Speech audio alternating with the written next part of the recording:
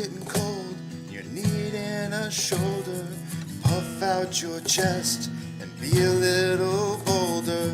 All we do is we buy and hold. There will be shills who wanna steal your thrills. There will be friends who hold till the end. There will be doubt, fear and cloud, but it's all in your head. Those hedgies are dead. Panic and fear really are near, but it's not ours to own. We have shown that all we do is buy and hold. Oh, there will be shills who wanna steal your thrills, and there will be friends who hold till the end, and there will be doubt, fear and cloud, but it's all in your head. Those hedgies are dead. So when the night's getting colder, you're needing that shoulder, these apes got your back, we got each other. All we do is we buy and hold.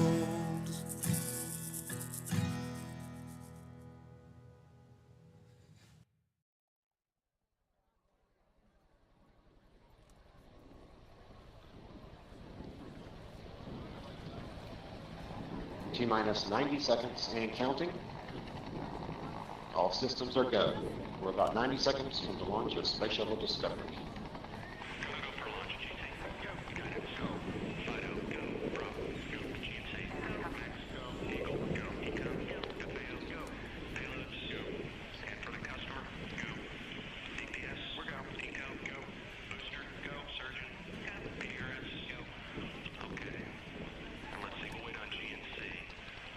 T-minus 60 seconds and counting.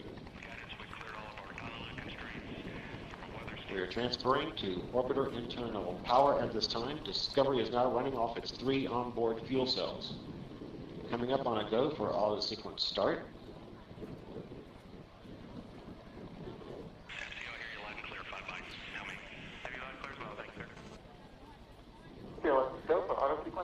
And we have a go for auto sequence start.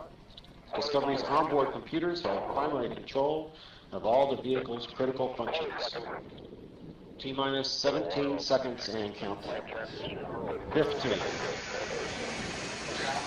12, 11, 10, 9, 8, 7, 6,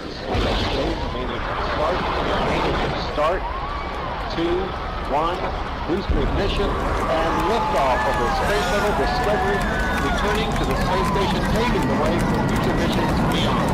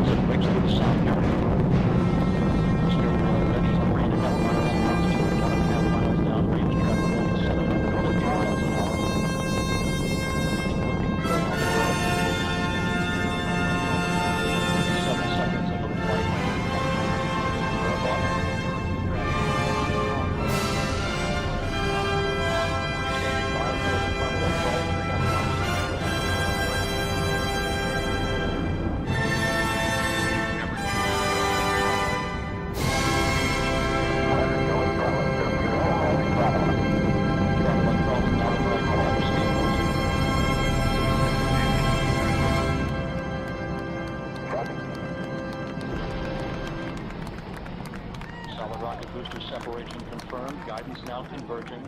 Discovery's onboard computers commanding the main engine nozzles to swivel, aiming the shuttle for its precise target in space for main engine cutoff. Should have a good forward link now on S10.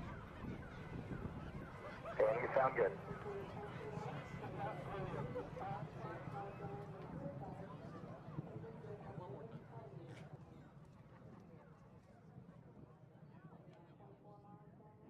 for a Houston negative return. Copy, a negative return.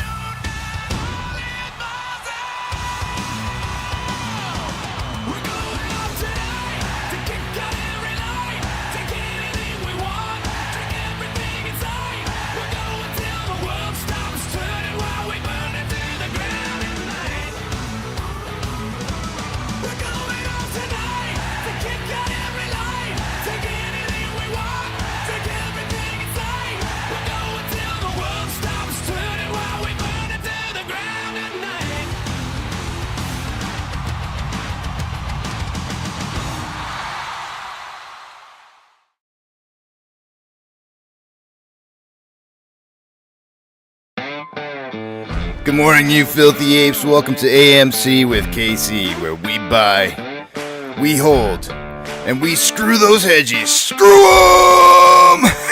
That's right. This is where we like to fling poo and eat crayons for breakfast. Rock strong. Good morning, guys. We started off the week, or we ended the week last week, I should say, talking about a question about why is the whole market up? And I didn't have a chance or an opportunity to finish talking about that or putting together or compiling a kind of a graph or something that would show you an image of what's happening with the market. And so I wanted to start the week off that way. T-Mac asked that question, or Tammy asked that question last week. So I compiled something over the weekend, put it all together in a nice little package, and we're going to cover that this morning. Before we do, though, I'm going to give a congrats to Just Real for winning poker. He was it was him and I on the last two on the table there to finishing out, and he bested me in the end, and he is going to be the big wiener I have, let's see here. First big wiener of the Invitational International Texas Buy and Hold'em tournament in the back of the Big Tramp. It took 5 hours and 10 minutes of playing in order to finish. Honorable mentions went to third place for Yukon, fourth place for Danny, or D Runner, fifth place to Pirateborn, sixth to Preacher, and seventh to Real Rugged DIY. So those were the finalists on the final table. In all, there was about 16 people that showed up to play. We had a great time. It was a little, I think the play time of 5 hours and 10 minutes was a little too long, but we can figure out ways to kind of shorten that up in the future. But I think it was a good time. Had a really, really good time. And so, yeah, there's that. Gary, I'm going to mess up Gary's last name. I still don't know to this day how to say it right. Gary, happy belated. I'm gonna say Gary. Gary Cosme's birthday was yesterday, so happy birthday to you. He asked for nickel bag. I think he asked for nickel bag or something like that, and but he meant Nickelback. And so here we had Nickelback for the day today. Happy birthday! Hope you had a wonderful day on your birthday. Oh, it's today. Oh, I wrote you down for the 3rd. Well, that's beautiful then, Gary. Perfect. Happy birthday today then. Nice. Excellent. I had you written down for the 3rd. Cool. That's awesome, man. Happy birthday today. Let's see. I think that's all the general announcements, so I guess we can get into looking straight at the numbers. I do actually not getting into the numbers. We got to look at the topic for the day today, which is the whole market moving up? Give me 1 second while I pull up the presentation here. All right, let's do this. So this is going to be a little bit longer than most usual presentations that I put together for you guys. What you're seeing on the screen with all these lines on here, before I leave off this page, if you remember last week I gave you guys, whoa, that messes it up big time. That's so weird.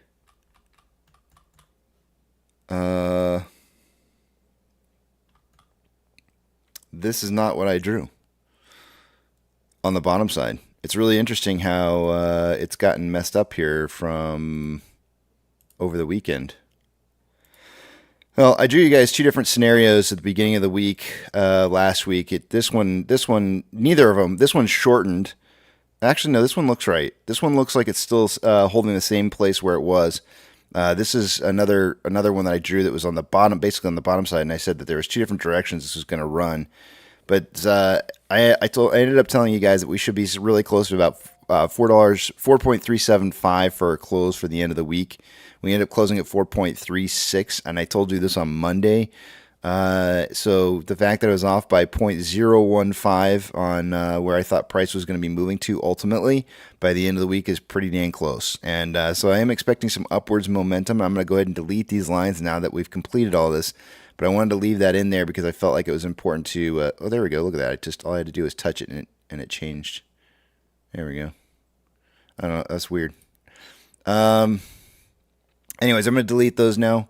I don't very often give you guys predictions by the end of the week, but because last week was the shareholder meeting, I kind of wanted to give you some expectations as to where price was going to be moving to.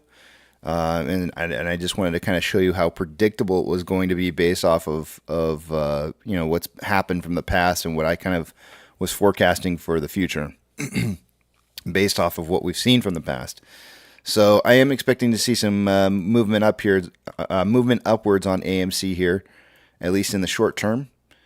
But yeah, let's take a look at this presentation that I put together for you guys. I spent a lot of time putting this together.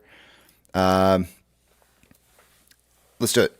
So T-Mac asked me, I'm just going to read off the page here. You guys can read along with me. T-Mac asked me a question Friday that has been haunting me on how to show the entire market is not doing as great as popular ETFs like SPY are suggesting. Let's explore this together, and I'd love your input on other ways to express this.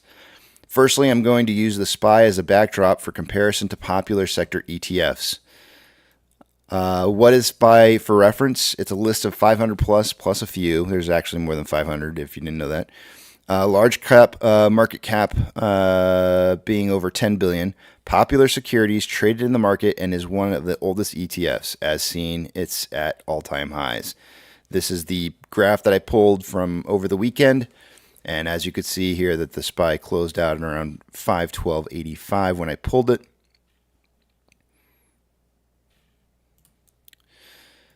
Remember that each ETF that we're looking at here in this thread will be comprised of many securities and weighted based on performance. In other words, it's the best of the best in the market. So all these ETFs are managed by fund managers.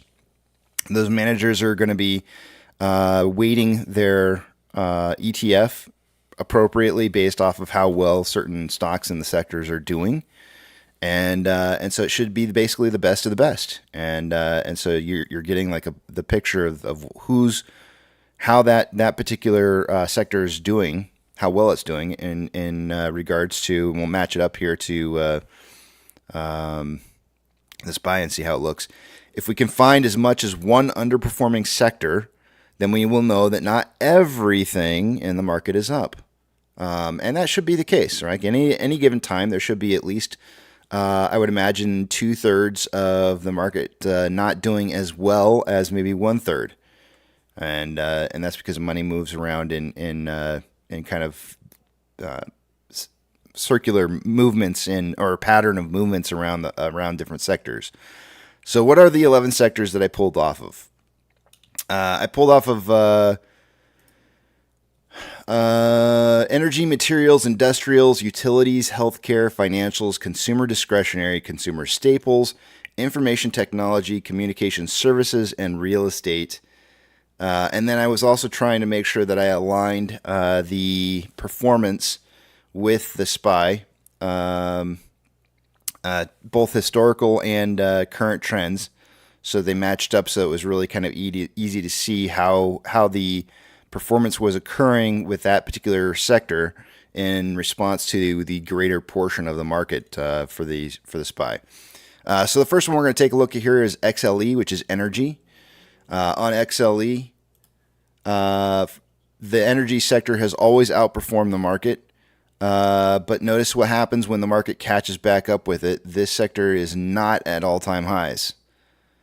So you can see here, this is the energy. Has not always, I said always, but it hasn't always outperformed. But look what happens specifically right here just before like 2019 when we had the 2021 failure. You can see the energy market dipped below the SPY for a period of time and then started rising back up. But it's not at all-time highs. It is on a trajectory upwards, but still not back to all-time highs at this point. And is actually looks like it's getting about ready to cross over the SPY again right here. So there's it's is there an indicator here? Maybe I don't know. It doesn't usually cross over unless there's problems. Materials, XLB. Interesting noisy tops that may have a spiking point tend to lead into market drops. Can you spot any others that I didn't circle? The sector has just recently broke to new all-time highs. Is it a spike? Now, here's what I'm talking about. Oftentimes you'll see it moving along and then it'll hit like a top and start doing a little bit of noisy tabletop pattern. Sometimes it has a spike, sometimes it doesn't. It just kind of depends. You can see some of these have spikes in here on these tabletops, so maybe one spike or more. And then usually leading into a failure in the market. And you can see it in different periods of time where it always leads into some kind of drop or correction in the market that you end up seeing in there. So a lot of these all kind of corresponding. I didn't circle all of them. There's at least another, I don't know, probably 2 or 3 in here that I didn't circle, and I don't know if you see them or not, but there's definitely one going on right here as well. We went straight out of one into another, almost as similarly as back here.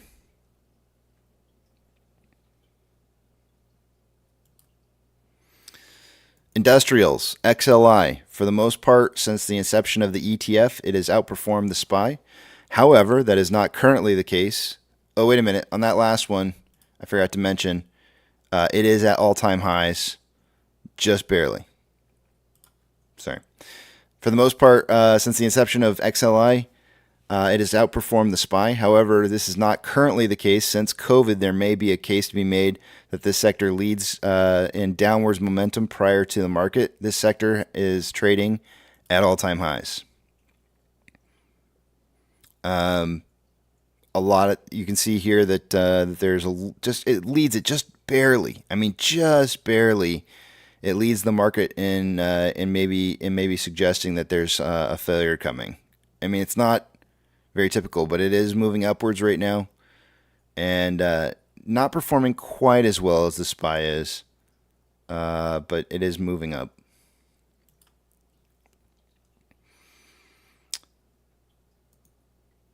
Utilities, XLU. Since mid-2004, utilities have outperformed the market. That is no longer the case and is on a downtrend since March of 2022. I would wager that some of this has to do with the tapping into the strategic petroleum reserves that started in late 2021. This sector is not even trading up. It's not even trending up, I mean.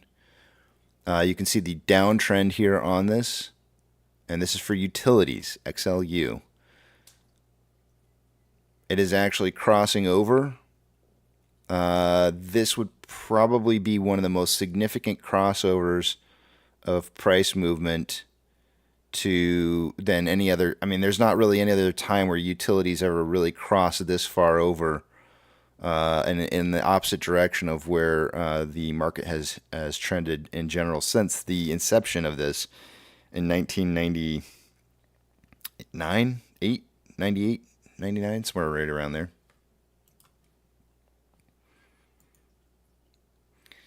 Healthcare, XLV. In 2011, baby boomers turned 65 years old. I would suspect the dramatic separation and outperformance of the market in 2012 would have likely been due to this. This sector is at an all-time high. Here's the spot right here where it kind of, I mean, you can see that when in the inception of this, it really kind of traded along with the marketplace, and then you can see it really started to separate itself from the market in about just a little bit after 2012.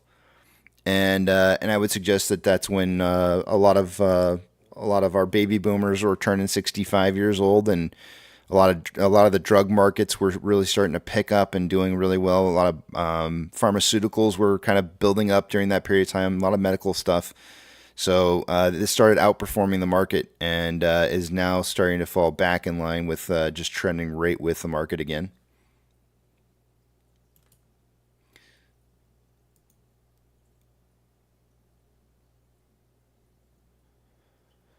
Financials. Crossing points of this sector and the market, sometimes it means something, sometimes it doesn't. You be the judge. This sector is at all-time highs. It doesn't always mean, I mean, sometimes it's crossing below, sometimes it's crossing above, and something happens or something doesn't happen within some period of time. I did circle the crossing points on here so you could see where they were at, and so you could just kind of take a look at the performance of financial sectors and what those crossovers might mean. Does it lead to future instability in the marketplace? You might be able to suggest that that can be the case sometimes.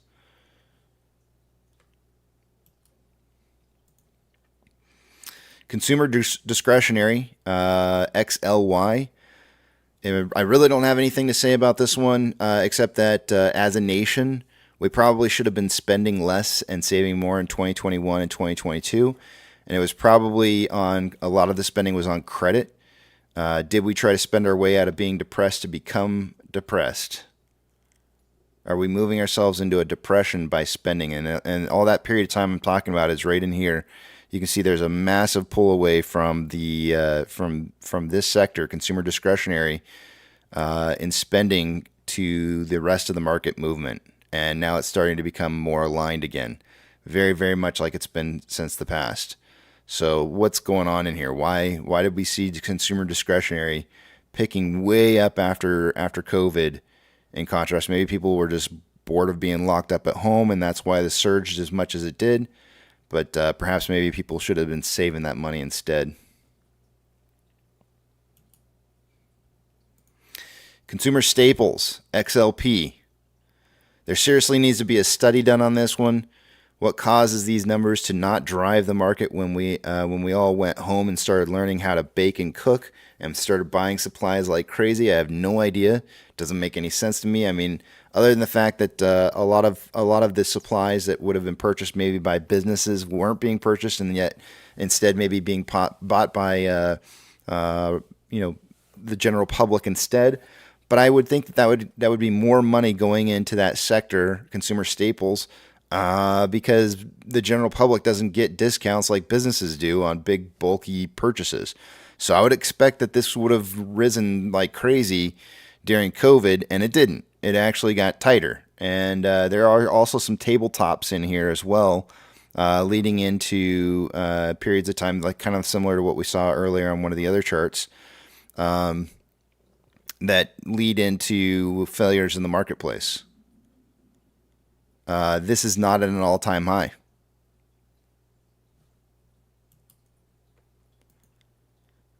Information technology, XLK. The last time the sector outperformed the market was during the dot-com bubble.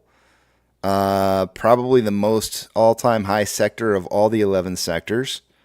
This sector is absolutely just driving in performance in contrast to the market. But historically has not necessarily been the case, believe it or not. Communication services, XLC. This is one of the newest sectors and also the most volatile. The sector has bigger mood swings than Roseanne Barr in a podcast. I don't know if you've seen her in a podcast or not, but she's got some. She goes from crazy to almost normal in a heartbeat. Not at all-time highs, but trending up. Watch out, it might do something cray-cray. You don't know. Who knows? Who knows what's going to happen to this sector? But when it decides to have, she's Dynamite says she's wild.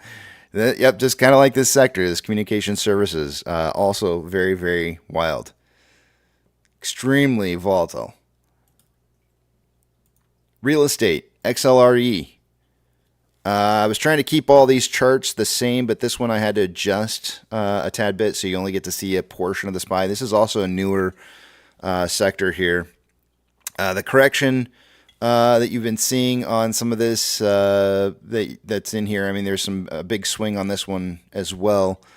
The correction on the sector to bring it in line with S&P 500 is astonishing, uncommon to dip below the market. But it did have a hook on this very, very recently. All of these charts, by the way, are 1 week charts, so you're looking at a weekly chart here. And it just had a hook to the downside, and historically, it doesn't really tend to drop below or underperform the market.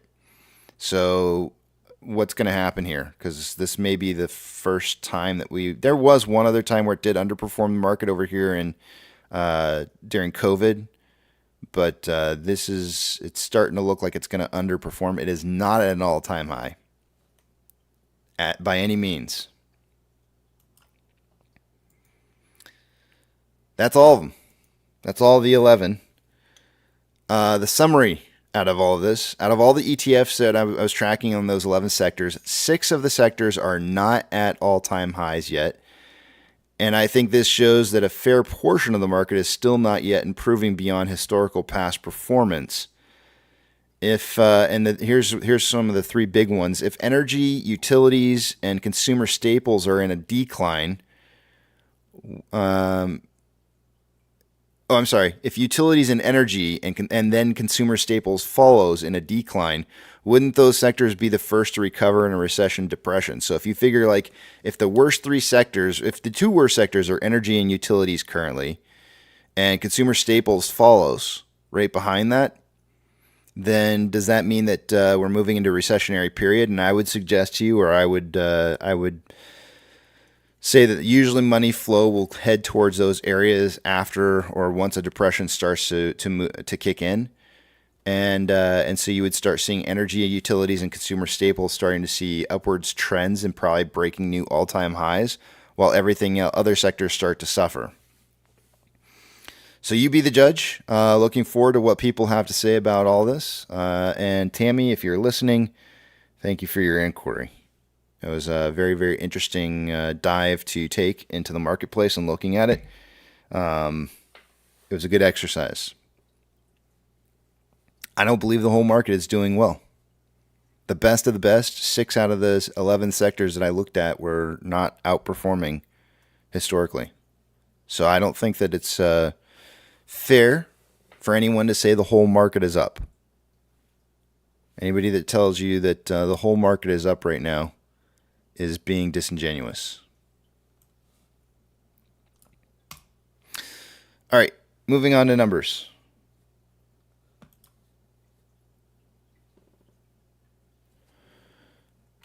Let me take you guys over to the other screen here.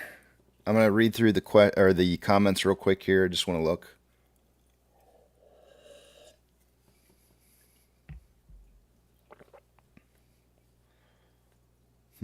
All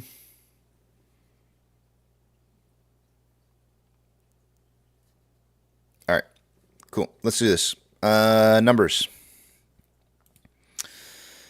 Remember, I'm not going to be able to see what it is you guys are saying, so hold those personal thoughts, comments, questions, or concerns until you see the big tramp back up on the screen again. Our final winner for the week last week was due to the person with the lowest prediction who had the closest price to end out the week, which was Twisty. He had a 402 to 482 price prediction. As you can see from that, that's he was banking on a 442 close. We didn't have much of a spread between the group of us at all. In fact, there was only a, let's see here, 402, 7-cent spread between us, the 4 of us predicting, which is not a lot. So we were all pretty close. I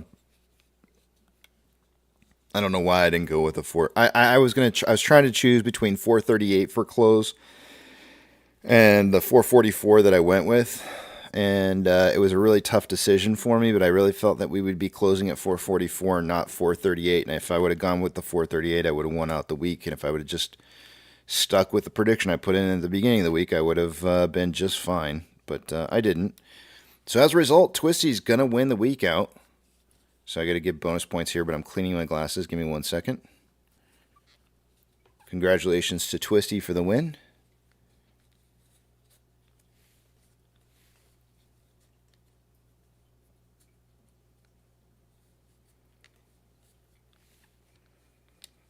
All right.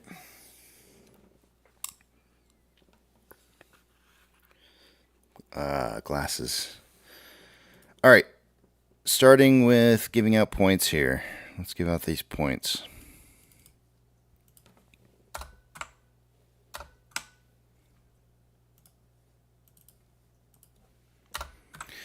Twisty gets the extra bonus point for winning the week.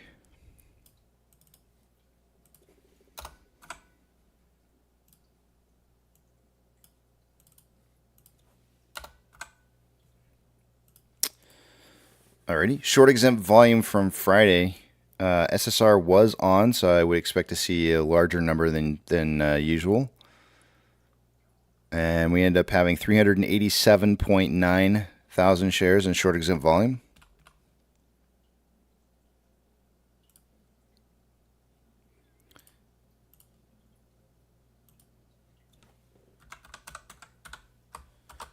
That's definitely a lot. Day-over-day price change, we had a 0.93% increase in price. And utilization is up dramatically, by the way. We were at 56.83% on Friday. We are now at 63.65% utilization.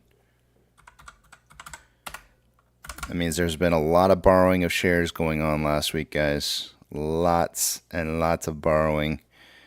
It's going to be interesting to see what's going to happen here. Let's take a look at the rest of this data, though, first. max pain for this week. I don't expect to see it change to $5. I think it's going to stick at $4.50.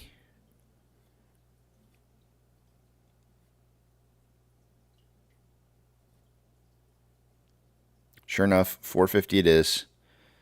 Volume going through exchanges last Friday.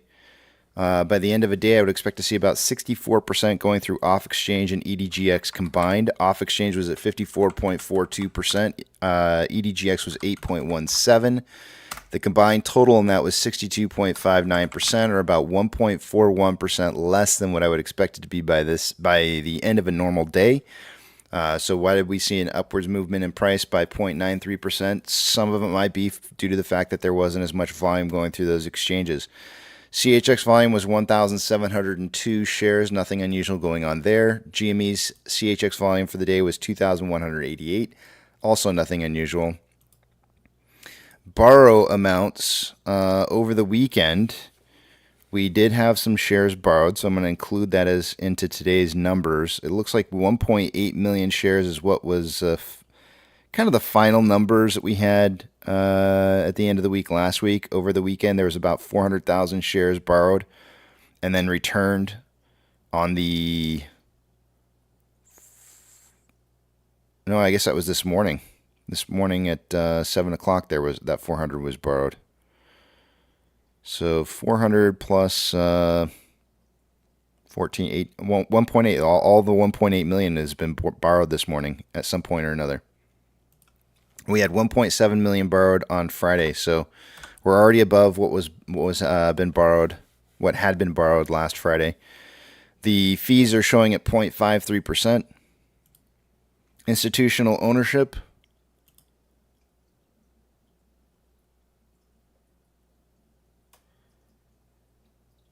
On Friday was being reported at 76.163 million. It's now 76.199. A little over 30,000 share increase on ownership.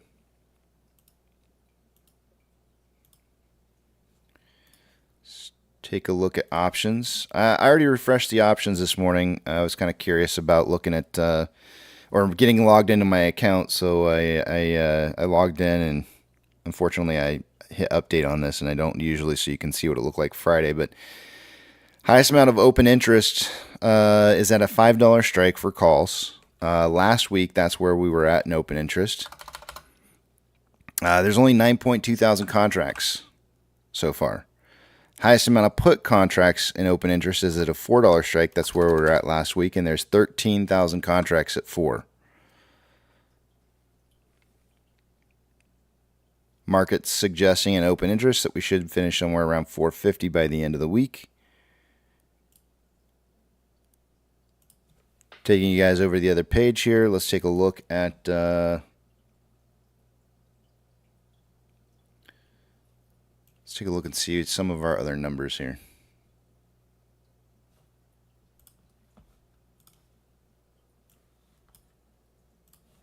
The rest of the story.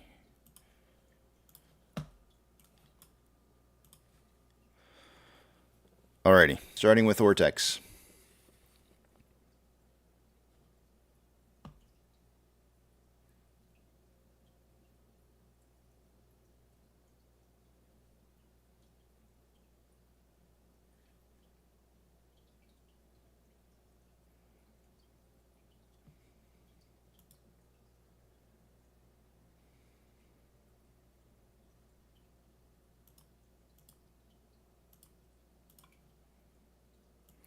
Look at that utilization just driving upwards.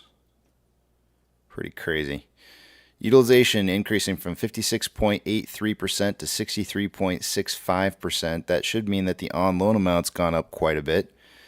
And it has. It went up from 38.11 million shares on loan to 42.74.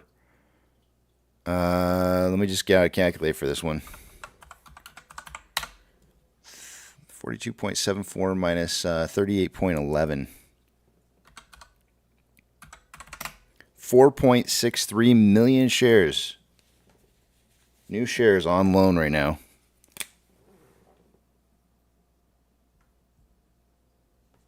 Ortex usually estimates that about a third of that's in new short interest, which means that we should be seeing somewhere around like, I don't know, 1.2, no, higher than that.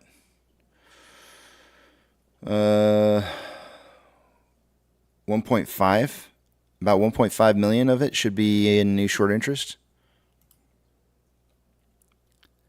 But instead we got short share interest of the free float rising from 12.59 to 12.68, which is not that high. 12.59 to 12.68. Is that right? Less than 10? Yeah. Wow. This number's low. That means that the Ortex is only estimating 236,000 of those shares are in short interest. So let me tell you why this is significant.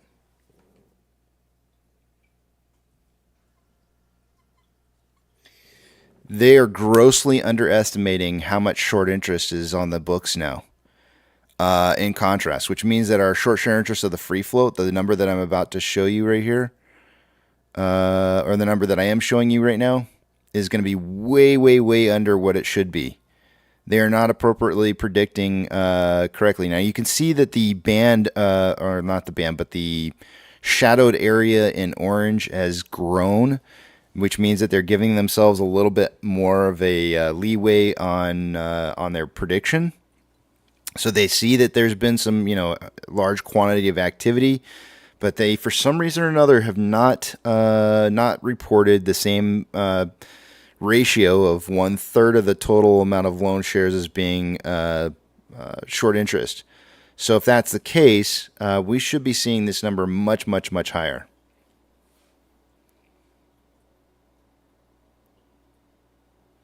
Much higher. The on-loan average age per day, as a result, should be dropping with 4.63 million new shares on loan. And I usually say dropping like a rock when it's like 2 million shares. So this is going to be really, really, really dropping. It dropped from 37.19 days down to 33.78. Security lending volume spiking even higher than what we've seen. When was the last time we saw security lending volume spike this high? Would have been probably back here when we saw a spike in January. There's another spike back here in December 22nd that we saw a spike that high.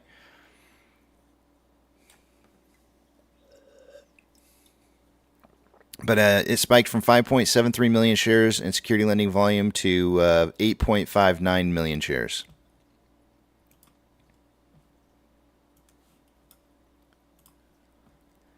MMRI. We finished out the week last week with MMRI at 270.12. It's now 271.32. So it did jump back up a little bit here.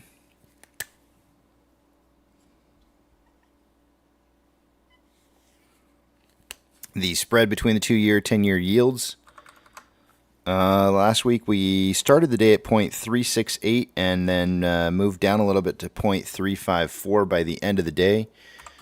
Today the spread is 0.351, which is even lower than what we finished out at the end of the week, which means that the 2-year, 10-year yields are normalizing, or heading in the direction of normalizing anyways.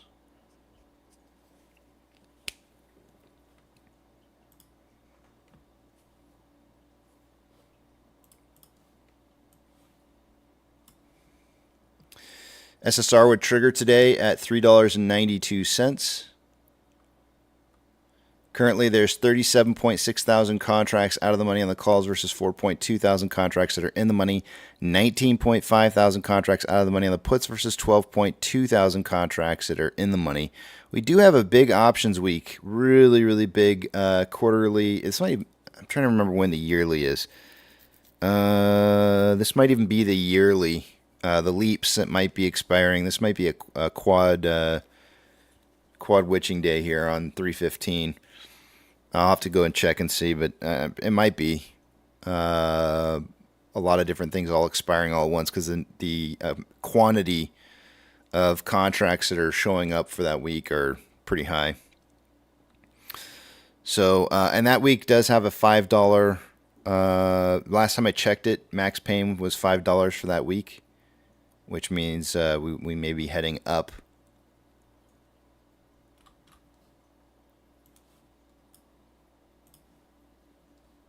Futures in the market right now, VIX is showing breaking even at 1405, which I think is higher than where it was when we finished out the week last week, which means that the market should be heading down.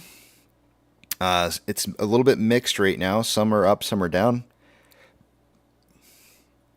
The ones that are down as much as 0.28. The ones that are up as much as 0.62. But the S&P 500 is down 0.1. The Dow Jones Industrials down 0.28.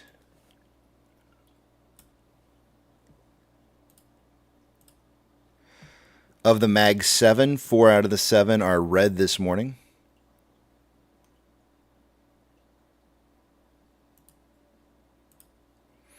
Financial institutions in the pre-market that are red are greater than a 2.5% or more change are going to get a shout out. Coinbase is up 6.53% this morning. NYCB is up 4.51%. Good healthy mixture of green versus red in the pre-market this morning.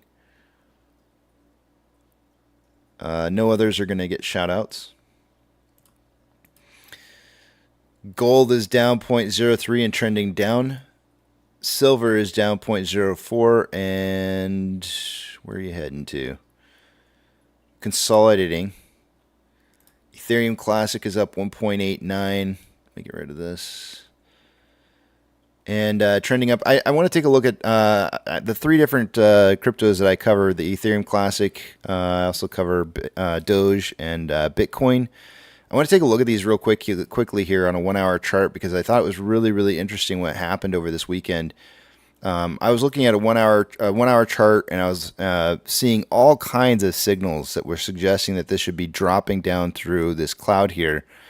I mean, this thing is just like littered with signals of I'm going to start dropping now, and never happened. And then if you go to a 4 hour chart, you can see here that there's still a lot of health. There was even a point where we had this trip the base and didn't manage to break down towards falling through a cloud here. Do note that we have the thinning portion of the cloud area that we're kind of sort of past. There is a thin portion here, but for the most part, we're kind of past this thin portion of cloud here, which means this may break on the backside. The interesting thing is that, and I'll show you this on each one of the three cryptos that I look at. The interesting thing is that we've seen, usually when you get two different indicators that tell you that it's time for this to start trending down is when it usually does it. And those three things are either lagging line hitting price line, conversion crossing base, or price falling down and testing base. Any two of those three things happening and would cause pretty much the trigger would trigger some kind of sell-off. And so far on all of these 4 hour charts, we're only getting one trigger, which is in this particular case, the base getting triggered here. Price has definitely been touching all over the conversion line here, but simply keeps getting pushed up here.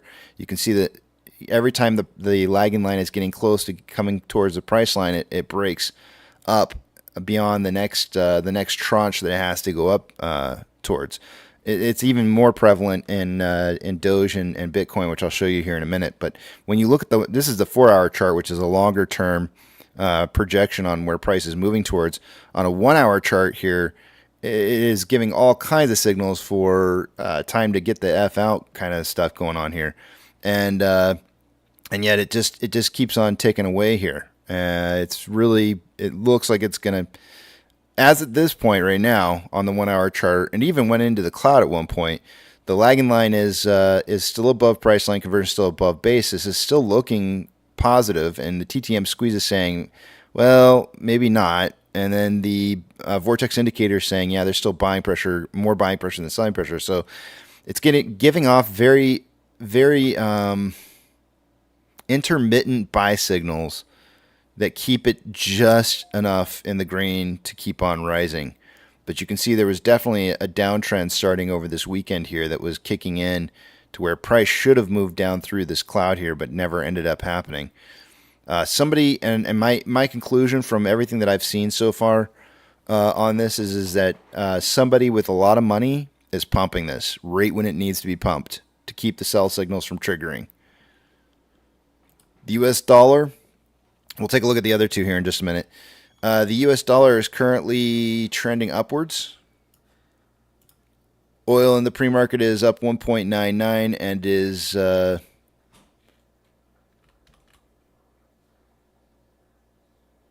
trending up. SPY is down 0.12. We just got our pokey stick in here on the market. It did gap up on the SPY this morning at pre-market open and has been trending down ever since. Tesla is down 1.36.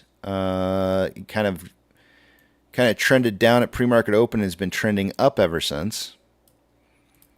Amazon is up 0.04 in the pre-market. It did gap up and trended down for a while and then started to trend back up.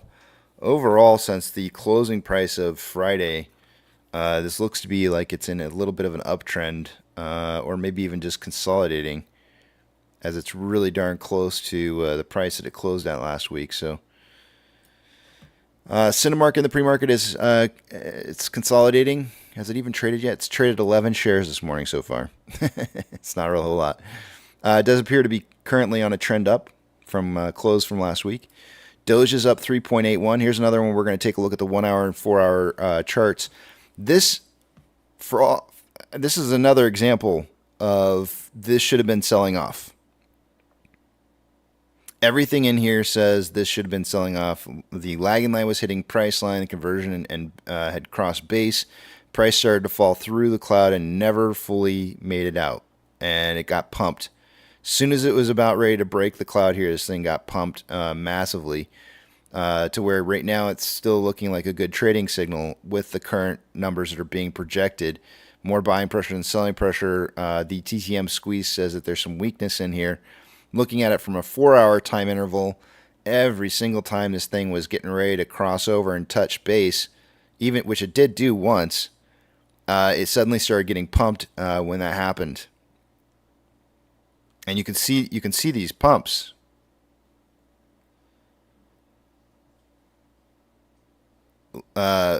Buying pressure and selling pressure are still very. I guess I should say the buying pressure is still beating out the selling pressure.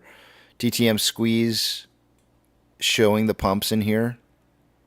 There's been at least two pumps when this should have been in a downtrend. Bitcoin, same thing. Lagging line touched price line. Price was getting ready to touch base. This wants to signal so badly for, and you can even see the vortex indicator crossed over, and the TTM squeeze was showing signs for a sell-off. And then all of a sudden, you got this big, huge pump in here. Big pump coming in overnight last, I guess this would have been Saturday night. Saturday to Sunday morning.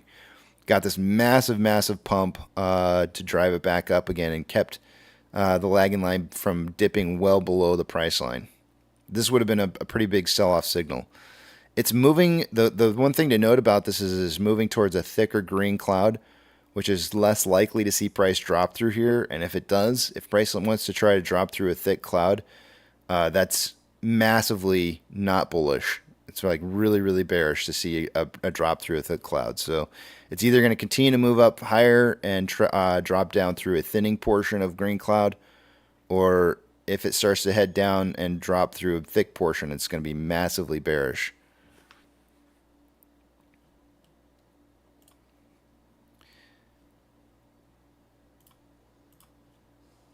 GME is up 0.67 in the pre-market and trending up. HYMC is up 1.53 and trending up. NCMI is up 1.69. It's only traded 551 shares so far this morning. It did have a little bit of a Gap down. When was this? This is most of these trades in here were in the aftermarket hour, so it really had a gap up on this first trade of the day for the 551 shares. It had two different trades go through, 501 trade and 51 in the other, causing price to stick at about 422 for a gap up. Hood is up 2.41 and is gapping up and trending up. And AMC is up 0.57. And let's see here.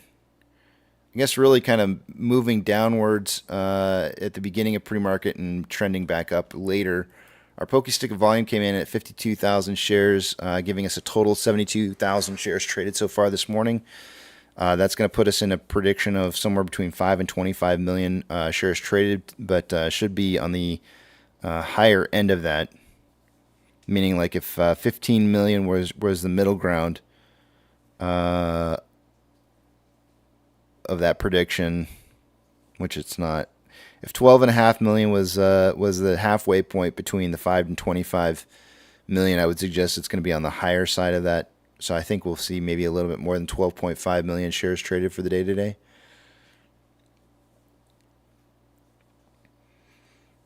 On a inflow versus outflow for last week, we had approximately $900,000 more outflow than inflow. As I said a minute ago, 72,000 shares traded so far. On a 4-hour time interval for AMC, we have currently more selling pressure than the buying pressure with an RSI of 44.52, which is slightly below average. On a 1-hour chart, we have more selling pressure than the buying pressure with an RSI of 49.39, which is average. On a 30-minute interval, we have more buying pressure than selling pressure with an RSI of 55.2, which is slightly above average. And on a 5-minute interval, more buying pressure than selling pressure with an RSI of 67.76, which is above average. On a 1-hour Ichimoto for AMC, lagging line is above price line. Conversion has dropped back below base.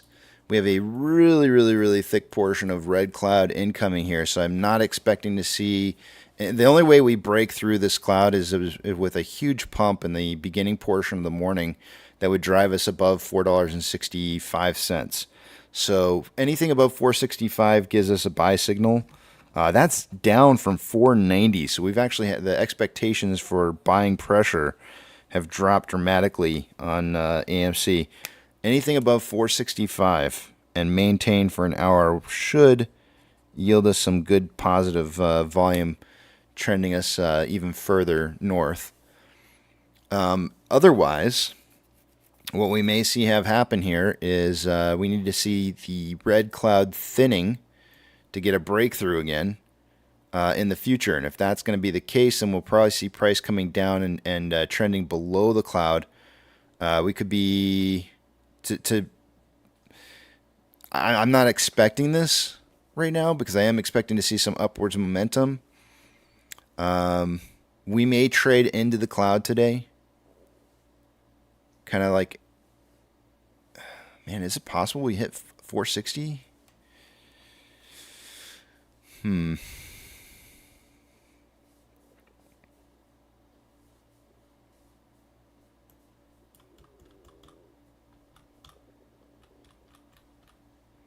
It's certainly possible.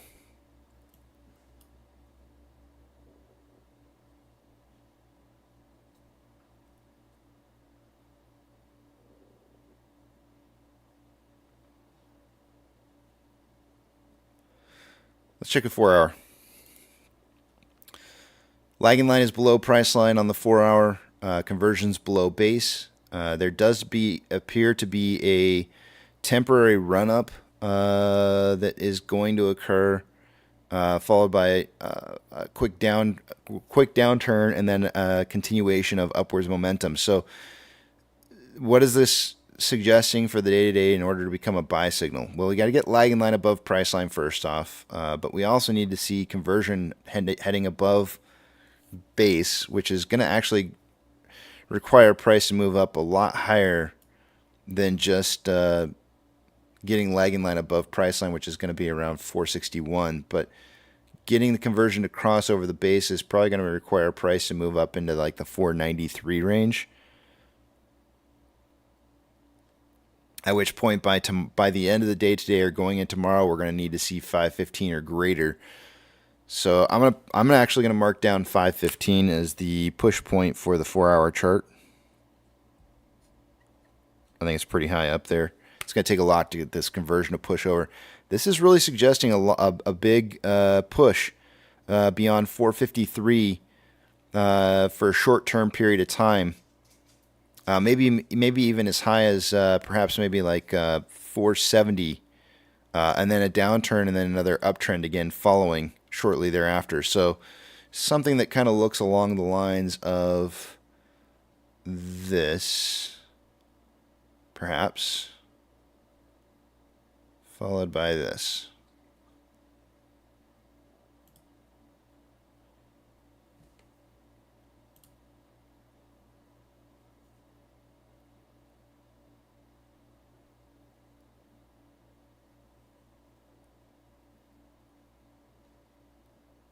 So maybe a 462 close.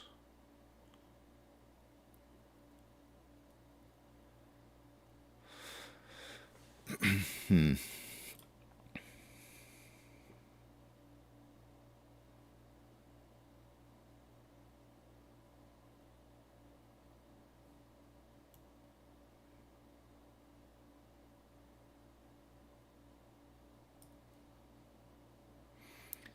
Give me a second here.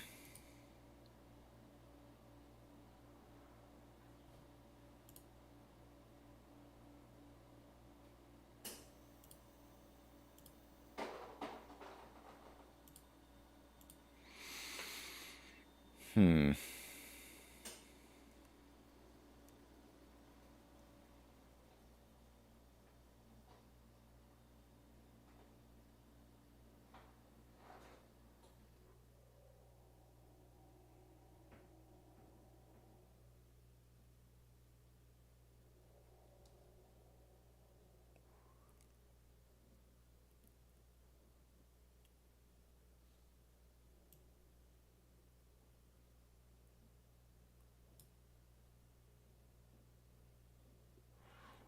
I'm going with a 441 close.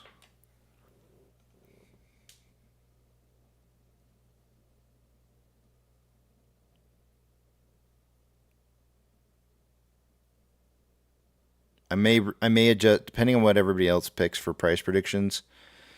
I'm probably going to change my number because there's a small chance that we close it around like 454 for the day today. And I'm kind of considering like if I can get, but there's also I see a case here for some downwards momentum. If you look at like for example the 1 hour, it's not showing a whole ton of strength in price movement upwards. On a 4-hour chart here showing weakness, but buying pressure is starting to pick up a little bit. And there is room to move up on RSI, and then on the daily, it's showing signs of weakness with more selling pressure kicking in than buying pressure, and RSI is not. It has room to move down still. So I mean, there's kind of a case to be made for both directions again this week, in which way price is going to move. And if they end up trying to close out $4 calls or $4 puts before the end portion of this week, in other words, we get that driving momentum to kind of push us down below the cloud and then have us rise up at a later point in time.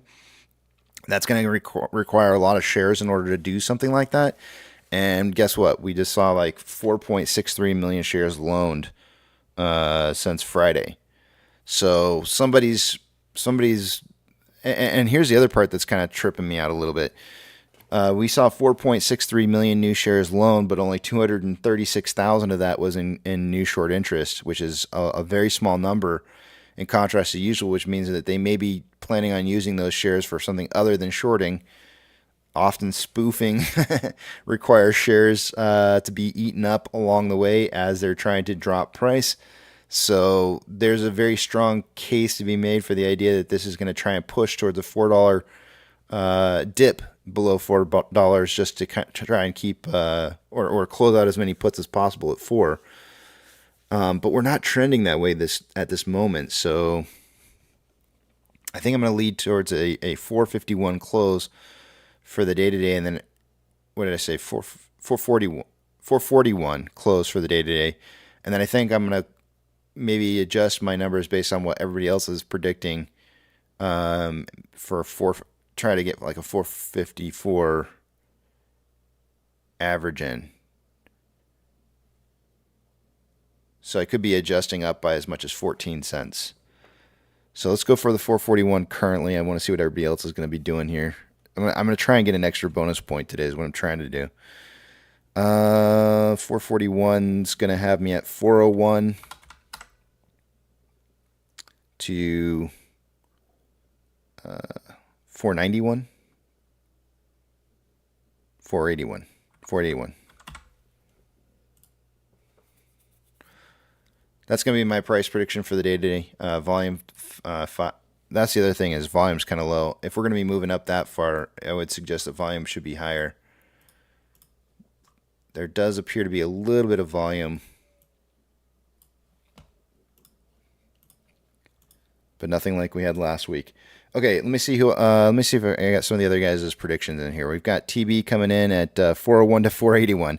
Okay, he's going 401 to 481. This is another reason why his prediction makes me want to change mine to that other number that I wanted to go with.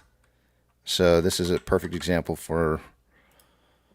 Okay, I may end up moving my price prediction here. Let me see what the other guys are putting in. We'll get TBs later.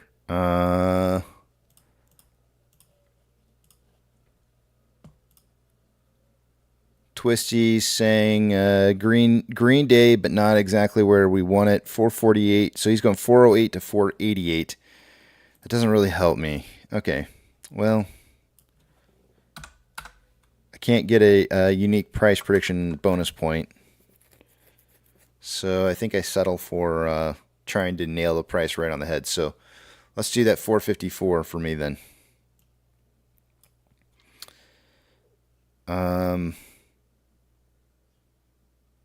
414 to 494.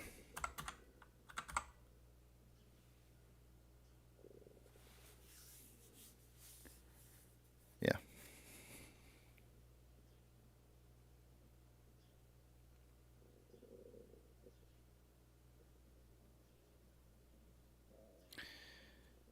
I don't get any bonus points for that, but I was hoping I could.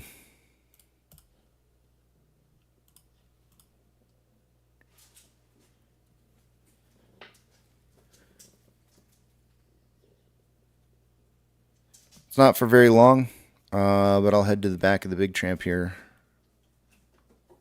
If anybody wants to join up in there.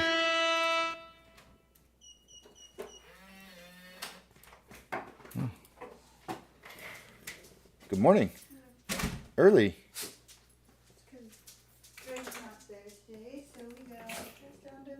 Oh, nice. Very, very nice.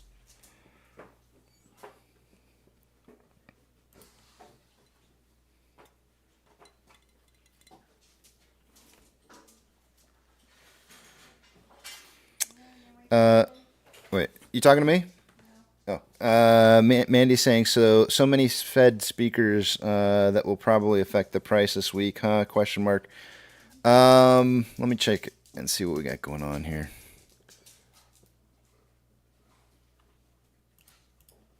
We have Tom Harker speaking, Michael Barr speaking on Tuesday, Jerome Powell testifying to Congress on Wednesday. Mary Daly is speaking on Friday, or also Wednesday, rather. Neil Kashkari is speaking on Wednesday as well. And we've got Jerome Powell testifying. It looks like we got some Powell's Bowels testimony going on here this weekend. We've got Wednesday and Thursday. We might have to pull up and listen to good old Powell's Bowels. And then on Friday we have John Williams speaking. So yeah, a lot of testimony going on this week.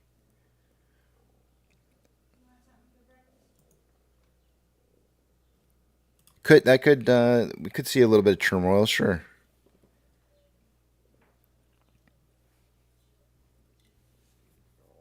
You know, the last thing I would do is be critical of the host, but Aren't you front running the other guy's predictions, Casey?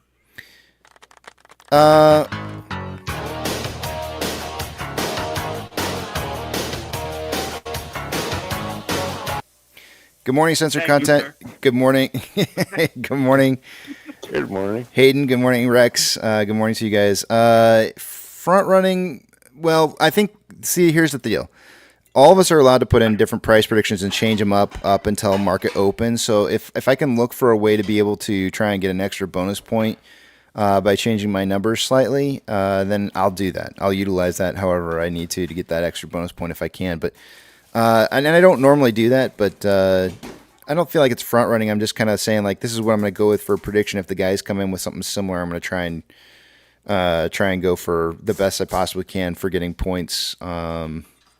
So yeah, it's not really front running because they market maker exemption. No, because they can literally come in and do the same thing to me. They can come in and change their numbers too. So it's not like Oh, I didn't know that part. yeah, everybody's entitled to changing their numbers up until market opens. So it's just an attempt for me to try to narrow down.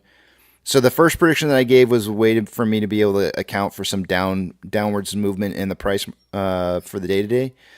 But the secondary prediction is what I think is going to be the actual, like closer to what I think is going to be the closing price for the day. So I was trying to be safe with the first prediction. This is more of a risky prediction, and an attempt to try and get an extra bonus point.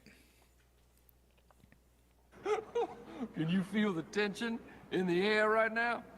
I know I can. I can feel it all the way down in my plums. No. I noticed you did a lot of numbers today, Casey. You're like a beagle looking at a French fry. You're sniffing those numbers out pretty good today.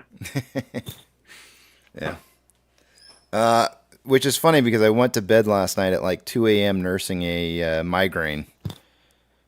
Ouch. Yeah, it was pretty rough.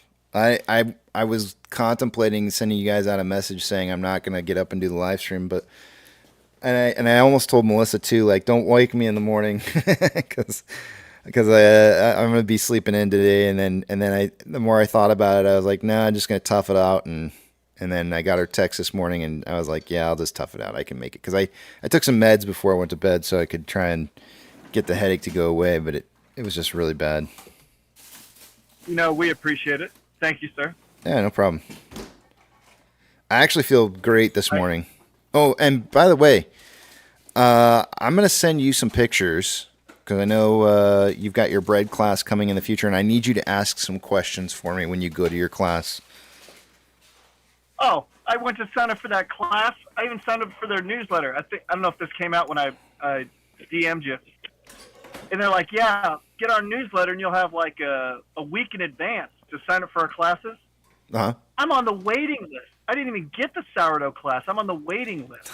That's how amazing. I didn't say anything because I never jinxed anything. I was in the simulator all weekend doing my 9-month training. So I didn't even read my email. Can I ask you a question? When you're doing the simulator trading, is it all like serious? Like, is there no like playing around whatsoever? Is there any fun? Every 9 months, I can lose my job. Is it, so there's no fun and games involved in that at all? It's all just very, very serious and by the book. Yeah, if you do anything wrong and then you do it over, you get one shot on some things. Granted, now when you say is it fun and games, hey, can you crash one? No, that's not an option. Automatic. No. Wow. That simulator comes down and you walk out and you go talk to someone. Oh wow. Okay. Never mind. Yeah, there's no. Hey. Yeah, and like. Let's see. So for my ride, I started off with. This is why I'm not a pilot. Yeah. I did a normal takeoff, came back, did a normal landing, and when I did land, the weather went down to 1800 RVR, as we say, and that's runway visual range. And when that happens, as we always put it, nothing ever good happens at 1800 RVR.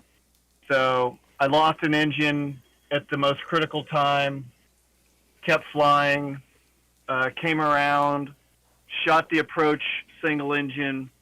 The weather was lower than I'd be able to see the lights, so I was unable to land. So then you have to do a go around with just one engine, and came back around, brought the weather up, and this time I got to land, and then kept going with other emergencies. My goodness. Yeah, it's not. You come out with a little sweat under your arms because you get, it's a full motion, so everything's kind of moving. The visual's incredible.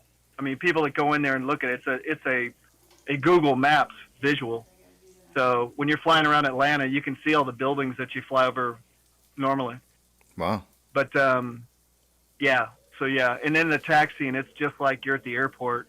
The visuals are good enough when there's fog or nighttime. It looks just like the airport. What about background chatter? Actually, on this one, I was put in 2 scenarios that I'd never seen or been part of, but I don't know if I can talk about this. No, yeah, don't. Let's not. Let's not. Something. They make you do all of that with like a smoking hot stewardess's face in your lap. Is that like the final boss? Is that the final boss? Is that the final boss of the video game? Is like to win the final level, you gotta stick the landing with some supermodel's head buried in your junk. I was very happy that he actually said that my single engine work was it's every 9 months they change the training, and I'm on the tail end of it. And he goes, "Hey man, that was the best single engine I've seen all 9 months." I said, "Well, you must say that to all the pretty girls." He said, "No, I don't." I was like, "Oh, well, good for me." But you don't get to sit on that and go, "But I did this really good." Yeah, but you screwed that up. So no, everything has to be within 10 degrees. Everything has to be within like 100 feet. Everything has to be within a certain amount. And if it's not, then you go around. If you're not within a parameter, then you treat it as if you were, for real. So yeah, but yeah, it's I don't want to say it's stressful because I've been doing it for a few years now, but you don't walk into it going, "Oh, this should be easy." No, it's not. It's every 9 months you get a chance to lose your ticket. It's just one of those. That's the game you play when you get to do the job. Sounds amazing. But yeah, I did. So all weekend I was. Oh yeah, and then we've got emergency stuff that we have some memorization items, and it's not a ton of stuff, but you got to get it right. I mean, you can't go in there and go, "Yeah, I think it's this." You think? See ya. So, in fact, he actually asked us before we started. He goes, "Hey, you guys know we got memory items?" I go, "Yeah, for the past 26 years, every recurrent we have memory items." And he kind of chuckled. He goes, "Yeah, I had some guys the other day that thought it was like every other." I started laughing. I go, "Yo, new guy." But yeah, it's a serious brief. It's serious in the sim, and yeah, you get done, and like right now, I'm about to go to Bermuda. But I was laughing because I was like, I got done with my ride. It was early. I had a 5 o'clock brief in the morning, so I got done really early, and I go to look at the bread Beckers, and I said, "Oh, there's the sourdough class. Cool. What do you mean wait list?" Yeah, that's not cool. No, it went out yesterday, and I was studying just. I knew I was going to have a flat malfunction where it locks. So, and that's a pretty high speed landing for the airplane. So I was going over that and my memory items, and I didn't even look at my emails. Actually, obviously I saw your DM because I showed you that loaf of bread I got. That was my best loaf too. It was incredible. Should I share? I'm very surprised to find out that they have a newsletter for you guys. Do you have like a Baker's Hall of Fame too? Like they have for the baseball teams in Cleveland? Do you guys have like someplace like Mecca where you have to make a pilgrimage once a year to go see the Bread Baker's Hall of Fame? And so do you have crickets? No, I got a song from. Oh, I'm a gummy bear. Yes, I'm a gummy bear. Oh, I'm a yummy, yummy, yummy, like a gummy bear. Sometimes he has too many. You know, you're talking about your perfect loaf, and so I'll share that real quickly here with everybody else so they can see it. Perfect loaf. There's your perfect. Oh, and It had a peak to it. It had a little split. Yeah. I mean, that was my best one. I didn't notice this before in the back, but I do like the cilantro that you got, or not cilantro. You know, yeah, it is cilantro. Cilantro that you got growing in the background. I didn't Man, even that's notice. a plastic ficus. It looks like cilantro Yeah, to me. that's the one. No, I actually have some microgreens on the patio. I didn't even notice what I have in the background. Looks like cilantro. We got some apples, some tortillas. I don't know. These look almost like plums over on the far right hand side. I'm not sure. But yeah, It nice, is cilantro. nice loaf. The wife we made some fish tacos. Very nice. That's why the Cilantro. tortillas were out. That's probably We why did the fish tacos last night. probably why after my Sims. And that's probably why the cilantro is there too. Yeah, but yeah, that one it was. Next time though, I got to put a knife across it, so because that kind of split on its own because I didn't have it perfectly smooth. But I got one of those silicone mats to knead it, so it doesn't stick anymore. That was the reason it came out better. Oh, and Pirate, that picture you sent me about that person. Yeah. I didn't get a chance to write it, but you know the Surgeon General. I guess it's because it's Bethesda, right? The Navy hospital. That's why the Surgeon General wears the Navy uniform kind of look. Right. Even though that dude was wearing that uniform with the earrings, that still doesn't beat our Surgeon General in the Navy uniform. Yeah, I was. That dude is ugly. I was plagued with night terrors because I went off my meds for 48 hours, and that didn't help things. So. Yeah. Yeah. That stuff brutal. It's one of our. For those of you who are just curious, I sent him a picture of I guess they have a member now of the Space Force who was giving a briefing. I don't know where it was. Air Force Academy graduation, something, but he was in a full dress uniform, and he's a cross dresser, and I don't know. It almost gave me a stroke. But now you're all in the loop on the picture that I sent him. Good morning. Yeah, I don't get it. I don't. Good morning, CPE. And Nana, good morning. It's not cheating if it's written in the rules.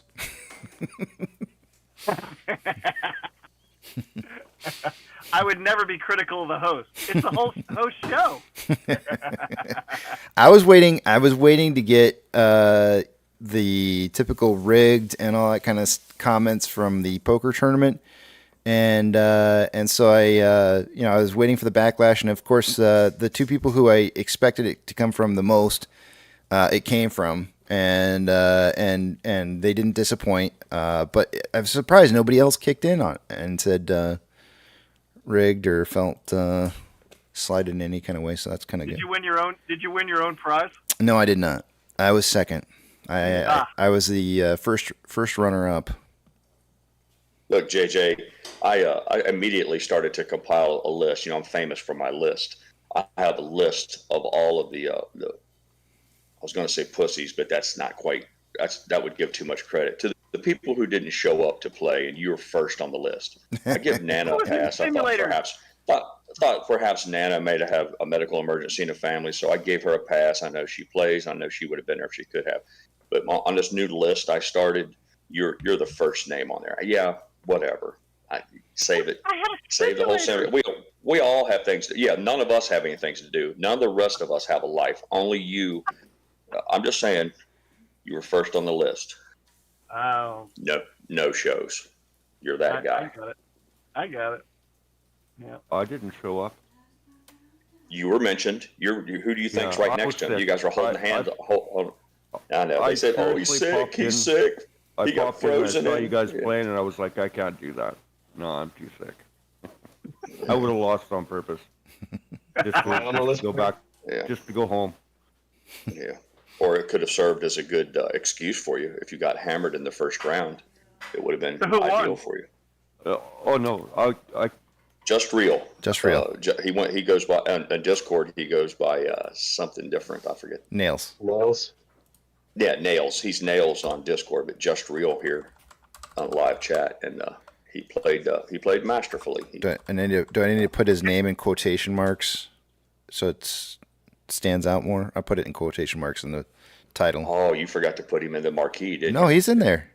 It's just is he? yeah. That's why when he's asking, I'm like, it's literally like right in the title for the day to day. I'm like, oh yeah, maybe you did the Just Real. Yeah, you did the Just Real. Yeah. Yeah, maybe I need to put quotations around the just real.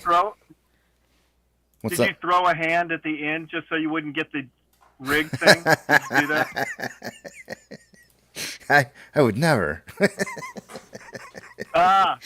Just checking because you said, hey, I was first loser. You know, Yeah. It's not rigged. You know, played my strongest. His biggest fear throughout the tournament was that Melissa would win, and he'd have to give her the cards as the trophy. I was hoping that was going to happen. Present. That was a major source of anxiety for him. I was hoping that was going to happen. I thought that would have been the funniest.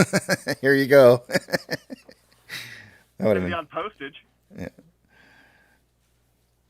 Although I would have made you, if I was her, I would say, no, you got to send it to me. I won. But right here, yeah, I want it sent to me. Well, I can tell you, Captain, it didn't disappoint. It was everything I'd hoped for and more. There was copious amounts of smack talk. There was shit talk. There was it was everything you would have expected and more. For the inaugural event, I look forward to seeing. Hopefully another one. I envied you guys, but unfortunately, I got to fly around in the box. An expensive box. And now it's low weather here in Atlanta, so at least I get to go do it for free. All right, I got to go through security. I'll talk to y'all. Take care. Fly safe. Alrighty. Time for me to go to break, I think. I feel like there was one more thing I wanted to mention before I left.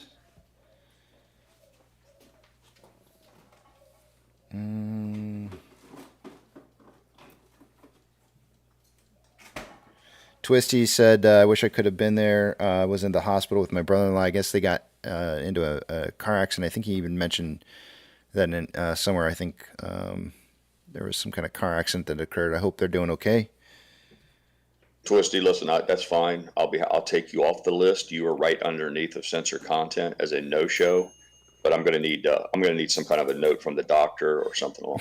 You're gonna be on the list, but I have no problem taking you off. Just sometime today, if you hit me up in the DM with a screenshot of the doctor's note. All right, break time. Let me do this. Let me put the message up on the screen. Wait. What's up? Wait. I would like to say you had a pretty good presentation this morning, but I think you have to remember that every one of those ETFs that you went through, they're all top-loaded the same way that the Mag 7 drives the whole market. I mentioned that. Within each of those ETFs, I know it's the best. It's the best of the best. Yeah. Yeah. So, I mean, absolutely. Yep. What are we looking at, really? We're looking at the best of the best of each sector. And if 6 out of the 11 sectors are underperforming past all-time highs, then the statement of why is the whole market up is an invalid statement. Because even the best of the best of all the sectors can't even outperform the historical past. Right? Yeah, and within each of those ETFs, they've got 2 or 3 that are driving that one ETF. So they don't even have to hold that many up to keep the ETF up. Yep, you're absolutely right. There's no way. So I was trying to think of and this is where you come in hand, or anybody else. If you can think of a better way of representing in a graphical chart how the market is performing in contrast to, something that people look at like the SPY, how would you do that? How would you give a graphical representation of this is how the market overall is performing in contrast? is some of the things that I had thought about doing was showing market cap of the entire market. Like, what's the market cap of the entire market? Is it improving? Is it in decline? That's something you could look at too. Is it breaking new all-time highs? Does that mean that? Because if the market cap if the overall market cap of the entire market is a new all-time high, then you have money inflow, right? If it's not breaking all-time highs, then you have money just shifting from one place to another, and it's stagnant, right? So that's another way that I thought about looking at it the same way you look at the economy. You've got like the poor, the middle class, and the elite 1%. Yeah. So you'd have to break it down into groups. In a and sense, see how each group is doing. And I think you're seeing a lot of the middle class going down to poor level right now, while the 1% is getting richer. In a sense, what I feel like you're saying is small cap, mid cap, and large cap, essentially, right? Like taking a sampling of those. I thought about that. I thought about doing that as well. Ultimately, I decided not to, obviously, but that is another way you could probably go about doing it.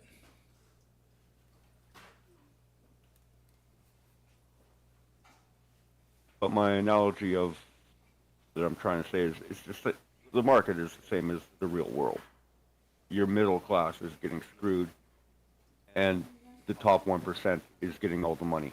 Mm-hmm. And the same thing's happening in the market. Yeah. And I wish there was while the mainstream media tells you all is well. Yeah, absolutely. and you look at it, and from a perspective of like just looking at the SPY, which is 500 plus, securities in the market, you look at the SPY and you go like, oh, well, it does look like it's doing well. It's at new all-time highs and just absolutely skyrocketing. So then you start looking at a lot of different things, and a lot of stuff is just really kind of imbalanced and not really showing you the full story.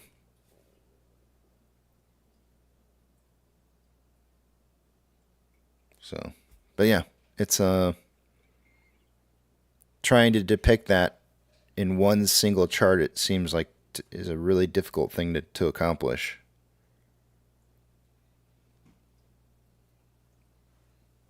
That was another thing I tried to do, is I tried to stack all of the different sectors on top of each other, including the SPY, so that it would kind of like give like an overall graphical representation of where everything is moving towards, and seeing that it's not all the same. But it was very, very difficult for me to accomplish that. So, because it would look like a hot mess. 11 sectors plus the SPY, 12 different graphs on one page becomes a little noisy and doesn't really help a whole lot. Anyways, I got to get out of here. UPS delivery guy, I see you, man. You're good.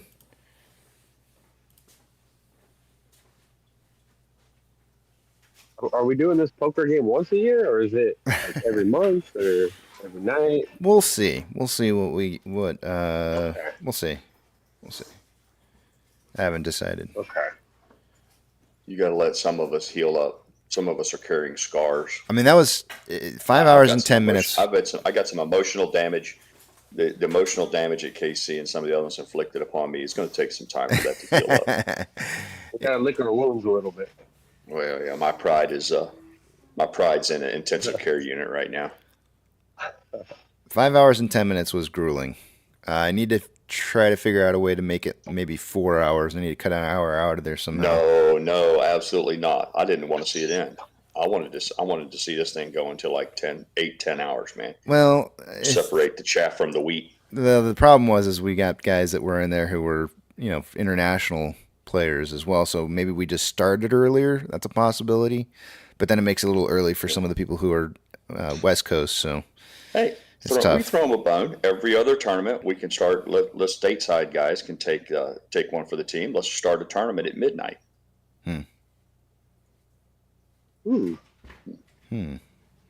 Go till 5 a.m. All nighter. Find out who's committed.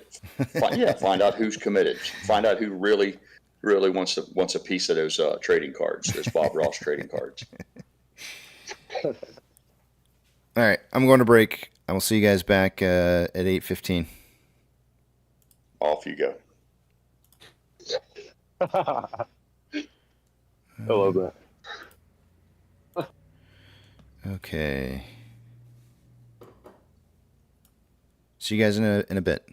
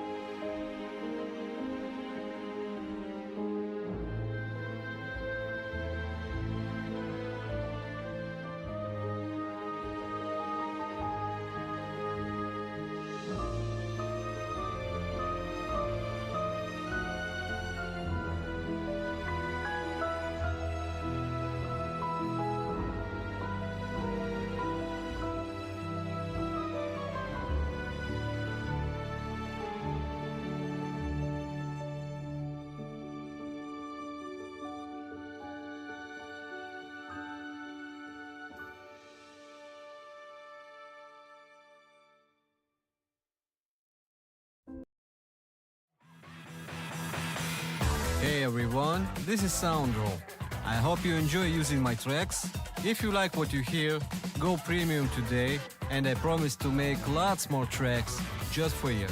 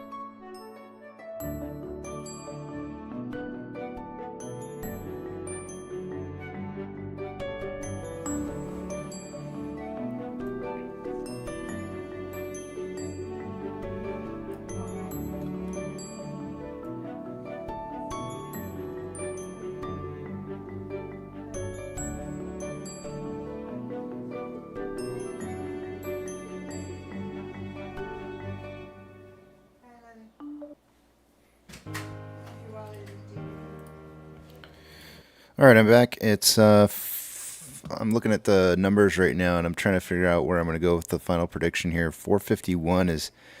I know it said 454 earlier as a price prediction. I feel like 451 might be a little bit more realistic.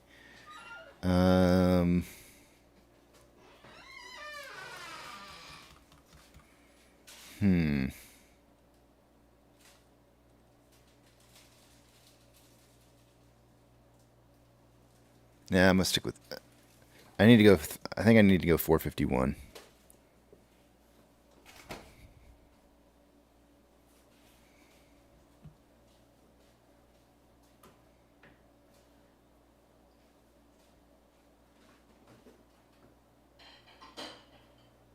It's so hard.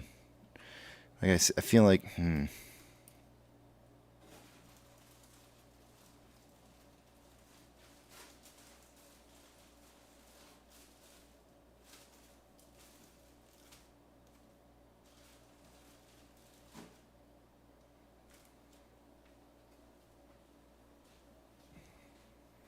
I'm just going to leave it 454. All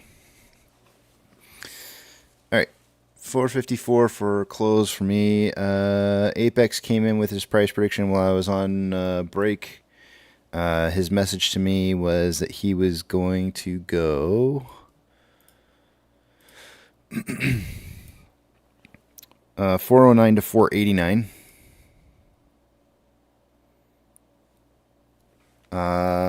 Which either I got him down already or that's what he put in last week for closing price for the week. I think that's actually what he had last week.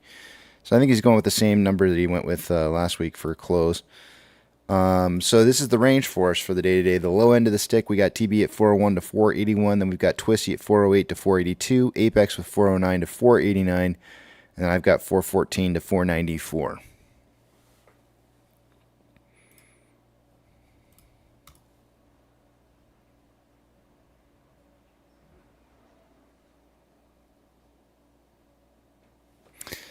And we got about a few more minutes left here.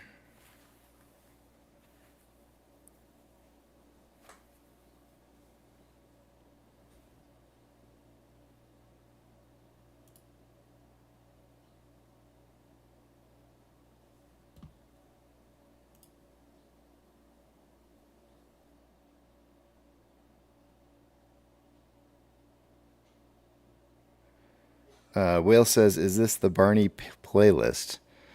No, I actually typed in symphony music, and we got what we got there. I have no idea what was playing while I was gone, but if it was unbearable, I can change it up, I guess, on the next break. Michael, I just gave the predictions. I'll read them off one more time. TB's got 401 to 481. Twisty's got 408 to 482. Apex has 409 to 489, and I have 414 to 494 with a 5 to 25 million volume predicted day for the day-to-day. If you were to take the... Well, I have a $10 million spread on either side of the volume for each day.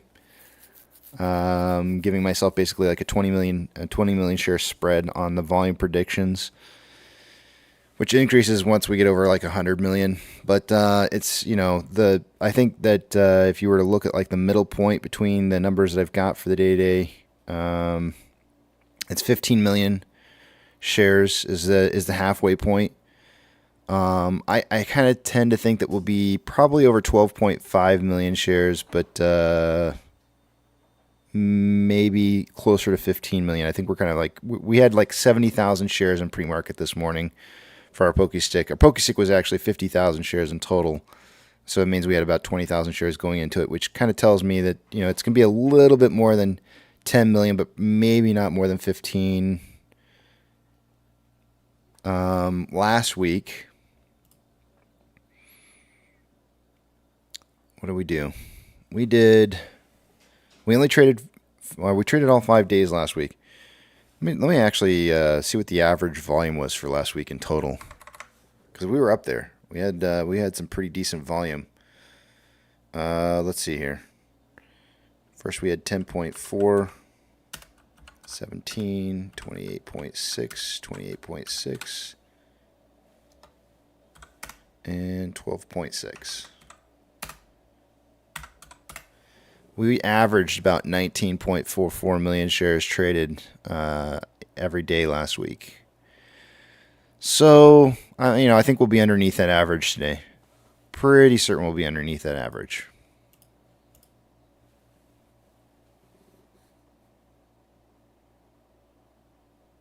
Apex, good morning. Lurking is entirely okay. Sophisticated AI says, isn't pokey some Hawaiian sushi with like a fried egg on it? I don't know, but it's the first portion of Pokemon.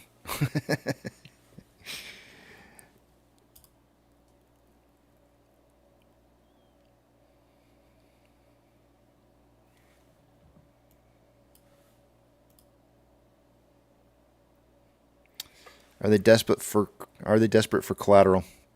If that were the case, you would probably be seeing things like crypto not running. So probably not at this point, but once those start dumping, then probably that would be the case.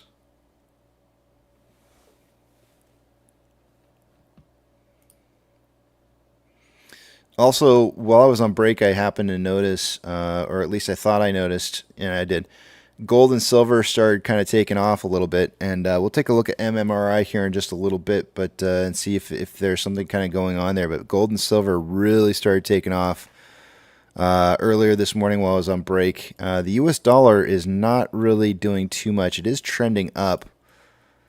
It hasn't really taken off yet here, and I'm really kind of curious to see what VIX is going to open up at, if it's going to open up at 14 or thereabouts, if it's going to gap up or not this morning. The futures on the VIX are showing 1403. So if this does gap up, and I tried to zoom out just a little bit here to kind of see how far of a gap what that would end up looking like, in contrast to where we've been moving towards, and a gap up to 14 is going to be a pretty significant gap up again here. All right, it's that time of the morning. Let's get this day started. I'll see you guys on the other side of market open.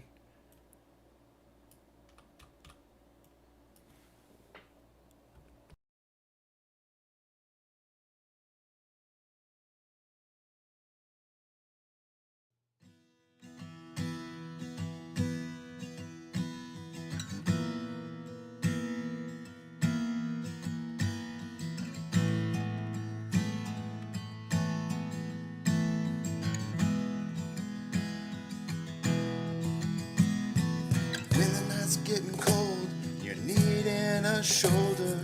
Puff out your chest and be a little bolder. All we do is we buy and hold. There will be shills who wanna steal your thrills. There will be friends who hold till the end. There will be doubt, fear and cloud, but it's all in your head. Those hedgies are dead. Panic and fear really are near, but it's not ours to own. We have shown that all we do is buy and hold.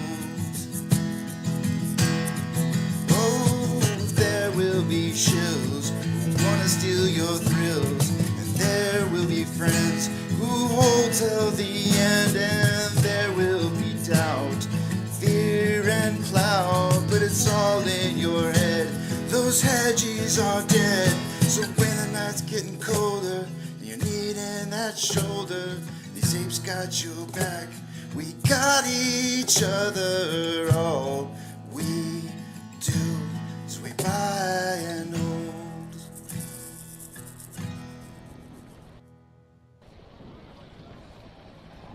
T-minus 90 seconds and counting.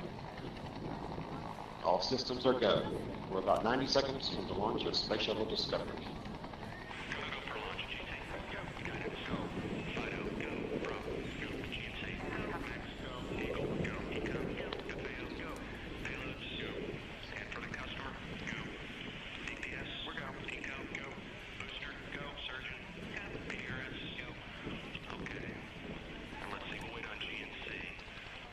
T-minus 60 seconds and counting. We are transferring to orbiter internal power at this time. Discovery is now running off its 3 onboard fuel cells. Coming up on a go for auto sequence start.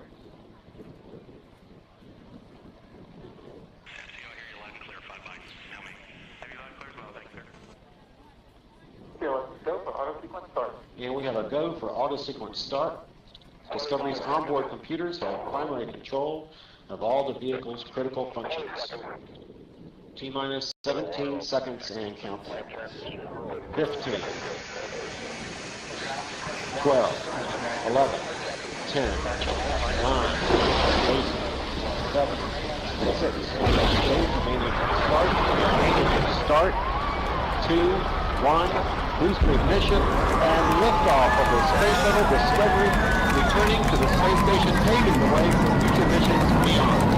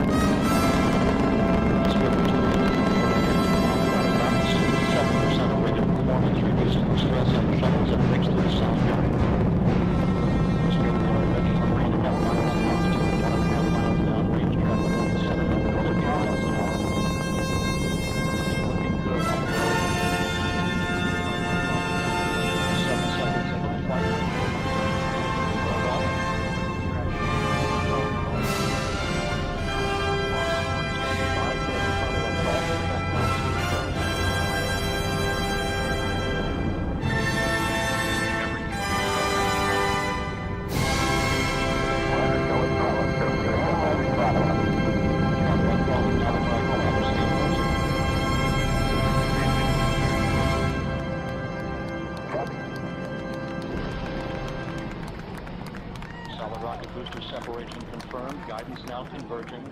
Discovery's onboard computers commanding the main engine nozzles to swivel, aiming the shuttle for its precise target in space for main engine cutoff. Should have a good forward link now and Dan, you sound good.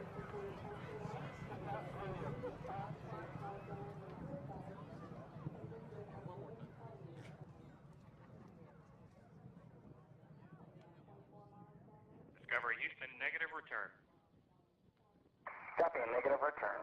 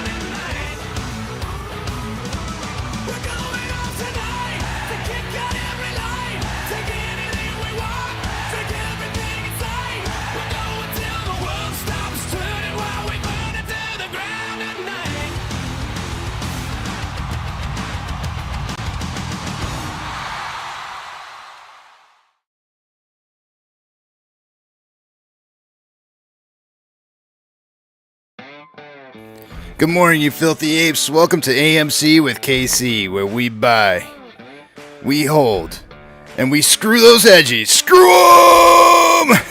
That's right. That's where we like to fling poo and eat crowns for breakfast. Rock strong. Good morning, guys. The title for the day today is the whole market. Is the whole market moving up? Question mark. That's the question that was posed to me by T-Mac or Tammy on Friday. We didn't really have enough time for me to really kind of get into it.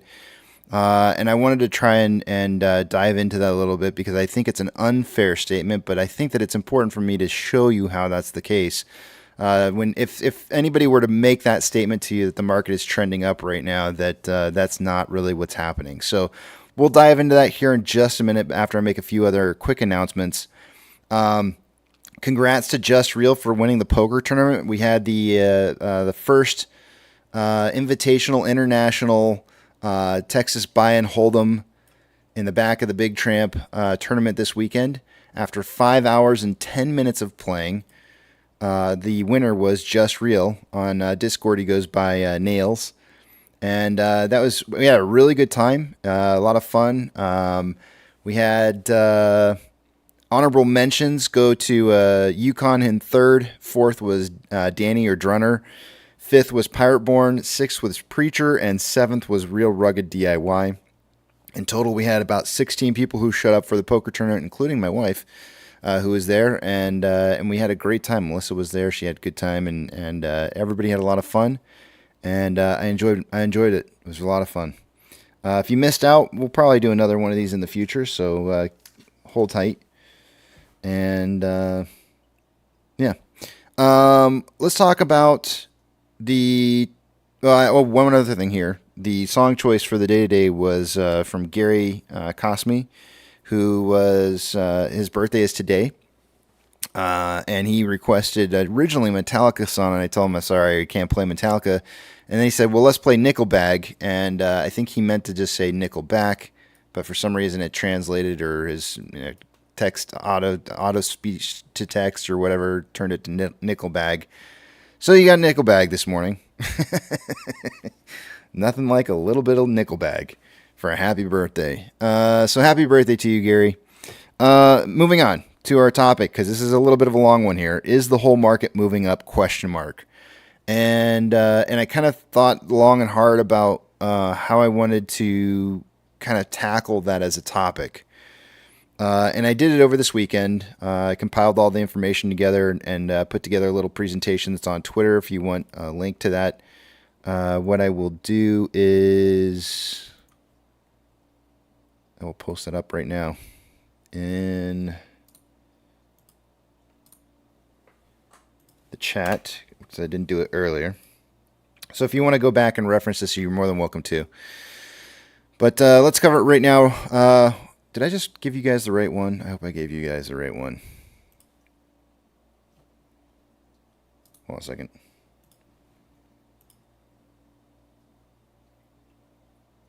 Okay, yeah, I did. Cool. All right, let's do it. Let's take a look at this. We got to cover this real fast here so we can get to the numbers here because this is a little bit of a long presentation. So T-Mac asked a question or posed a question on Friday. They've been haunting me over this weekend on how to show the entire market is not doing as great as popular ETFs such as SPY that they're suggesting. Let's explore this together. And any of you who want to put in any input into other ways to express this, go right ahead. I know the Big Tramp's not on the screen right now, so I'm not going to be able to see what it is you guys are writing. So anyways, just kind of hang in there for a few minutes while I go through some of these quick slides. So firstly, I'm going to use the SPY as the backdrop for comparison to popular sector ETFs. Why is the SPY? Why are we using the SPY for reference? It's the list of the 500 plus. There's a few extra stocks in there besides the 500. Large cap, popular securities traded in the market and is one of the oldest ETFs. As seen, it's at all-time highs when I pulled it this weekend. These large cap stocks are supposed to be over 10 billion for a market cap. And moving on. Remember that each ETF that we look at in this thread will be comprised of many securities, and weighted based on performance. In other words, it's the best of the best in the market. So each one of these sectors is literally showing you the best that those sectors possibly have to have and is weighted towards the best of the best. So you're literally getting an output of what the best is doing in that sector. If we can find as much as one underperforming sector compared to the rest of the market, then we'll know that not everything is up. So let's take a look at it and dive into what actually is and is not. We will look at 11 sectors: energy, materials, industrials, utilities, healthcare, financials, consumer discretionary, consumer staples, information technology, communication services, real estate. Those are the 11. I'll also try to align the performance of each one of these ETFs both to the current and historical trends. Starting with energy. For the most part, the energy sector has always outperformed the market. Not always, but for the most part. But notice what happens when the market catches back up with it. This sector is not at all-time highs. It's not far away from it, and it is trending upwards, but it is not at all-time highs. Do note here's a crossover where the energy did not outperform the market in the 2000 and during COVID, and when it did cross back over, when energy crossed back over the rest of the market started moving downwards significantly. As it stands right now, it looks like it may be poised to break to the bottom side of the trend of the market right now.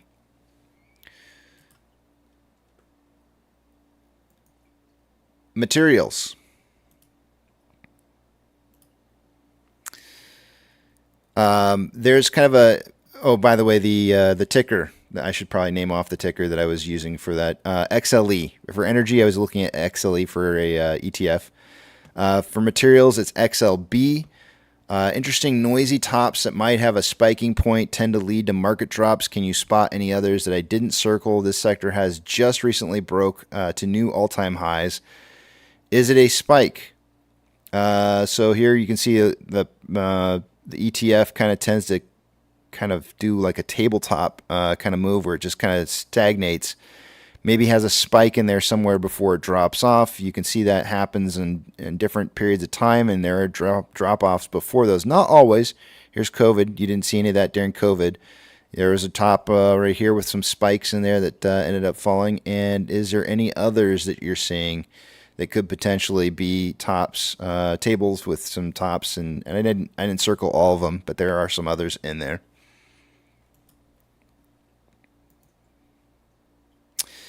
Industrials, XLI, for the most part, since the inception of this ETF, it has outperformed the SPY. However, that is not currently the case since COVID. There may be a case to be made that this sector leads in downwards momentum prior to market downwards momentum. The sector is trading at all-time highs.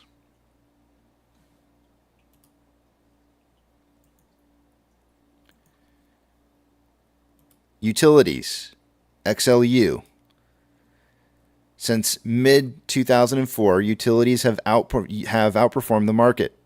That is no longer the case, and it is on a downwards trend since March of 2022. I would wager some of this has to do with the tapping into the strategic petroleum reserves that started in late 2021. This sector is not even trending up. It is down and trending down. And yeah, it is not outperforming performing the market currently.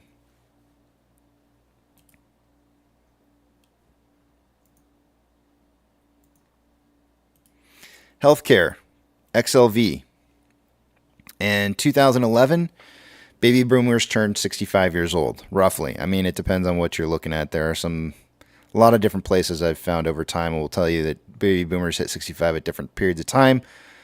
I just wrote in 2011. I would suspect, so just give or take a couple years, I would suspect the dramatic separation and outperformance of the market in 2012, which would be right around in this time frame right in here, would have been likely due to this. This sector is at an all-time high. A lot of pharmaceuticals and bio firms really started kind of taking off during that period of time and separating from the rest of the separating that sector from the market. Financials, XLF.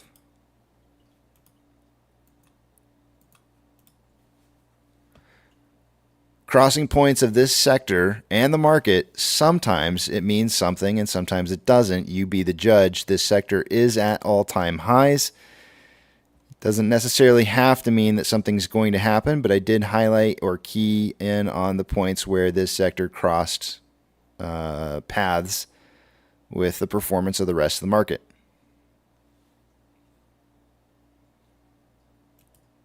Doesn't matter going up or down.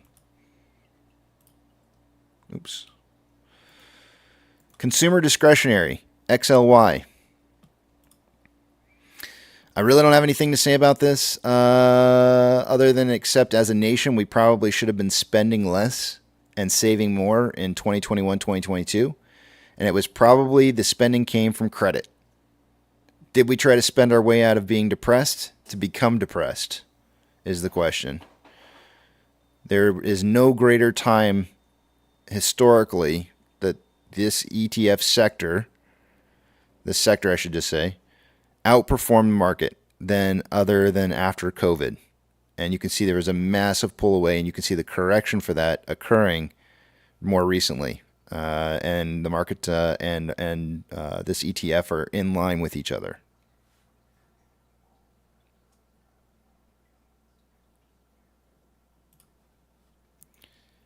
Consumer staples, XLP. There seriously needs to be a study done on this one. What causes these numbers to not drive the market when we all went home and started learning how to bake and cook? I have no idea. I would think that we can't get the same kind of discounts on baking goods that businesses can.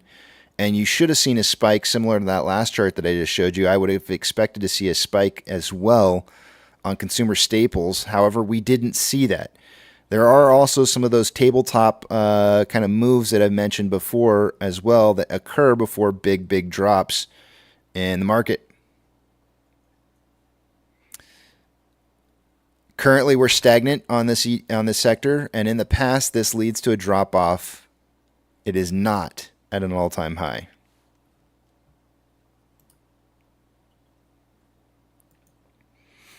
Information technology.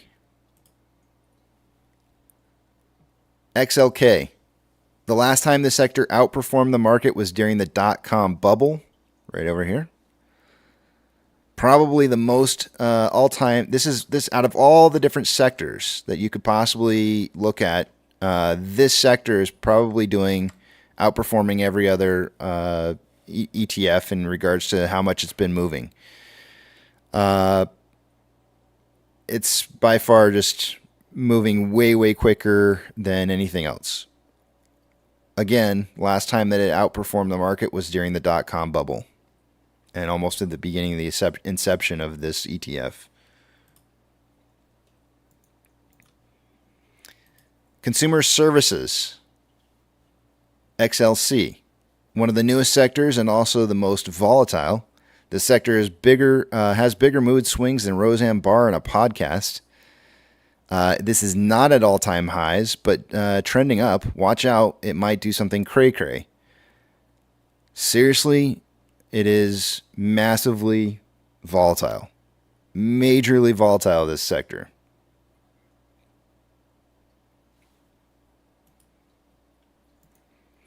Real estate. We're getting close to being done here, guys. I know it's kind of a pain. XLRE. I was trying to keep all of these charts the same, but I had to adjust this one a little bit so you could see it all. The correction on this sector to bring in line with the S&P 500 is astonishing, uncommon to dip below the S&P 500. It is not at an all-time high. You can see that there was a definite spike in this sector after COVID. As the market was trending upwards, it massively spiked up here and then came crashing back down and is now back in line with a more, I can't zoom in on this, but a more recent hook to perhaps maybe cross below the trend of the S&P 500 which has only happened once or twice before in the past, and it was during the dot-com bubble in the 2008 timeframes. Actually, this is not 2000. This is COVID timeframes. Yeah, it did during. There might be a couple other times in here where it did dip below, but not very often. In summary, out of these ETFs tracking 11 sectors, 6 of the sectors are not at all-time highs yet, and I think this shows that a fair portion of the market is still not yet improving beyond historical past performance. 6 out of 11, majority of the sectors, are not at all-time highs. If energy and utilities, some of the two of the biggest sectors that are not beating all-time highs, are in a decline, they're trending down, and consumer staples follows, you would have energy, utilities, and consumer staples falling. Wouldn't those sectors more likely than not be the first to recover in a recessionary / depression? And guess what some of the first things are to recover after a recession / depression? Energy, utilities, consumer staples. Those are the things that need to start trending back up. They would be more than likely the first ones to start to recover. You be the judge. Looking forward to what people have to say about all of this this presentation. And thank you, Tammy, for asking the question, because I think it was a really good exercise to take a look at how can you see how the overall market is performing in contrast to leading ETFs as indicators like SPY.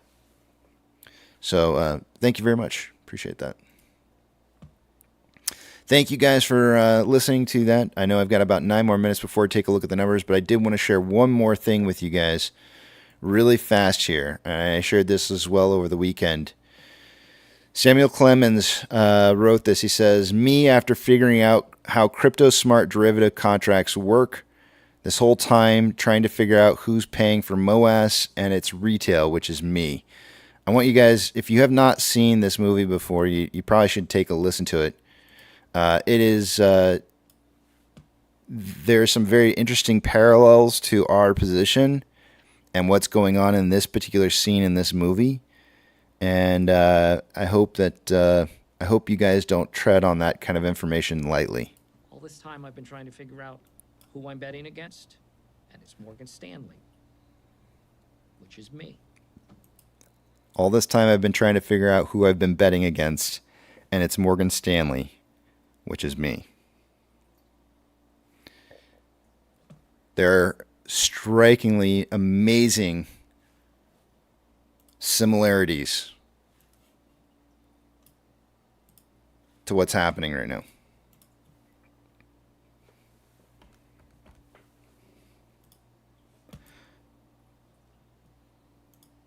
Artie, let's see here.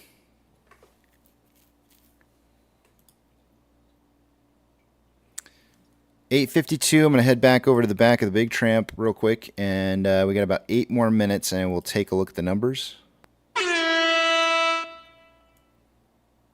Yo, Handjob is in here. How's it going? Johan. Yeah, good morning. I can't believe you changed your name because of pirate. Well, you're feeding right into this guy.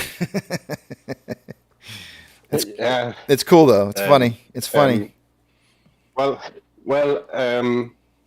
got a little cocky, in the poker game. The first round went pretty good for me. I felt that I was on top of the world, right?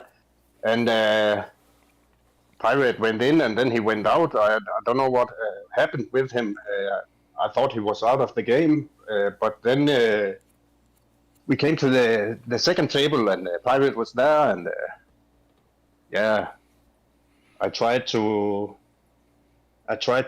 scare him a little, and that didn't work.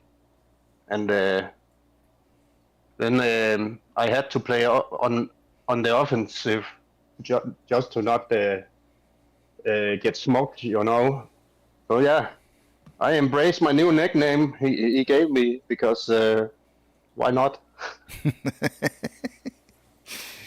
Well, that's cool, man. That's cool. Yeah. It's cutthroat back in with poker. It's there is no.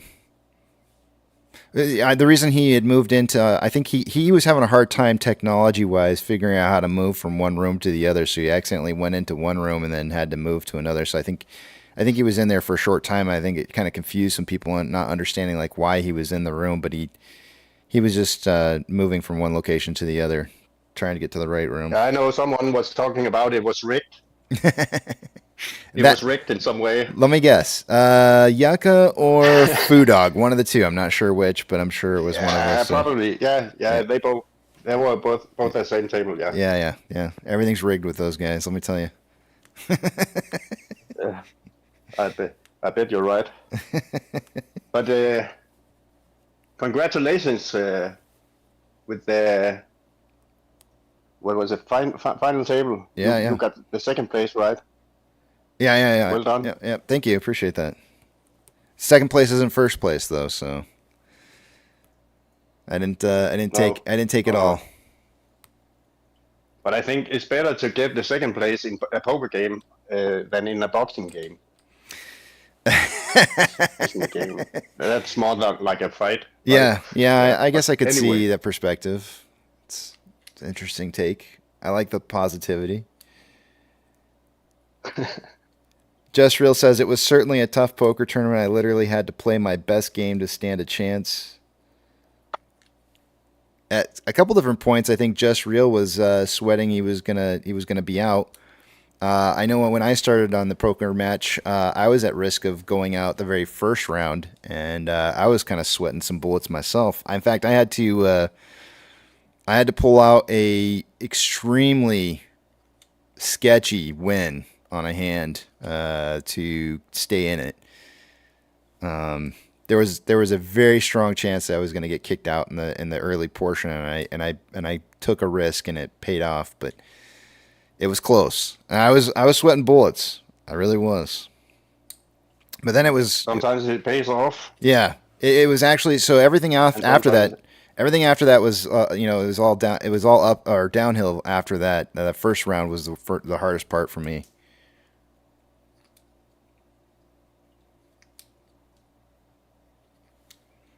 Let's see here. 422 is what we're at. And price percentage, we're down right now, 2.98%. And volume is at 3.22 million shares for the day today. Good morning, Funky Pizza. Good morning, Pirate. Good morning, Rex. Good morning. Hey, Johann Job, you can take solace in the fact that of the two new nicknames that were bestowed upon participants, yours was actually the cooler. Danny will henceforth be known as Danny the Deuce. Casey handed him his ass. Casey handed him his ass with a pair of deuces, literally a pair of ducks, and sent Danny packing. So we started calling him Danny the Deuce, which is often. I'm quite certain everybody knows that a deuce is referred to as taking a big shit. So going forward, when you guys see Danny, our local school teacher here, when he comes in, make sure you all give him a heartfelt welcome and only address him by his new official name, Danny the Deuce. He went all in. He went all in with nothing. Nothing at all, and all I had was a pocket pair of twos, and I don't know, I don't remember what specifically made me call. It could have been the fact that I was dominating him so badly in money that it was just kind of like it was a give me. I had to call because it was even if it was kind of one of those things where it was like I know I'm probably paying him off, but I have to make the call because I'm already in it this far, so he kind of put me in a bad situation. And that's not when you want to be shoving all in. So he made a fatal error there by shoving all in with nothing, and lost it all. Fuck him. Fuck him, because he's the one who put me out of the tournament. So I'll harbor. He's going to be an enemy of mine for the rest of my remaining days on this planet. But I would much rather be known as Johann Job. Head and shoulders above being called the Deuce. So Danny Deuce. That's all I have to say on the matter. Danny the Deuce. Didn't Danny tell us a funny story? Didn't he tell us a funny story about how his friends know him is something in particular. What was it? I can't remember. Yeah. He said, and that was the thing. He chimed in. He said, that's funny because back in his youth, he was called Danny the Deuce. And he shared a story about that as well. I can't remember all the details. I was into the gummies a little bit, but, you know. And I'm happy to lend you guys a handout if you need it. Thanks, buddy. Just tell. Right, yeah, numbers numbers. Okay, yeah, look at that. Amazing. You know it's serious. Higher calls for numbers. Yeah, it is amazingly time for numbers. Yeah. If I throw the numbers flag, it's getting really uncomfortable. All right. Well, having said that, let's do some numbers here because it is that time. Remember, I'm not going to be able to see what it is you guys are writing, so hold those personal thoughts, comments, questions, or concerns until you see the back of the Big Tramp back up on the screen again. Let's take a look at what we got going on here for these numbers. Starting with price prediction tally points, we got to give a congratulations to Twisty for winning out the week last week. There's only a 7-cent spread between us last week on the Friday for a tiebreaker. So more than likely, whoever was on the top side was going to win, or whoever was on the bottom side was going to win. The chances of the price closing rate in between all of this would have been pretty tight. And Twisty did have the bottom end of it, so he got the extra bonus point for the day. For price prediction for today, guys, remember this is not meant as financial advice. It's simply 4 apes trying to figure out what we think price is going to close at by the end of the day today. We have let's see here, TB's going 401 to 481. Let's see, Twisty has 408 to 482. Apex has 409 to 489, and I have 414 to 494. Taking a look at short exempt volume, from Friday's numbers, we had 387.9 thousand shares in short exempt volume. Day-over-day price increase, a 0.93% increase in price, and utilization driving up pretty heavily to 63.65%. We'll take a look at those numbers here in just a second, which I have a feeling I know why price is moving down the way that it is right now, and I'll explain that to you here and why our utilization is so much higher. There does seem to be a reason for this. Max pain for this week is $4.50. Taking a look at the total amount of volume and where it's going through, I would imagine there's probably heavy amounts of usage of our off exchanges. Let's see what we got going on here. By this time of the day, I would expect to see about 44% going through off exchange and 10 to 11% going through EDGX. We have 55.8% going through off exchange. EDGX is at 8.08. The combined total on that 63.88%. That's approximately 9.88% more volume going through those exchanges than I would expect to see normally. It's not incredibly high, but it is definitely high. Some of our price movement is being suppressed through those exchanges. CHX volume for the day is at 1,200 shares, and GME CHX volume for the day is coming in at 3,600. That is a little bit elevated, but not heavily. At 30,000 is what I'm looking for as a magic number. Total amount of shares having been borrowed so far for the day today, we've only seen returns since they borrowed shares earlier this morning. They did already borrow 1.8 million shares, according to IBKR, and fees are currently up from 0.53 to 0.6% now. Taking a look at institutional ownership. Let's see where that's at here. Earlier this morning, it was 76.199 million shares owned by institutions. That number is still reporting the same amount, and for some reason it's showing up different on my page right now, so you can't see it. I have no idea why that's off. Give me 1 second while I try to fix this. Let's see.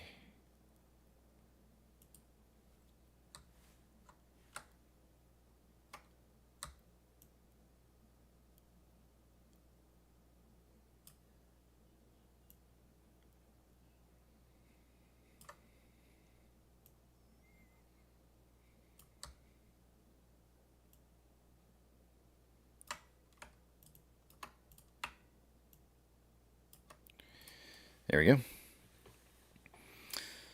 All right, taking a look at options. Let's give that a quick update and see where we're at on there.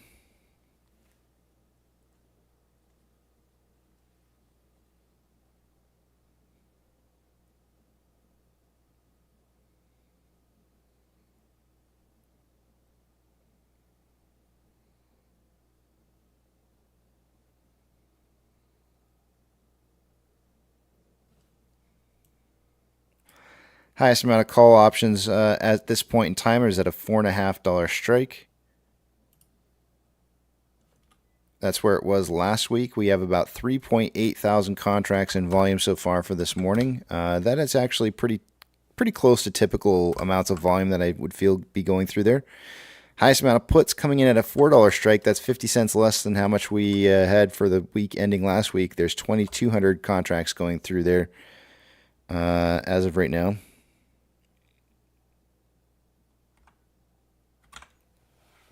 It's kind of low in volume. Market suggesting a closing price somewhere between $4 and $4.50 by the end of the day today. Taking a look at moving over to the other screen here and moving some screens around. Let's take a look at the rest of our data. We'll move this, and Ortex. Why are we moving down in price? And I think Ortex has the answer for us. And that answer is going to be pretty shocking. Let me show it to you. So far for the day today, it's showing 1.38 million shares having been borrowed. That's going to cause the estimated short share interest of the free float to rise to 12.88%. The cost to borrow mins at 0.56, average is 1.21, and max is 1.25. Let's take a look at why we may be seeing price moving down, though. I think you're going to see some interesting stuff here. Utilization. Massively driving up on from Friday's numbers.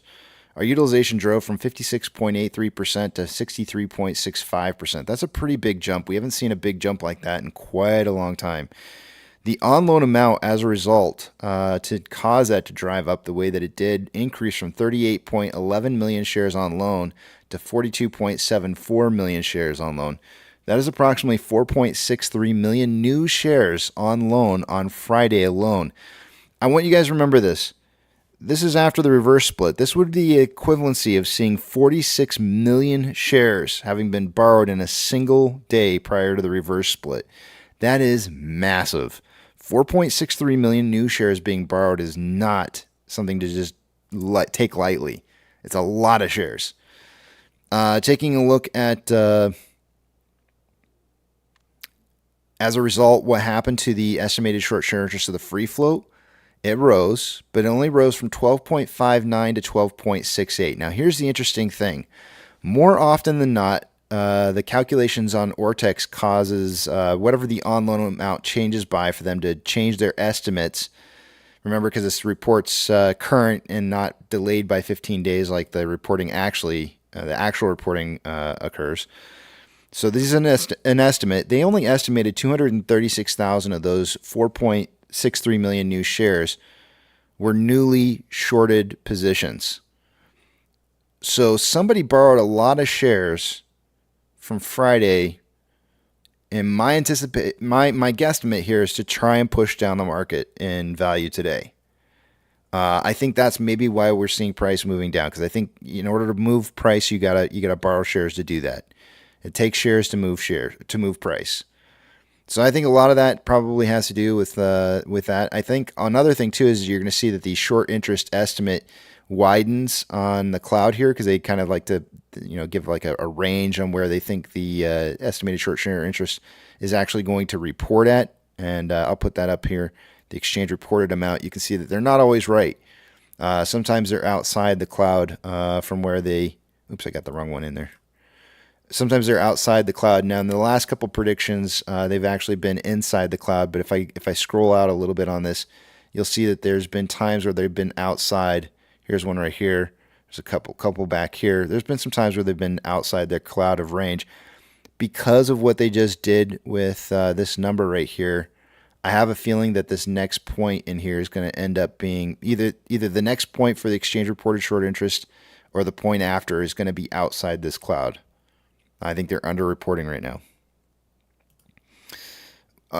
Underestimating. That's probably the correct way to say this. On loan average age per day. As a result, when you take on 4.63 million new shares in loans, this number is going to be driving down.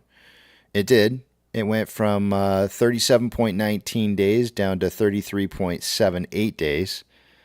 And then the security exchange lending volume, they borrowed a lot of shares and they returned a lot of shares, drove up pretty massively from 5.73 million shares to 8.59 million shares. So big jump on that. The last couple times that we've seen numbers like this, oops, I went too far.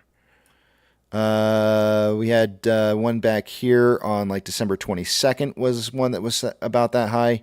Here's one back here, November 17th. A couple different points back here, and usually, sometimes when we see some of these spikes, we see a little bit of price movement downwards, but sometimes we also see price movement upwards when we see these spikes. So it just kind of depends on.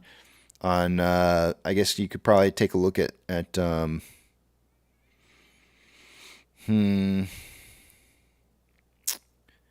probably which direction.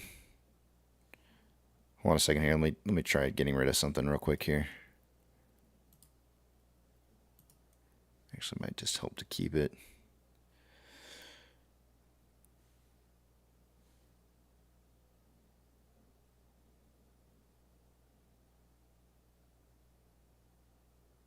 Yeah.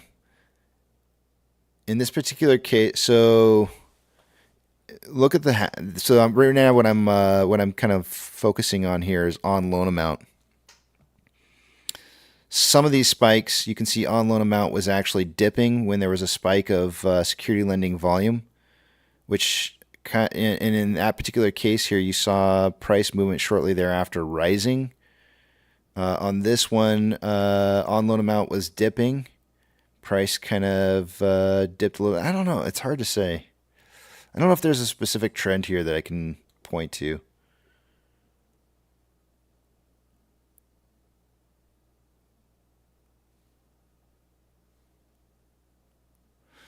I'd have to research this some more.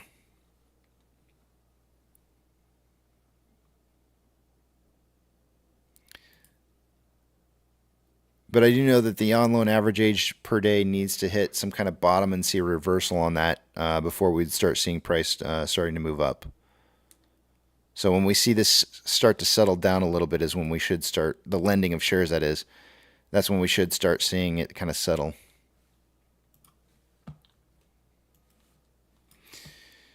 SSR trips today at $3.92.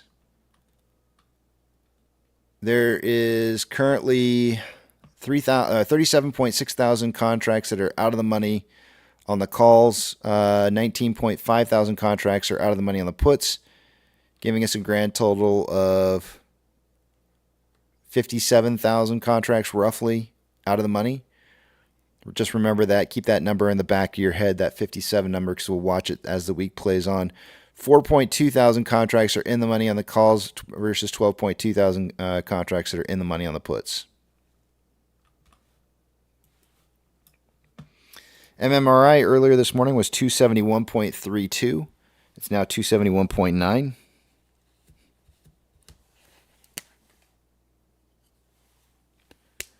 The spread between the 2-year, 10-year yields was 0.351 earlier, and it is now currently at 0.364.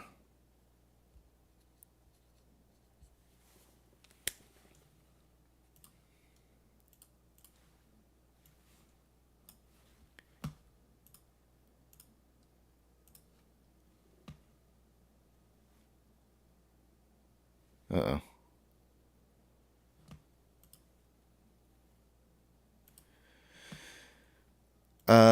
NASDAQ, the way that froze up on me there, it looked like I was losing you guys maybe. NASDAQ is down 0.22. Dow Jones is down 0.28. S&P 500 is down 0.13. We have 2,900 decliners to 2,469 advancers. Write that down.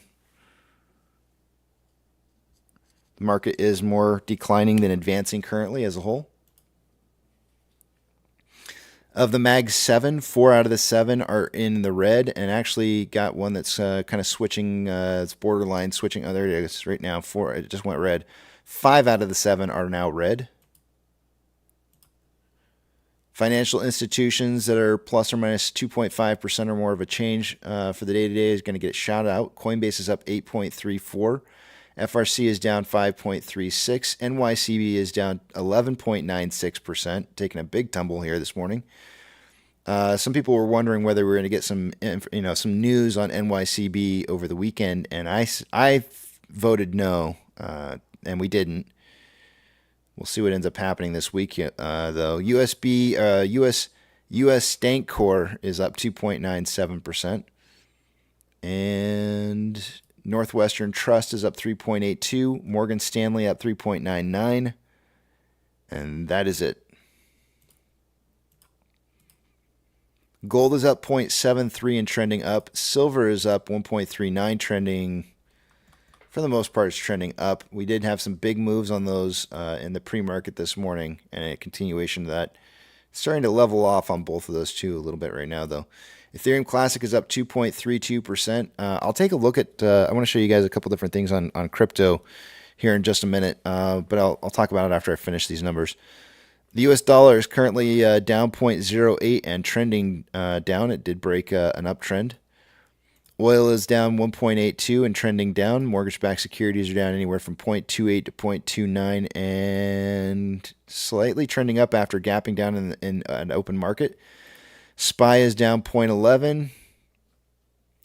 I'm going to call it consolidating after consolidating. VIX is up 2.97. It gapped up this morning to 13.55. I am expecting to see this to go towards 14. VTI is down 0.1 and trending down. VB is down, or is up rather, 0.28. Gapped up this morning, is trending now down currently. Tesla is down 4.77%, trending down. Amazon is up 0.86, trending up. Cinemark is down 0.37 and trending up. Doge is up 7.23, trending up. Bitcoin is up 4.18, trending up. GME is up 0.76 and trending down after an initial trend up this morning. HYMC is up 0.29 and consolidating. NCMI is down 0.72, trending down. Hood is up 2.41, trending down, and AMC is down 3.05 and trending down. Inflow versus outflow for the day today. There's about $100,000 more inflow than outflow. 5.22 million shares traded so far for the day today. We are getting some pretty good volume, more than I would have anticipated by this time of the day. After 47 minutes of trading, we're on a pace for about 43.31 million shares traded by the end of the day today. Of course, in about 45 minutes from now, we should start to see that pace really slow down on volume, and we'll watch volume kind of taper off a little bit here.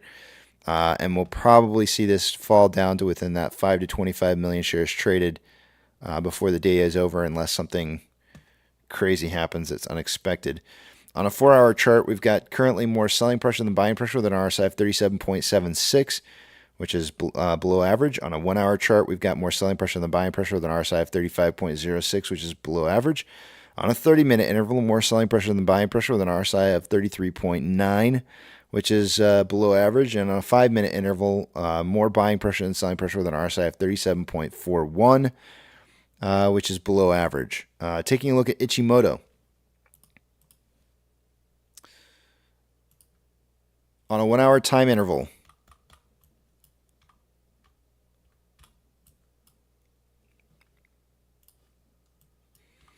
we did not get the push that we needed to get above $4.65 this morning, right at get-go.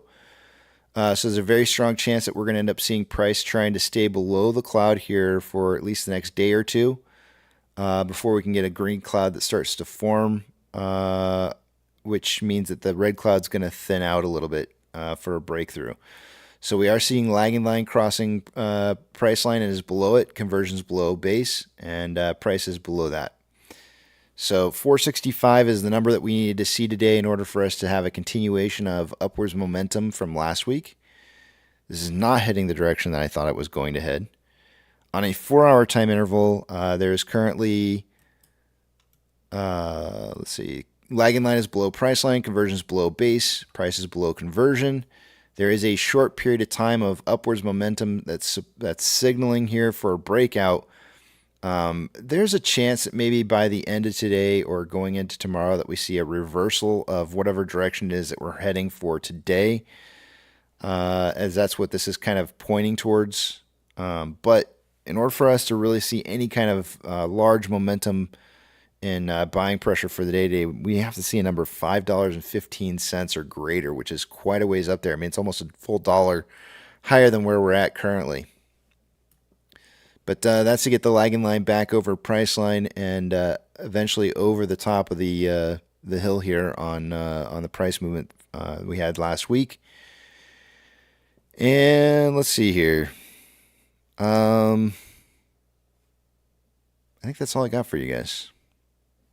I feel like I've been talking. KC, before you switch out of numbers mode, do you have anything to add about this New York Community Bank? We've been talking about that lately, and it looks like they're down another 14%. Do you have anything to add, or do you see anything on the chart that would be in the form of technical analysis that would? I mean, it was supposed to get an uptrend this morning too, and it's not, and it's getting pushed down like super heavily. I don't know what I mean. So here's the thing. Last year when the banks started failing, we literally saw them suspend trading on the stocks at like $8 or thereabouts, and like had the banks go into a situation where they were going to do like receivership or whatever, and they suddenly came out with the BTFP program or BTF program, and we saw this kind of staving off of a bank run. As it stands right now, this is down to $3, and there is nothing stopping this from going further.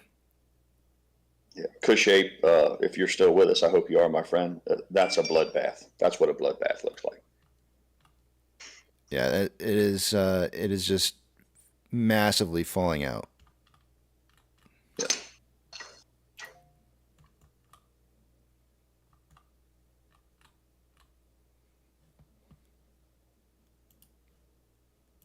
Yeah, we may have our next victim. We may have our next victim of a mortality, a fatality on the regional banking crisis. Casey, today, every day when I weld, I listen to this podcast from the Euro Investor. We have a podcast called Millionaire Club, and today they talked about New York City Bank. And because they dumped pretty much Friday, and they were talking about that was actually pretty worrying. I don't know how to say it. Worrying, worrying. You got it. Yeah. It's kind of a weird word. Yeah, and very. It was. I can't find the word for it. You could also say distress. Like if you wanted to say, there goes 3. They just lost 3. It's at 299. Yeah, but it was definitely something to keep an eye on. Yeah, definitely, because distressing. If you wanted to use a different word, you could use distressing as another like word for worrying or something. Yeah, distressing or troubling. And concerning. Yeah, very. In some way, So I believe, and they were talking about bank runs and stuff like that. And I know the Euro Investor podcast, they will never ever mention AMC because you can write your questions into the program. It's live on air like this, and I wrote many questions about AMC, and they will never take one up. Never. They won't mention it.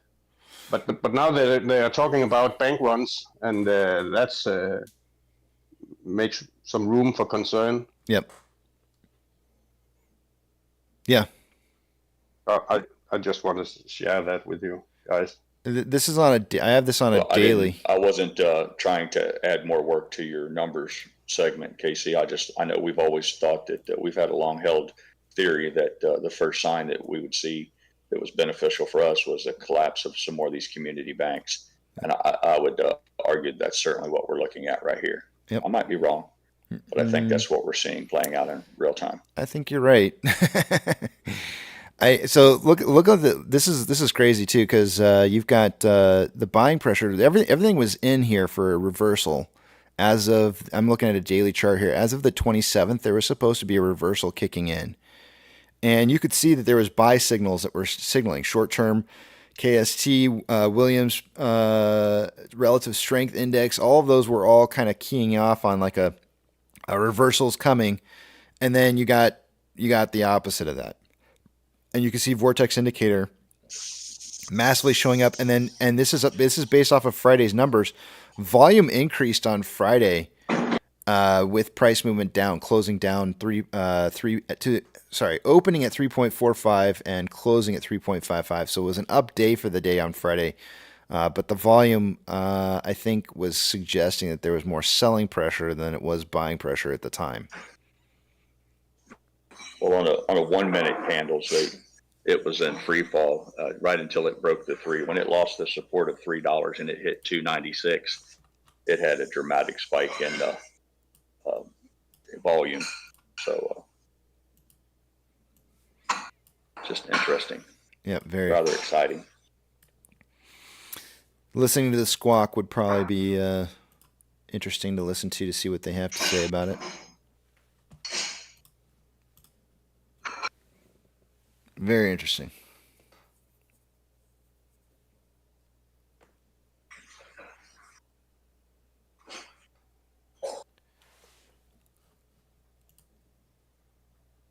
Hold on 1 second here. Let me look at something real quick.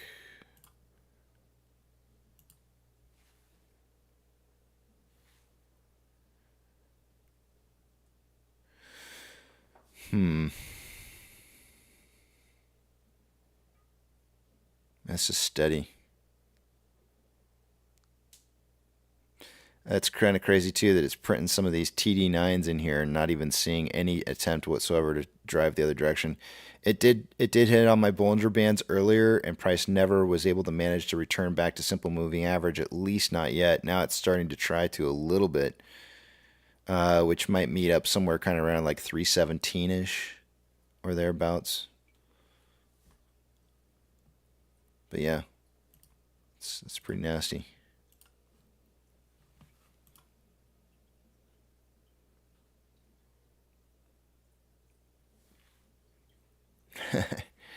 Should we short Citadel? I personally wouldn't. I'm not into shorting, so no comment.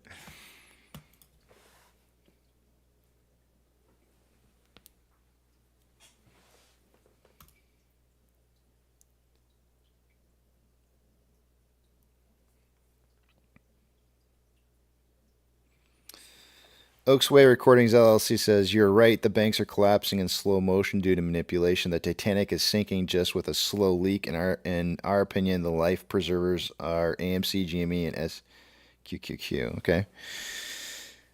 So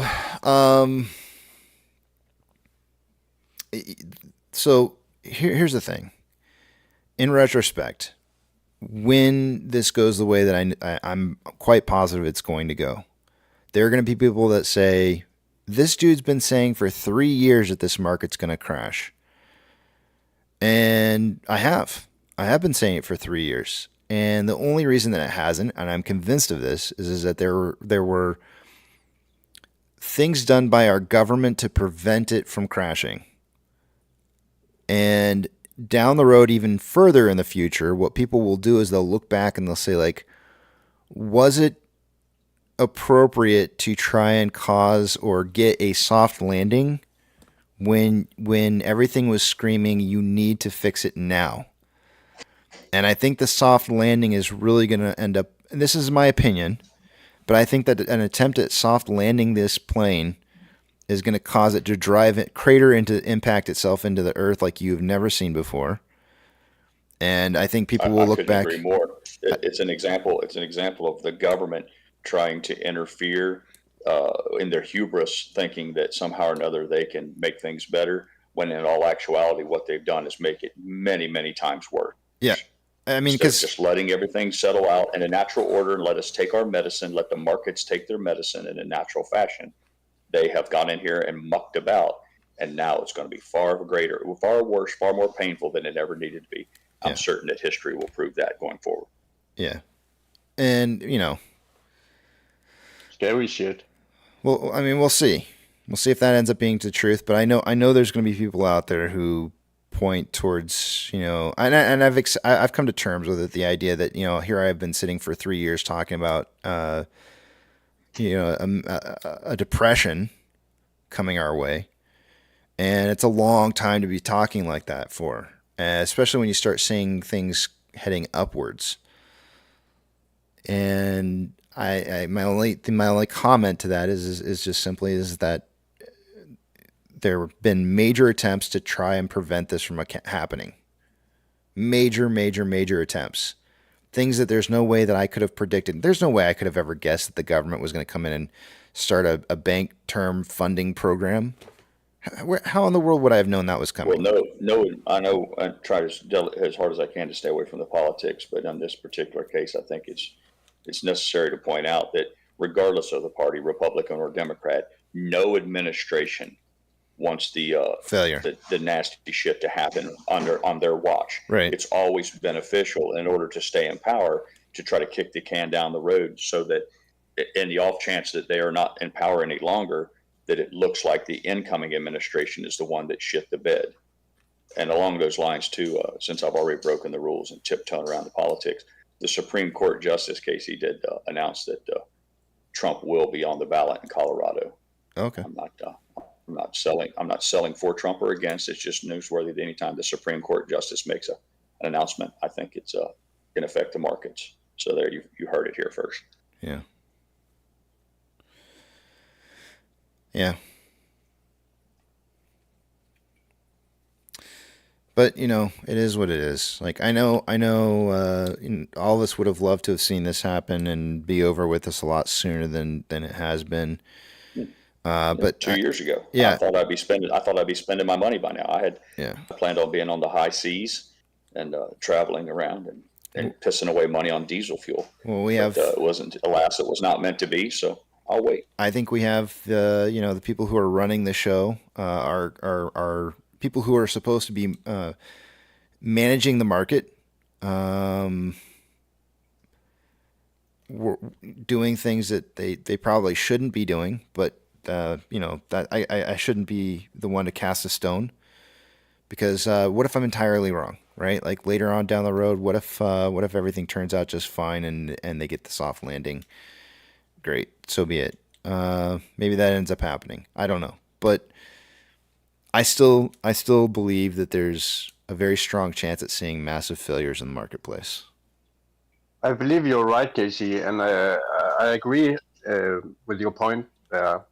But all what we have said for the last 3 years has come true. A lot of things has, like we said.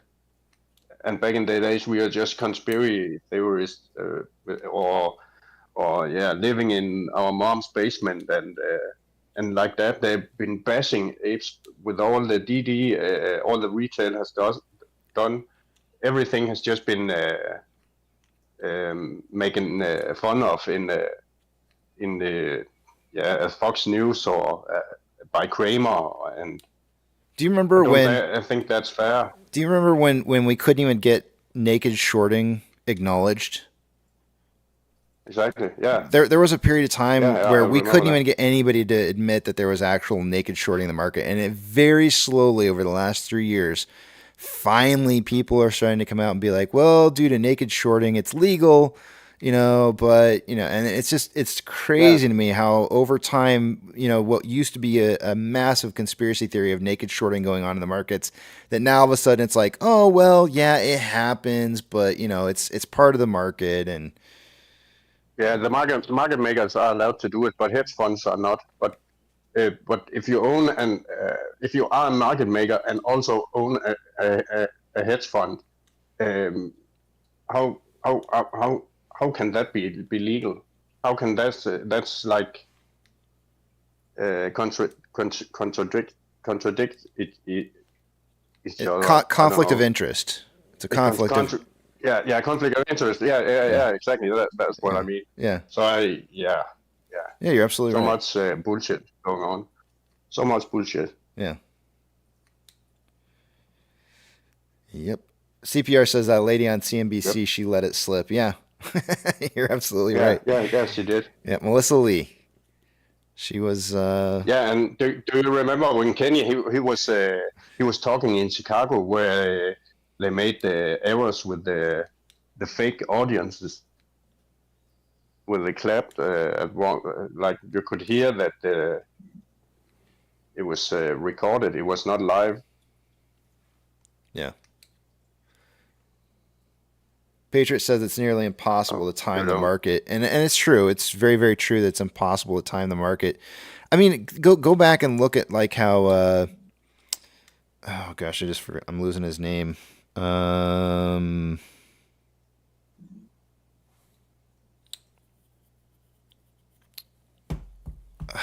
can't think of what his name is.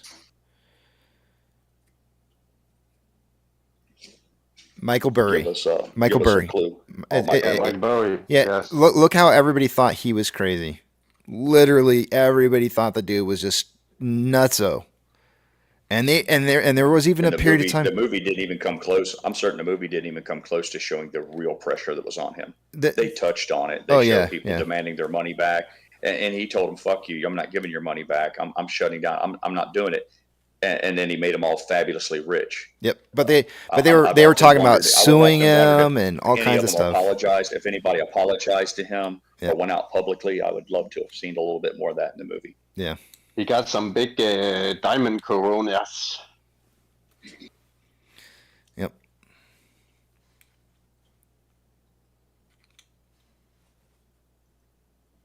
Yeah, it's kind of crazy. But that's a good point though to make. That is that even Michael Burry couldn't get it right on time, right? Like he was ended up looking like he was not fully aware of what was going to happen, and ended up being right. Yeah, but I think they tried to delay it back then, as they do now. Yep. As well. So yeah, it takes time. Was it Strauss? I can't remember if it was Strauss or somebody else. There's somebody came on and did it, an interview back in 2021. How he was basically saying like when GME was blowing up, we were basically hours away from seeing an entire market crash, and that everybody was stressing over what was happening, and I think that's how we were really, really, really close to seeing it in 2021, and I think that's it's still cooking.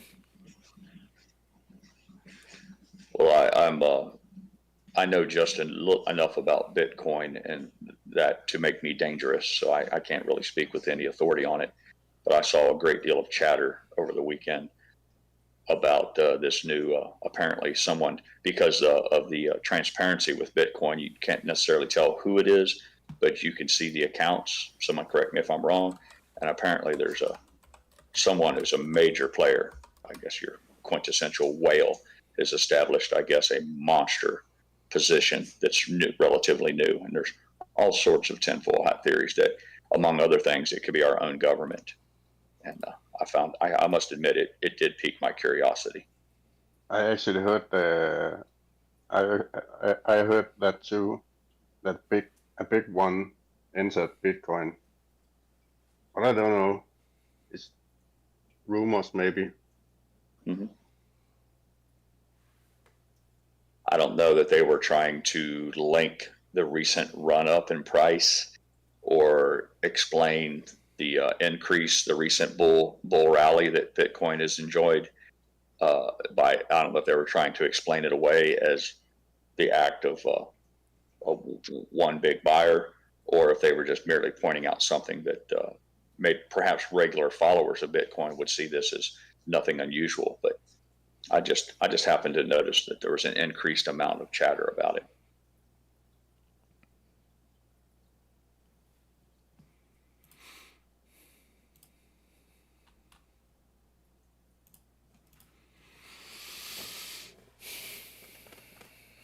I went to go look up to see. I saw Pro Jeweler put in here the CEO of RBK. It was the. I went to go look that up to see if I could find out what his name was, Pro Jeweler, but I couldn't. I couldn't find it. I really want to find his name though. I want to.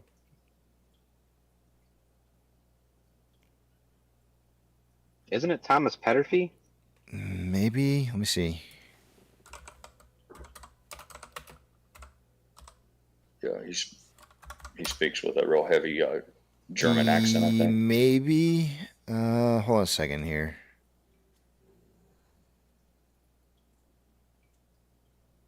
Pro Jeweler says yes.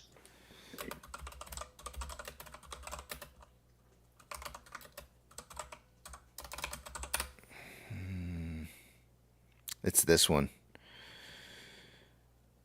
Here, let's listen to four and a half minutes of it. It was him, by the way. Thank you very much. I couldn't remember who it was. I wanted to say Strauss. I'm gonna mute myself for 4.5 minutes in the back of the Big Tramp so I can listen to this with you guys, because I just want to go back and remind everybody of like how close we were when somebody of this, when the CEO of Interactive Brokers says something like this, and you should listen, right? Like it means something. I'm going to follow your example and mute myself and listen as well. I'll be back in a little bit, gentlemen. Let me see here. Let me get the volume set up right.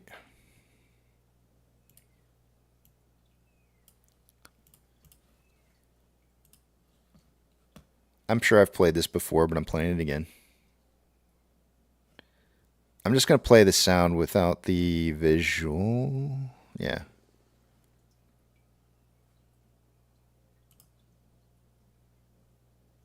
Maybe?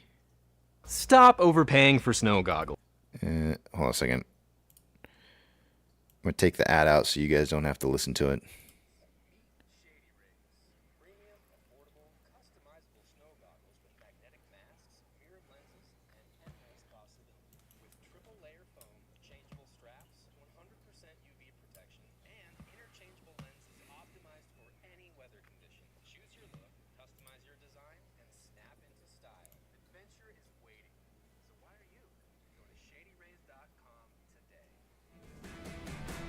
What am I going skiing? Chairman Thomas Petterfee. Thomas, good to see you again. Thanks for joining us. My first question is: are you surprised and/or disappointed not to be a part of the hearing tomorrow? Oh no, I'm neither surprised nor disappointed. This is just fine with me. Just fine. I can imagine. So, what do you think will be the focus? Because there's lots of angles here. Whether there was insider trading, whether the likes of Robinhood hurt their customers, and whether the likes of Citadel are abusing their power. What do you think is the key focus and the likely outcome? So what I would like to point out here, that we have come dangerously close to the collapse of the entire system, and the public seems to be completely unaware of that, including Congress and the regulators. So let me explain to you that on January 26th, Game had closed at $77 a share. The following day, it closed at $148. The following morning, on January 28th, the stock opened at $355 and traded up to $480. At the same time, Game had 50 million registered shares outstanding and the short interest of 70 million shares. In addition, there were about 1.5 million calls, which would call for 150 million shares. If the longs repay their margin loans and exercise the calls, their brokers would have been obligated by the rules, as they are today, to deliver to them 270 million shares, while by only 50 million shares existed. So when the shorts cannot deliver the shares, the broker representing the longs must, by the rules of the system, go into the market and buy the shares at any price. pushing the price into the thousands. So as the price goes higher, the shorts default on the brokers. The brokers now must cover themselves. They push the price further up. So the brokers default on the clearing houses, and you end up with a complete mess that is practically impossible to sort out. So that's what almost happened.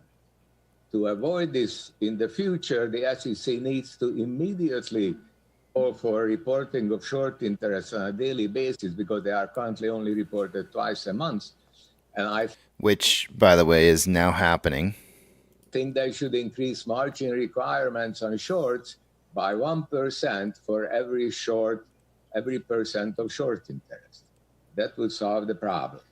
This is a gaping hole that didn't had before, because short squeezes are considered market manipulation, which is illegal. But so therefore nobody did it. But with these social platforms, people can just chit chat, and suddenly a short interest emerge without pointing at any one person who is guilty, right? So Thomas, I mean, it's extremely complicated, and they'll have to try to explain all this market structure in between some of the populist grandstanding from members of Congress tomorrow. But ultimately, who are you saying is to blame, if anyone, for what happened? No, it's nobody. Nobody is to blame. There is a hole in the system that we immediately have to stop. There's a hole Which is in the short interest reporting. short squeezes. Sorry? Short interest. I love how she sits there and she goes, so wait. Short interest reporting so that we don't get the right number. Her solution is like, so we shouldn't report what's actually happening. Because, short interest reporting is the problem. Yeah, okay. You're saying that is the short interest reporting. That's what was happening here? That was the problem? No, the problem was that there is no increased margin requirements on shorts as the short interest increases. So regulatory problems.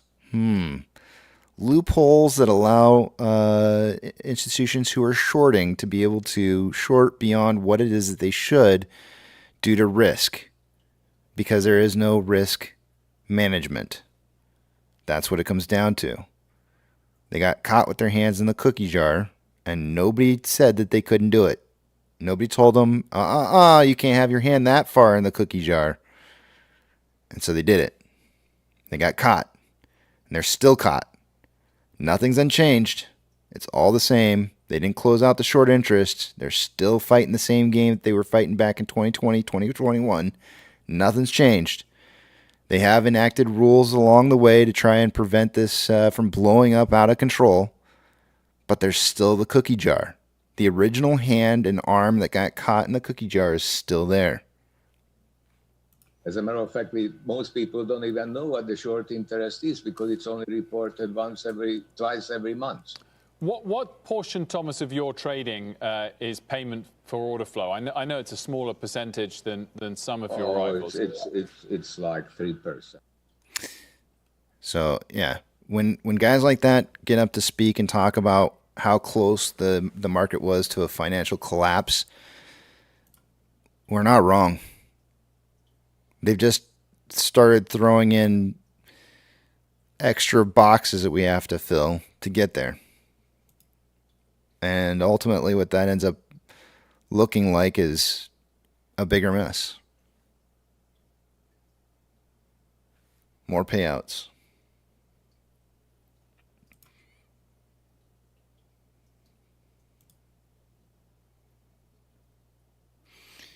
Hey! Oh, wait, hold on a second here. I gotta go back to the back of the big tramp. Hold on. Okay, I'm back in the back of the big tramp again here. Deuce's Danny is in here. Is that what we're... Pirate, I forgot, man. What are we calling him again? I forget what it is. Danny the Deuce. Danny the Deuce. Danny the Deuce. Danny the Deuce. Yeah, man. I feel bad, Everybody Danny. I knows. feel bad, Danny, because it was me with the deuces. It would have been funnier if it would have been somebody else, and then I could. But I feel bad partially because it was me. No, it landed right where it should have. Yep. Danny Deuce, you son of a. Danny And it's- Deuce. It's 2 inches. Danny Deuce. That's your What's up, guys? your evil villain line should be, "It's the best 2 that you'll ever have." Your catchphrase, your superhero catchphrase.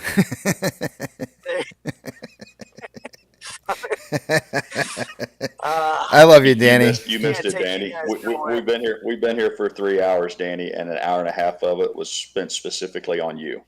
So everybody's up to speed. Everybody's up to speed. Beat me down when I can't be here to defend myself. Yes, that's the way it works around here. Yeah, right. Exactly. When you cannot defend yourself is when you will be attacked the most. Yeah. We'll teach you to show up late for class. Yeah. Where's Yucca? We should get Yucca now. He's not here to defend himself either.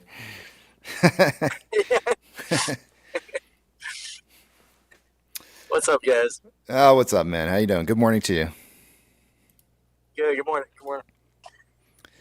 Let's see. Yeah, okay. I said good morning to everybody in here. When I see that clip, Casey, and I've seen it several times, it gets me so jacked up. I want to immediately sell another one of my properties and just plow more money in.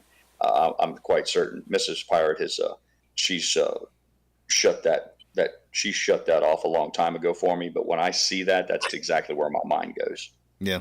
It just strengthens my conviction so much because I know he's not some young, 24-year-old college kid running a YouTube channel out of his dorm room. This guy knows, man. This guy swims with the big sharks. Yep. And you're exactly right. When you need to pay attention when he says something like that, he's not just blowing smoke. You know what? I caught something that time watching it that I hadn't caught in the past. Did you notice he was reading that off? No, I'm afraid I didn't. Yeah, he was focused on that. Sometimes when I want to focus real hard, I close my eyes and but that's interesting. You think he was reading it off a script? Well, so here's what I think happened made himself some notes. The media was asking him about how does he feel about not having to present to Congress what had happened. He didn't have to go to the Senate hearing or anything like that, right? So I think partially what it was is I think he pre-drafted a timeline of events because I think he felt like there was a chance that he may have to speak, and so he was You think maybe he was referring to notes that he had prepared in case he was called up. Yep. Yeah, you might be right on that. I didn't think of that. Yep. And in fact, now that you mention it, that's far more likely what was happening. He probably thought he was going to get called up. Yeah, and I think he was preparing himself. I think guys like that, they prepare themselves for testimonies in advance. They got to have they got to talk. I mean, that's what they got to do. They got to go up before Congress and say like, okay, well, here's what happened, and then they come at them with questions and stuff, and they've got to prepare as fast as they can because the subpoenas come out for them to come and testify, and when they get those, they got to go. And and they know just like Jamie Dimon and all the rest of the head honchos of the banks, they know the world is watching, at least the financial world.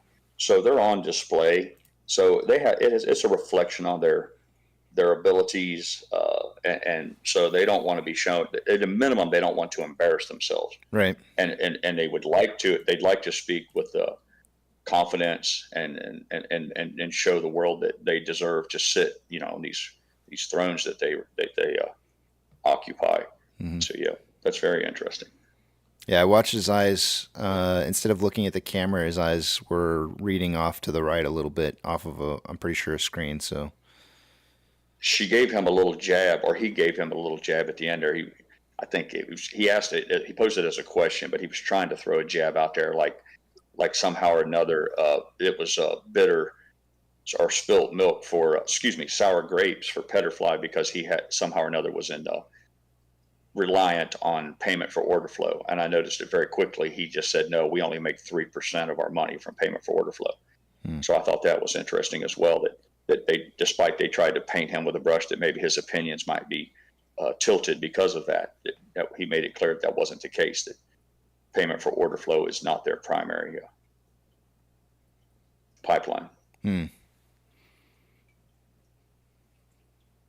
Yes, real rugged. In my household, when it comes to all things real estate is those are our family jewels, and I'm not allowed to reach into that treasure chest. Mrs. Pirate keeps those keys on a necklace chain around her neck, and I'm not allowed to muck about with it, despite my convictions of AMC. You know, it's probably a good thing to have that kind of a relationship where, you know, you Yes, have sir. checks Absolutely. checks and balances. Some of us need to be pulled back. Some of us need to be pulled back for our own good. Yeah. And so many times she has pulled me back from the abyss. Yeah. I would have it no other way. Yep. 9:55. We got about 5 more minutes before we take a look at the numbers. You know who showed up who thought they weren't going to be able to show up for poker this weekend? Rex. Rex was there. Yeah, you know, he had a run there. The cards, Lady Luck was definitely standing over his shoulder for a brief moment. He caught fire, but it was quickly extinguished, and he wasn't able to make it for the long run. But yeah, he made a noble showing.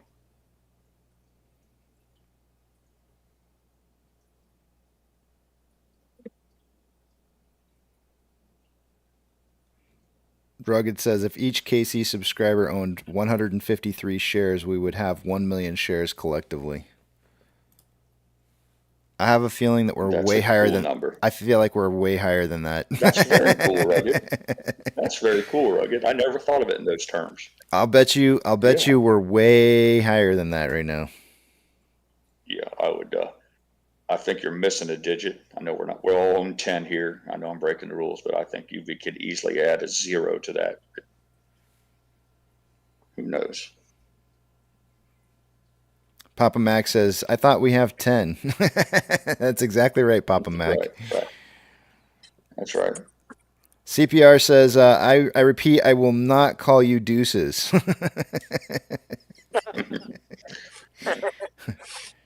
Oh, man. You're going forward. It won't even be Danny Deuces. It's just going to be Deuces going forward. Nice. I like it. CPR. And my friends already called me that, and I believe it was because of a home poker game that we had, and they started calling me Danny Deuces at the poker game, and then you guys started calling me that from our poker game.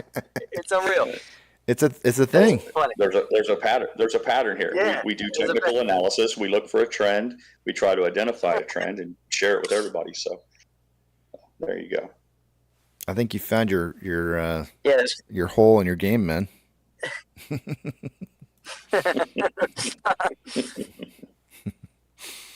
I'm like Doyle Brunson with the 10 deuce. Anytime you feel like you're on that tough choice of deciding whether or not you're going to determine the rest of your tournament on one call or another, you need to look or say to the other player who you're up against, do you have deuces? And then just look for some kind of like tell or something, like see what it is they say. And if they say something, then that'll give you your answer. You'll be like, oh, they have deuces. I'm screwed. And then fold. Yeah. A smile. Anything. If the eyes drop immediately to their hand. Yeah. Yeah. Look for any tell whatsoever, because it is so hard for a player to not give some kind of tell when you call off their exact hand. And react. Yeah. It's almost a reflex. Yeah. They'll either hide their card. Yeah. Something changes. It takes a lot of discipline not to react instinctively. Yeah. Mm-hmm. Nate's. I told Mrs. Pirate that we always felt like that family and friends was off limits, like the code of the mafia. But I did tell her that I was sharing my son's excitement about that he found a new love in his life, and that you immediately seized upon that knowledge to try to psychologically bludgeon me, to get inside my brain and throw me off of my game. So she's not pleased with you using her firstborn son as a psychological weapon to beat me in a poker game. I told her it was to be expected, But she's disappointed in you. She thought that family, wives and spouses and children were off limits. But I told her that KC would stop at nothing to win, and I would have it no other way. Wait, what did I do? I'm missing something here. We were just making conversation, and I had shared with you that my son had met quote unquote met a girl, and I briefly mentioned that they were on again, hot and cold, and she was crying, and yeah, you know exactly. Now he's going to play possum. Like what you talking about, Willis? I don't know. Yeah, everybody knows. I pointed it out to everybody, and I think everybody agreed that you indeed was trying really hard. Because you used my friendship against me. You know that I can't play poker, and I have to focus on the cards. And you made every effort to try to do that, and I think it's shameful. I think it's shameful and says something about your character. It means that I'm a winner. Yeah, exactly. All right. Somebody was asking how do the numbers look for this weekend on Dune. Looks like on Friday it pulled about 39 million. My voice is cracking. Saturday rather, it pulled 40.8 million, and then on Sunday it pulled 28 million. So in total, I gotta pull up my handy dandy little calculator here. We'll just round numbers off here just a little bit. Looks like we did about 107.8 million over this last weekend on Dune. Bob Marley still pulling in some pretty reasonable numbers. It's been pretty consistent on its One Love. But it's only showing up to February 29th. I don't know if I don't see any March numbers in here on this one. I'm not sure why.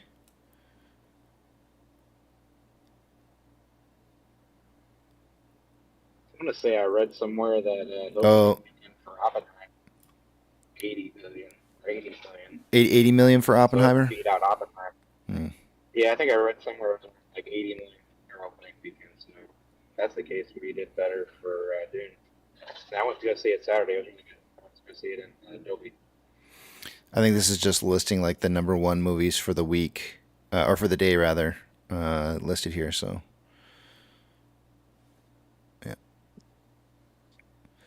I'm not sure if this Sunday numbers are completed yet or not, but actually I'm kind of curious. I was just looking to see what the last Friday, Saturday, Sunday made. And apparently Sundays are just lower view. I guess Saturdays are the most strength, have the most strength in viewing. Find it interesting that I guess maybe people just don't. Maybe they go to church on Sunday morning and then they just don't feel like going to a movie in the afternoon. I don't know. It's interesting though.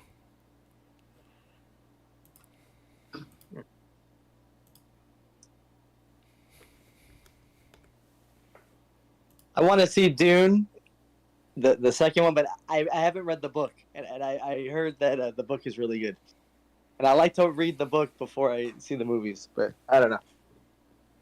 We should do like a book club every time a movie based on a book comes out. We should.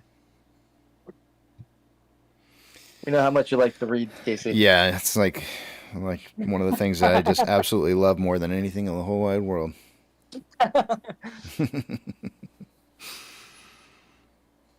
It's really funny because like some things I don't mind reading, and I actually get very involved into reading it, and other things are just real snoozers. What if it was an audiobook? I've tried that. It depends on the reader. If it's sometimes it's too easy to lose your focus when it's an audiobook. Yeah. You can become distracted or not pay attention, and you wake up and realize you don't even realize what the guy just went through a half a chapter and you missed all of it. But if you have to read it, it still happens when you're reading a physical book, but in my opinion, not nearly as often. So here's where my big problem kicks in. Reading or listening is when you start laying out a character profile or tree. and you start moving around from one story to another story, but you talk about different characters in those relationships in those different stories, and then maybe they combine at some point or another.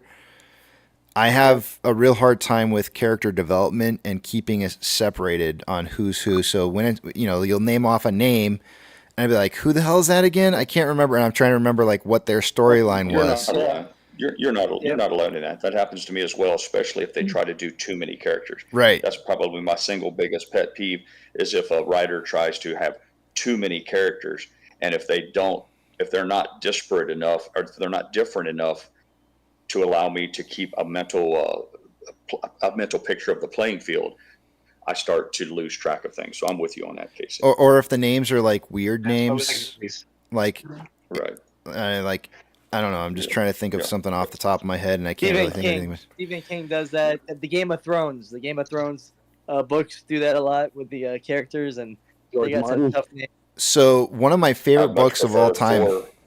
Sorry, go ahead.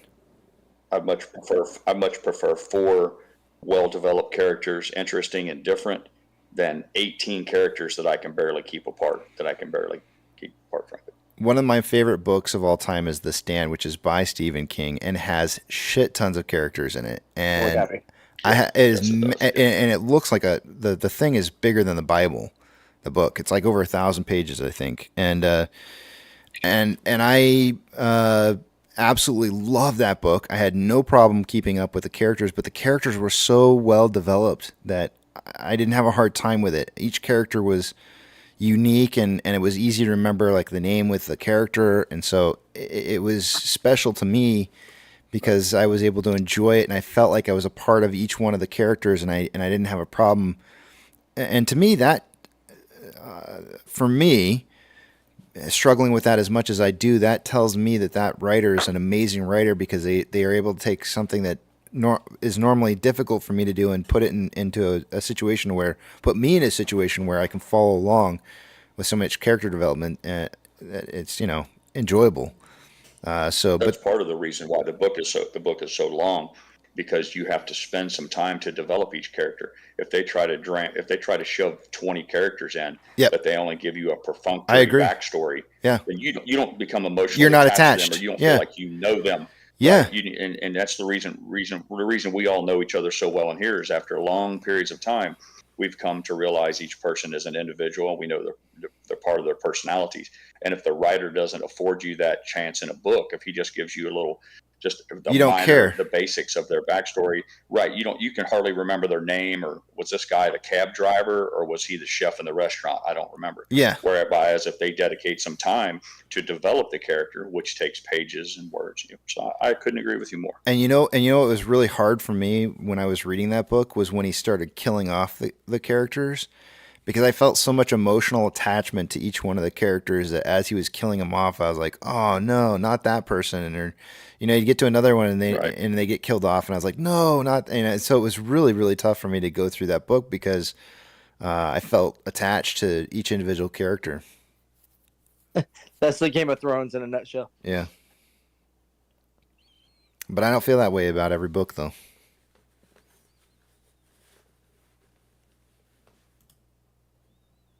I listened to the Stephen King, the It audiobook. Oh my god, that was a rough one. It was so long. It was like 6 hours or 9 hours or something. It's a long book. My brother just sent me an odd message.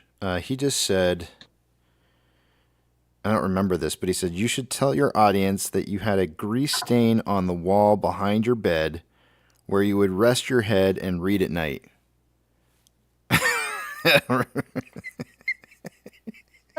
I have something similar. Yeah, it's for some reason or another less than flattering, but I have a leather headboard on my bed.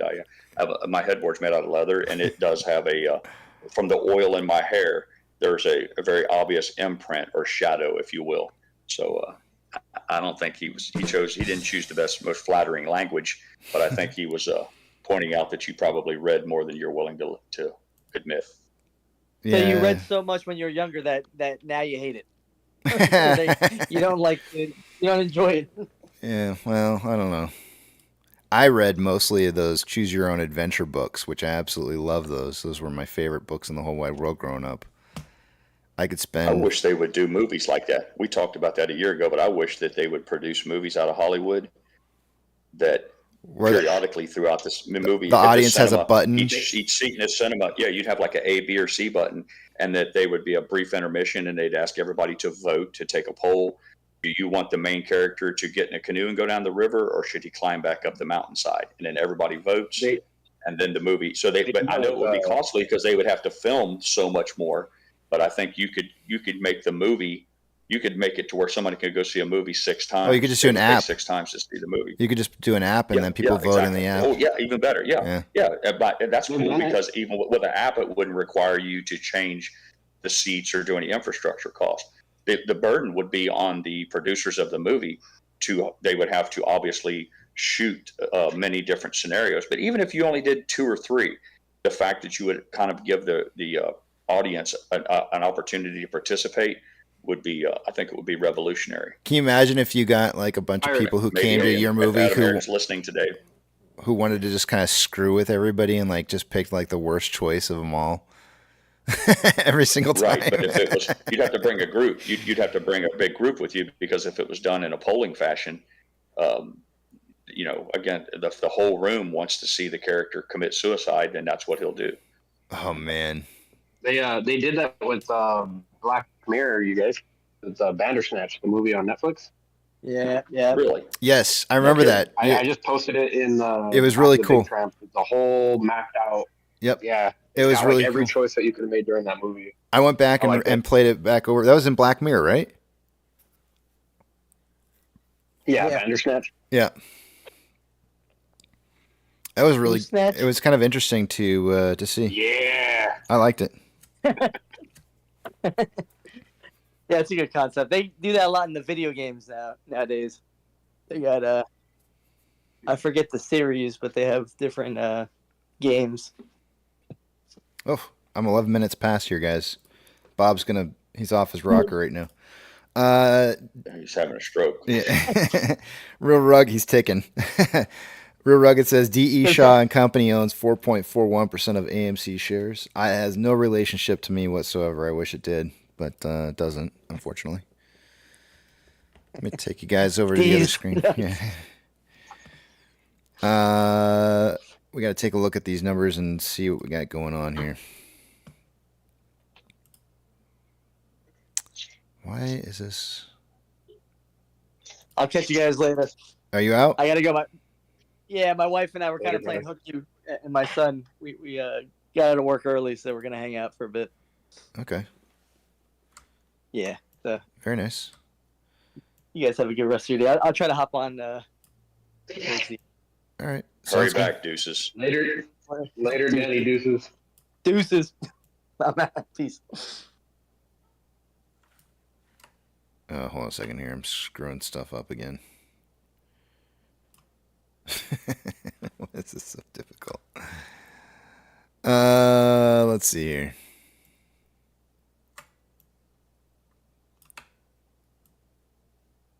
There we go. All right. Starting the top. Actually, we're not the first rundown since the market opened, is it? No, it's not. Let's do the run through here. We're just going to start with off exchange. Give me 1 second while I move a couple screens around. Remember, I'm not going to be able to see what it is you guys are saying, so hold those personal thoughts, comments, questions, or concerns until you see the big tramp back up on the screen again. Starting with off exchange, by this time of the day, I would expect to see off exchange about 60% going through that and EDGX combined. We have about 52.02% going through off exchange, EDGX at 10.10%, which is 62.12% or 2.12% higher than what I would expect. CHX volume is 1,300 shares. GME CHX volume for the day today is coming in at 4,500. Nothing unusual going on with those. Taking a look at borrow fee, it looks like there was an additional 100,000 shares borrowed within the last hour, putting us at about 1.9 million shares borrowed so far for the day today. Fees are at 0.59% from 0.6, so it dropped a little bit there. a smidgen. Taking a look at Ortex. As of an hour ago, Ortex was reporting about 1.38 million shares having been borrowed for the day. It's now 1.33 million shares. That's going to pretty much leave the estimated short share interest of the free float the same at 12.88%. Cost of borrow min is at 0.56, average 1.21, and max 1.25. There's 33.24 million shares on loan for the day today. That's approximately 4.63 million shares more on loan today than there was. I'm sorry, I think I said the wrong number. 42.74 million shares on loan today. I'm sorry if I said that wrong.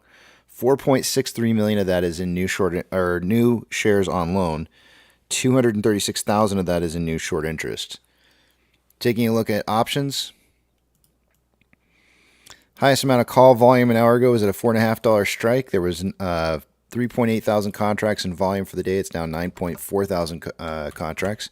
Highest amount of puts coming in at a $4 strike. There was 2.2 thousand contracts an hour ago. Now 7.1 thousand contracts in volume. The market's suggesting a closing price somewhere between $4 and $4.50 by the end of the day today. Taking a look at MMRI. As of an hour ago, it was at 271.9. It's now 271.99.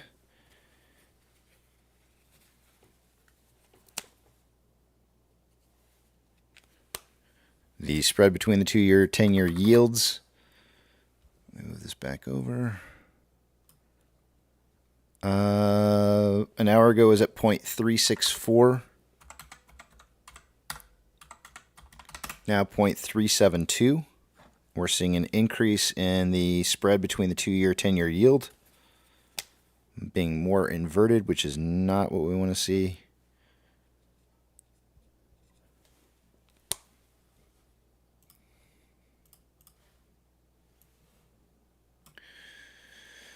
Let's see here. Taking a look at NASDAQ,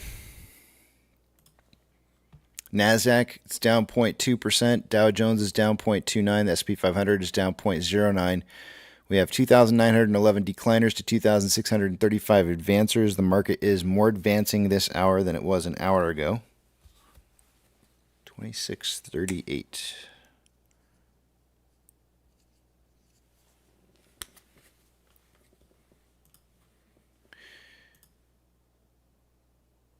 Of the Magnificent Seven, 5 out of the 7 stocks are currently down for the day today. One of them is actually kind of right in the middle. Microsoft can't decide which direction it wants to go.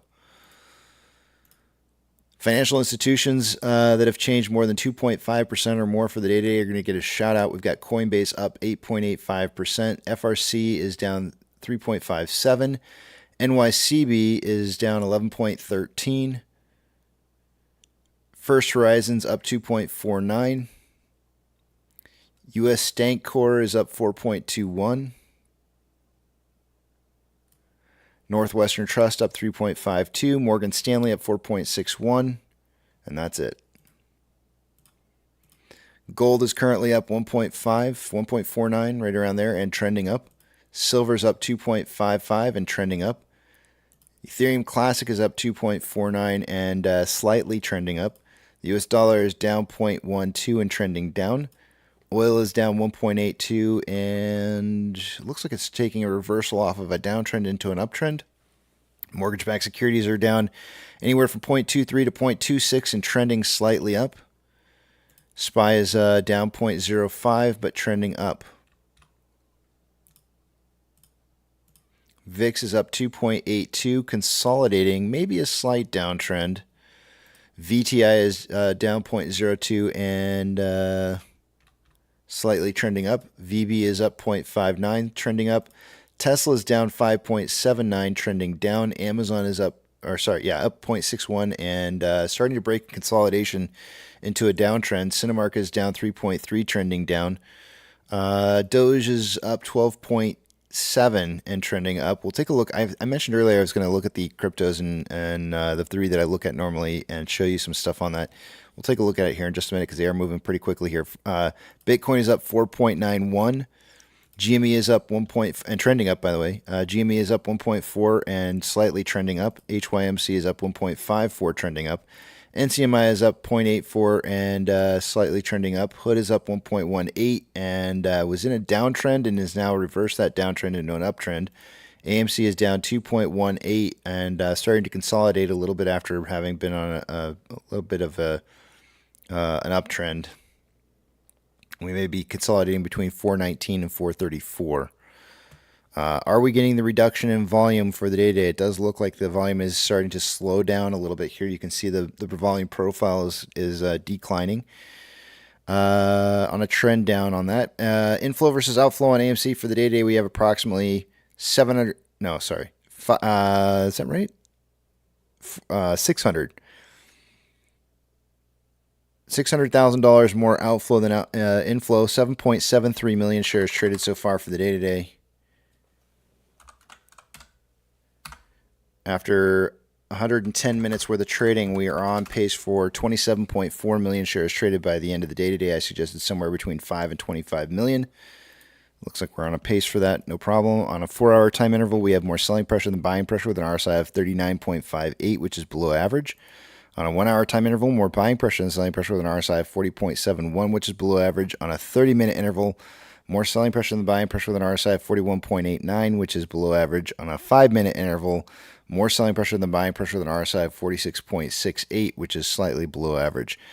Let's take a look at real quickly here, some of the cryptocurrencies that I've got kind of listed and set aside here. I've got Ethereum, Classic, Doge, and Bitcoin are the three that I want to look at here. And I was actually talking to Real Rugged on, I think it was Saturday, and I said within 24 hours, Saturday night, as a matter of fact, that I felt like we may see a little bit of a reversal in a downtrend on this. And all the signals were there on the 1-hour chart to get that downtrend, and it did kick in. That downtrend is there, but it immediately went away and kicked back above the cloud, which is very, very, very unusual. It triggered, something did trigger at around 3 o'clock in the morning on the 3rd, which would have been Sunday morning. But when that downtrend happened, something kicked in and started supporting this and driving it back up. And if we go to a 4-hour chart, you'll see that downtrend did trip the base, which is kind of one of those indicators that kind of lets you know, like when price moves down to base, that means it's going to start heading, the overall price trend is going to start trending down again. And you can even see from TTM squeeze, you can see the weakness starting to show up in this trend here.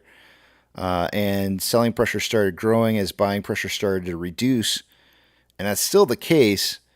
But lagging line is still above price line, and conversion and base are still above conversion is still above base, and price is still above conversion. So something started pumping this again really, really hard as the signals were starting to come in that this should start dropping. So we only really got one of the signals. There's 3 different things that can flag for a turnaround point on this. Lagging line touching price line or going below it. Conversion dropping below base, or price touching base. Any one of those 3 are signals that this is going to put in a good reversal. We only got 1 signal. We didn't get 2. So I'm waiting to see what's going to happen. I feel like there's going to be another signal in here that's going to let us know that this is going to start making that reversal. TTM squeeze is suggesting it's already in. Vortex indicator is suggesting that it's maybe kind of in. Let's take a look at Bitcoin and Doge. Crazy amounts of pumping. On a 1-hour chart. Hold on a second. Spam. On a 1-hour chart on Doge. Again, everything was suggesting this thing was going to start tanking.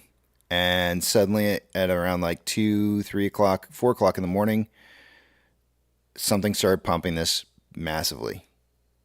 The lagging line was running into price line. Conversion was crossing base. More than 2 signals were occurring. Even the price fell below the cloud. And something decided to reverse this the other direction. And it would usually take a lot of money to do something like this. Somebody started pumping this with money to turn this back into a buy signal. Because for all intents and purposes, this was not supposed to, this shouldn't have happened. Nobody should have been buying inside of a cloud. That's not what typically happens. On a 4-hour chart, price touchdown on base. That's signal number 1. I tell you guys, most oftentimes when price breaks through a cloud, it tests conversion line twice and breaks through on the third try, usually, not always. I would say the first attempt off of the conversion would be here. Second attempt on the conversion is here. The next attempt should be the breakthrough. And that's when price will come down and test base. I don't know when it's going to be. The way it's getting pumped right now, it's hard to say. Some big money's in here, though. Bitcoin. Again, all the indications were this was going to start moving into a downtrend on the 3rd, the morning of the 3rd. It broke through a green cloud, all the way through the green cloud, and broke back up above the green cloud by as early as 12 o'clock in the afternoon on the 3rd. Everything was suggesting this was a big sell. And something came in, some big money came in and started pumping this. On a 4-hour chart, test number 1, test number 2, and it never really separates on test number 2 until here. The next test should get the breakthrough. Not always, but usually. But all the signs were, again, here. We had lagging line even touching price line at this point, but never actually getting price to move down to the base. We only got 1 out of 3 of these signals. TTM Squeeze was saying there was weakness. Should have been moving down. Even the Vortex indicator crossed over, suggesting a failure should have occurred around 8 o'clock at night or later on Saturday.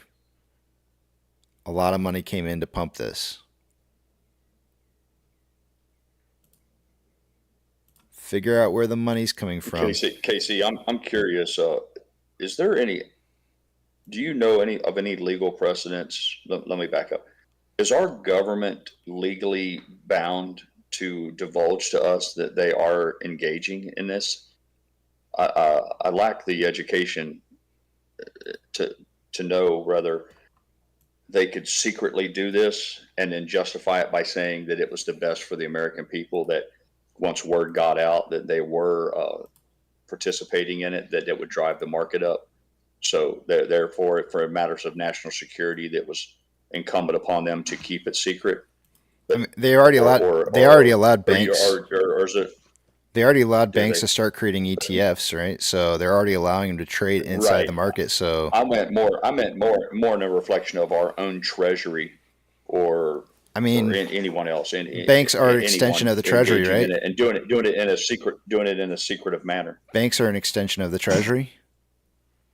Right. So, I would say yes. Short of coming out with a public announcement, but they're under no obligation legally to publicize that they're doing it, or can they do it in a? I think they do have to. In a fashion similar to the dark pools.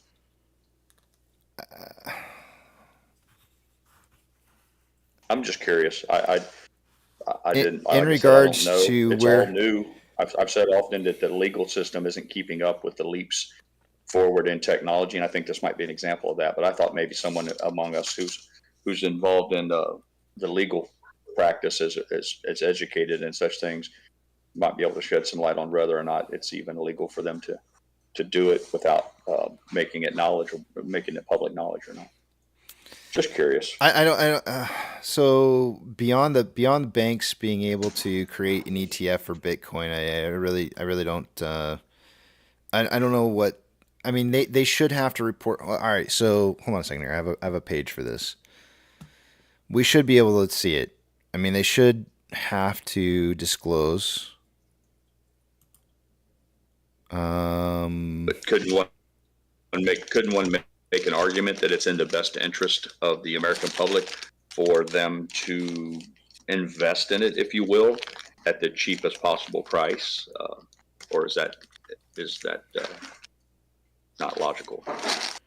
So I just pulled the reserve balance balance of the depository institutions that the Fed publishes weekly. And this would be some place that I would probably go in and start taking a look or doing a deep dive. Now, it might be under one of these. There might be a section in here that's not very clearly. Here you got gold stock listed. There's a lot of different sections in here where you can go through and you can see, perhaps maybe where they're throwing money. I'd have to go through and read the fine print on this and see if there's like a section in here that may include. I don't know, man. Well, I don't want to be misunderstood. I don't want to be misunderstood that I'm advocating for it or think that I don't want to even say that I'm implying that that's what I think's happening. I'm just curious as if there's any specific legal precedence that says if our government's going to embark on something of this magnitude that they would have to do it. I don't think the government would directly, a more transparent fashion. The government's not going to do it directly. I would insinuate that, or they would proxy. They would do it through the banks, like provide something for the banks to be able to do with something with some money that they've quote unquote printed, a loan of some sorts, however they see fit. On investing it,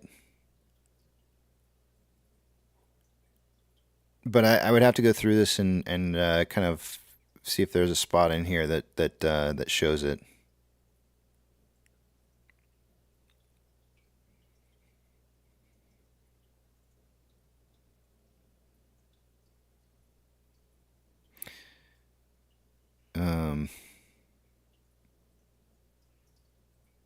I'm just gonna like scanning it real quickly here.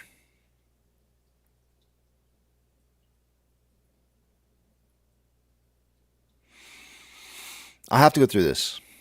I'll tell you what. I'll look at it and see if there's anything that I can find out about that in regards to that.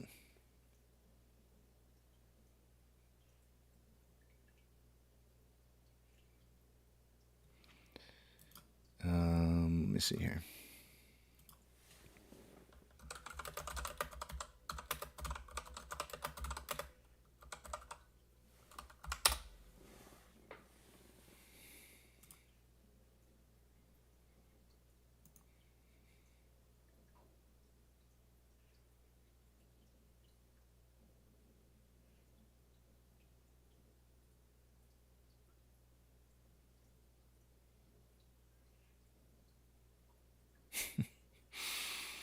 See, this is why.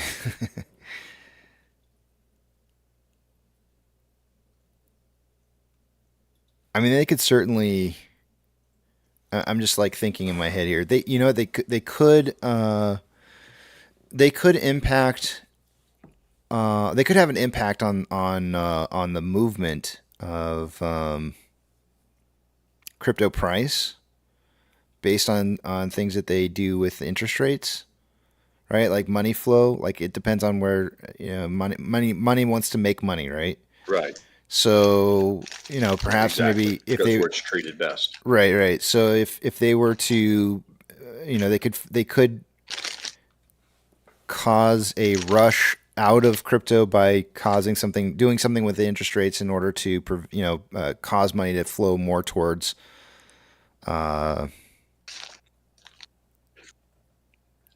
Good morning. Well, just like they do T-bills, just like they do 2-year treasuries or Right. 10-year treasuries. The money flows in and out Exactly. based on the fluctuations at the time. But in regards to like actually investing into it, I'll have to do some more deep dive into it as to how that would work or how it would happen. But I'm pretty sure it would stem. You would think that it was something that would be a departure from in such a dramatic way from the normal practices of our treasury and all that would have to have some sort of congressional approval or at least be reviewed by a committee or something. It would stem into a way of giving an allowance to banks to be able to invest money. Somebody's churning. Yeah, it's me. Is Tammy in It's, it? Stockwiz. Oh, yeah, I'm driving. Stockwiz, why did That's you leave the poker Stockwiz. tournament? Good morning to you, by the way.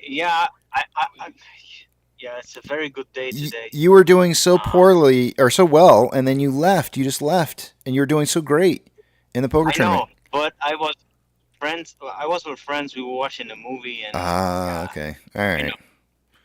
next time. It was so sudden. I thought something happened where I was like, I was hoping everything was okay, but at the same time, I thought maybe I wasn't sure if you were pissed about some of those last few hands that happened on the tables, or. No. You couldn't take the cheating anymore. You couldn't stand the cheating any longer. Who was cheating? There's nobody cheating, but it was you have to admit the hand that I won on against you was pretty shady. Yeah. Yeah. I was like, oh my god. Yeah, I mean, I had two outs out of all the cards on the table to hit to get a win off of that. Otherwise, you would have kicked me out in the first round. It was pretty shady. Yeah. I was gonna grab all your money. Yeah, if you almost got me out in the very first round. That was the plan. I was gonna steal everybody's money on the table. That's for sure. It was Nobody fault that you way. for leaving. Yeah. You were you shouldn't have to put up with that kind of chicanery. No, I mean, I'm not faulting him. I was just like, he was doing so well, and then he just disappeared. I was worried. Mm-hmm. I was relieved that you were gone, though, because it meant that I didn't have to beat you. Yeah. Yeah. I was like, whew, thank goodness he's gone. Thank God I'm driving hands-free because the cops are behind me. But there was a little bit of karma. There was a little bit of karmic action going on. I noticed that Food Dog put Melissa out on an all-in hand. Ooh. And then within no time at all, he had the blade swung the other direction, and he fell victim. Live by the sword, die by the sword. Not long after that, he was all in, and he had to pack up his bags and head home too. The reason I had to go was because I was with friends and I was on my phone, and I didn't have my headphone, and it was kind of inappropriate for me to play. I was like, yeah. Oh no, I totally get it. Yeah. Well, that's understandable. Yeah. So today, my sister got good news. Has not spread yet, so not yet. It hasn't spread. That's great. That's good to hear. All the other organs are fine. Yeah. So it's what I've been telling before. I'm gonna make after AMC. I'm gonna make huge donations and yearly donations to the cancer research. Yep. It's a confirmation. I have to do that. It's beyond me. I feel like for as bad as cancer has been at killing people, I really feel like it's been one of those I've made up my mind already. Sicknesses that just seems like it won't, something that just won't go away. You know what I mean? I feel like maybe we have people who are purposefully not allowing the cures for cancer to be released. I feel the more research we do, or we're able to do, and therefore they need funding. Actually, one of the biggest, believe it or not, in a small country that I am, one of the biggest cancer researches in the world is actually in my country, and it's been sponsored by Bill Gates. Wow. Refresh our memory. Are you from Belgium? I can't remember. Yes. I apologize. I should. Correct. Belgium. Oh, okay. Yeah. All right then. Okay. So yeah, Bill Gates funded it's a clinic here in my country. It's one of the he sponsored it. The whole cancer department. He gave millions of dollars to it. I don't have any problem with people making money as long as they do good with that money. Use it for others. Benefit from. Yeah. And that's what I'm gonna do. And that's what I'm gonna do with AMC. After everything my family and me went through, I have to. I'm gonna donate millions of dollars to the good charity. I'll have plenty enough. I don't have to worry. So CPR says you guys make great chocolate. yes, we have the best chocolate in the world, and French fries too. Oh, stop it. No, you can't take that away from America. Come on now. Fries, yeah. Really? Fries. Yeah. Fries? When you come to Belgium, you yes, exactly. We have the best fries in the world. Look it up. All right. There's actually before there was actually I'm looking it up, by the way. place to eat in New York. In New York, they had there was one Belgian guy that opened one restaurant for fries. I don't know if he still has it though. Wait, I'm gonna get out of the car. Here we have I drop out and I have a food.com saying authentic Belgian fries recipe. I mean, it's exactly. It's really it's red. Let's see here. It's not. People say French fries. They think it's from France, but they're wrong. They're actually invented in Belgium.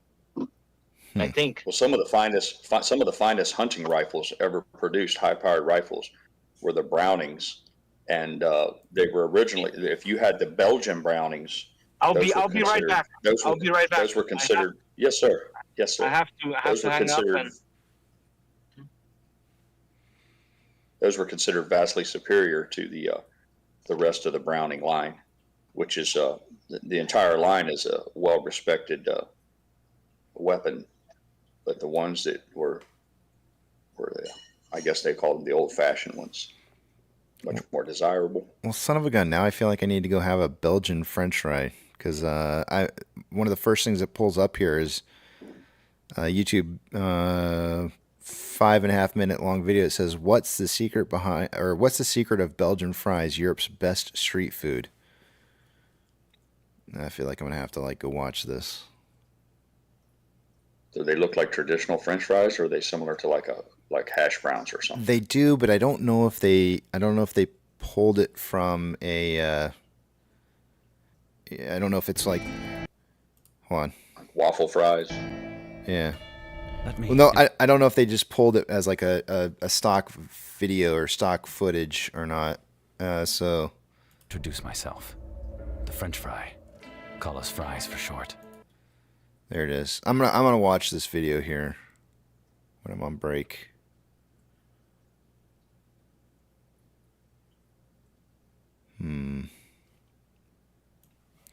Interesting. Have you seen the updated estimates for Dune?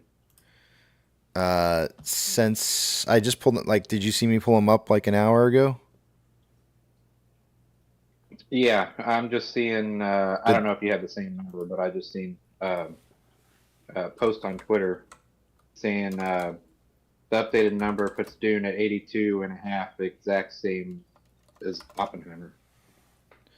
For the weekend, because when I did the numbers a little bit ago, I think I came up with over 100 for the weekend.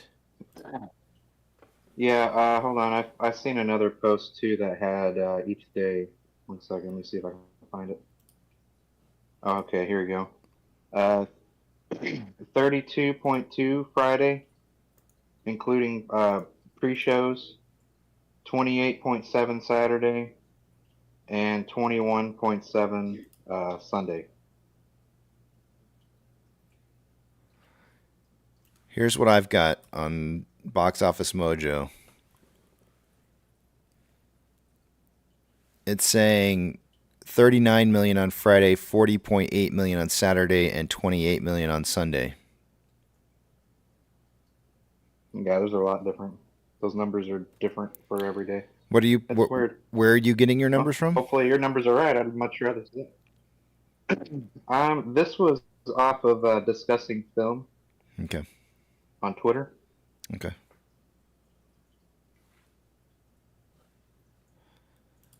Yeah, I'll have to do the math again here.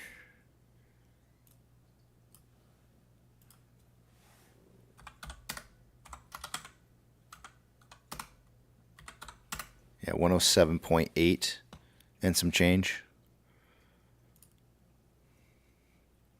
and you're saying Oppenheimer was Source I'm seeing on Twitter's Oppenheimer was 80? 82 and a half. 82 and a half? 82 and a half. Yeah, they're saying on pretty much everywhere online, it's saying they have the same numbers. It looks like they got beat. What was what was Barbie the first weekend? I'm not sure what those numbers are. Well, let me open that back up and see if I can find that real quick. Hold on a second.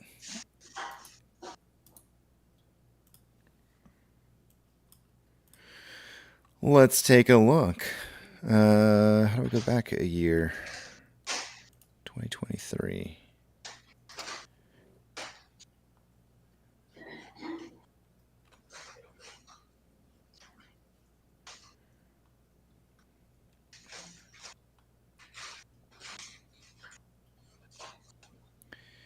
Okay. Opening weekend. Barbie made. Hold on, I'm getting there. Looks like July 21st might have been the first one. So July 20. Okay, so, oh, wow. July 21st to Friday, they did 122 just on that day alone. Jeez. Damn. Yeah, Barbie was really high. Saturday, they did 98.7 million, and Sunday, they did 86.8. So it was Barbie was killing it massively. Let me go back to Oppenheimer, though, because actually I can't go back to Oppenheimer because Oppenheimer was during the same time and would have been... Let me see if I can try something real quick here. Oppenheimer was 33 million the first day.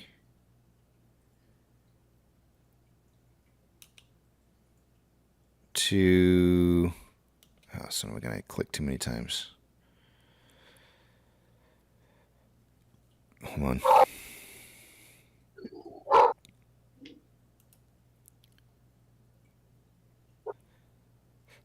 $26 the second day, Saturday. Yeah, this is definitely beating Oppenheimer.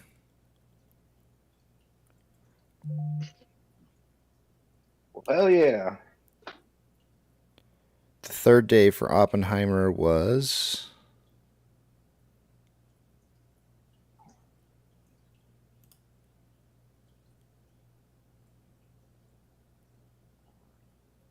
$23.1.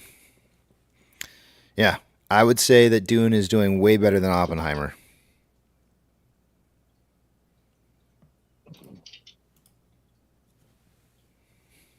Let's get it. Papa Mac is saying U.S. only. Yes, I was only looking domestically.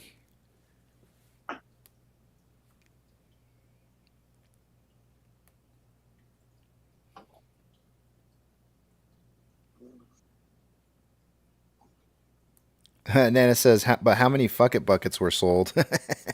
I think they're sold out. I'm not positive, but I think they might be sold out.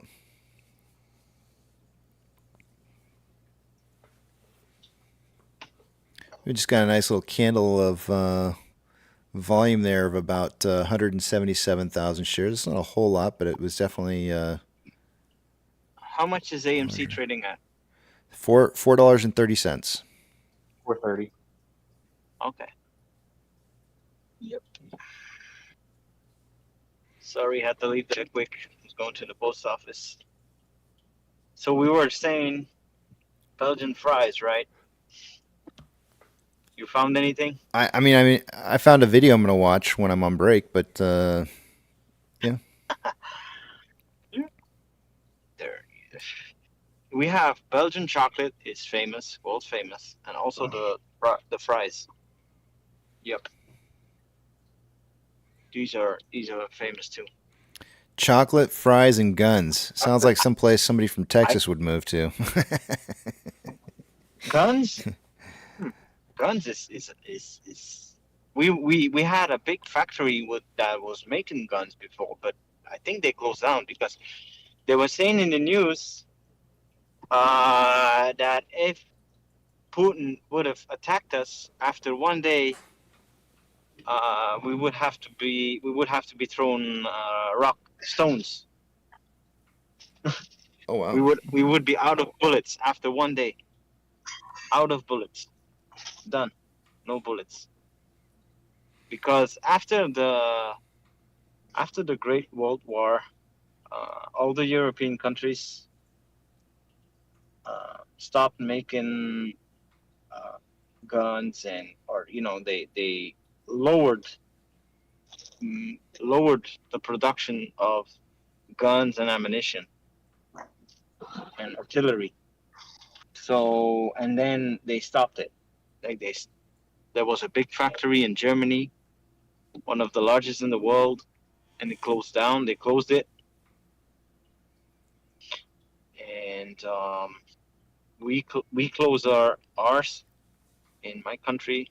That was closed because that was one of the ones that was making weapons for the United States, because we have a connection with a U.S. base, but that is still there, but we don't. That's why Europe is coming to America for help, Well, I know whenever we have shortages of ammunition here in the U.S., people go out and start buying ammunition like crazy, like it's out of style. And so I've started, I started keeping some on hand just constantly, just because I don't want to have to decide like, oh, hey, I'll go to the range today, and then charging me $1 a bullet because it's ridiculous. It's never been that bad. It's never been $1 a bullet, but it's really ridiculous, some of the prices, and so it becomes I'm not very saying expensive. I'm not saying he will attack us, but lately we have to be careful with this guy. He's crazy. This whole world's crazy, man. This whole world. I have to be careful how I say this, but to me, he might as well become the next modern Adolf Hitler. He's busy doing that. That's what he's doing. He's destroying. He wants to. Yeah. Hitler was in a different way. Hitler wanted to evaporate a whole population, and in some sorts, he's doing the same. But he's giving an excuse to steal country. You said Putin. Putin, yeah. No pun intended. Yeah. Yeah. Like, yeah, I laughed in the background. I still believe I believe what's gonna happen is, and that is, I think. Welcome, Yucca. Welcome. When the time is, I think when the time is right, I have to be careful what I say here, because I don't know if it's monitored or. It's always monitored. Yeah, you should always assume it's monitored.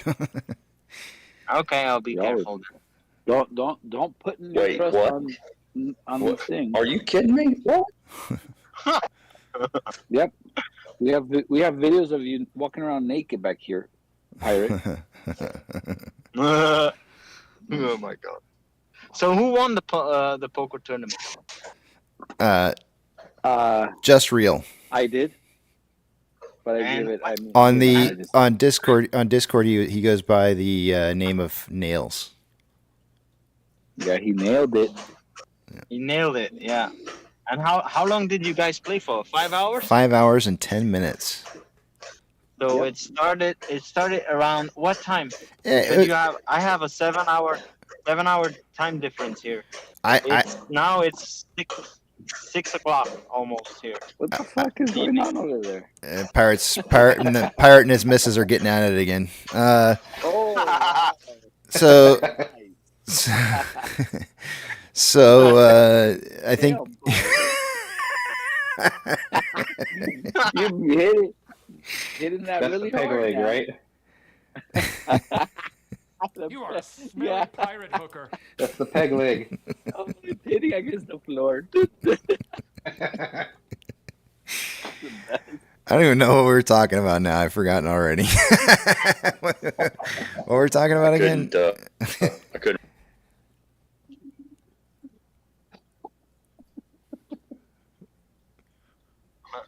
All right. I don't know. We're talking about, what do you mean? What are we talking about? We're I don't. talking about Yucca, you said something. And unchecked aggression. Poker game. And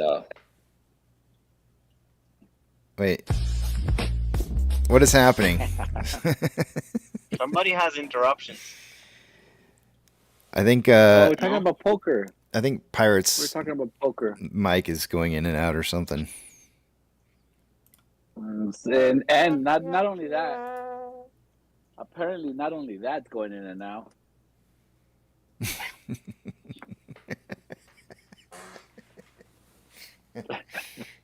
Anyways, go ahead. Yeah, Anyways. 7 hours or something like that. Chris says, Something "Careful, about I'm at 7 hour work." Poker tournament. Well, Oh yeah. It was 5 hours and 10. 5 hours and 10 minutes. It was 5 hours and 10 minutes. We were supposed to start at 1, but I don't think we really officially started until about 1:30. So you could subtract that from the 5 hours and 10 minutes, and if you wanted to. But I did count that time that we were kind of setting everything up and discussing things. So that means that if we started at 1 my time, you'll be pleased to know that we have put in a suggestion that perhaps the next time around we could give the Europeans a break and schedule the game if Casey decides it might be appropriate for a time frame that's more conducive for you guys on the other side of the planet, and we'll be the guys to stay up late over on this side. I don't know if that's something he'll do, but it's certainly been mentioned. Nice.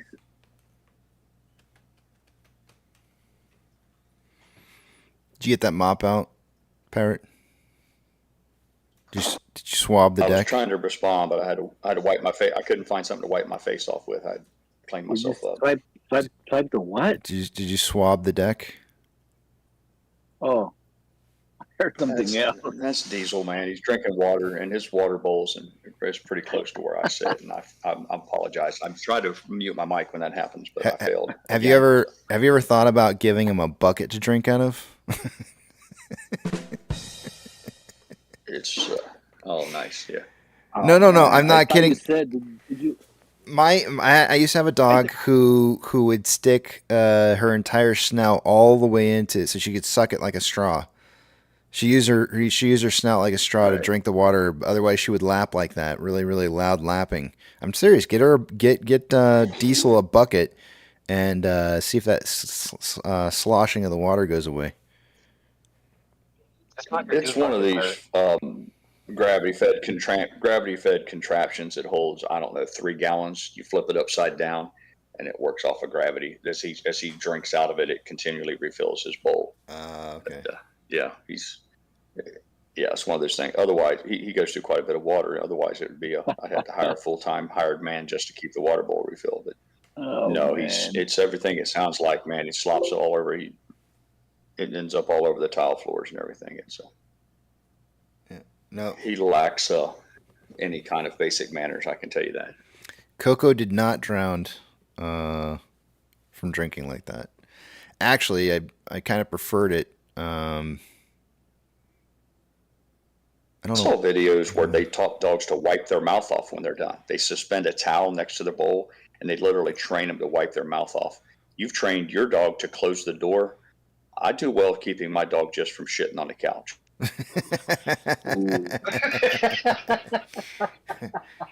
That's pretty low expectations.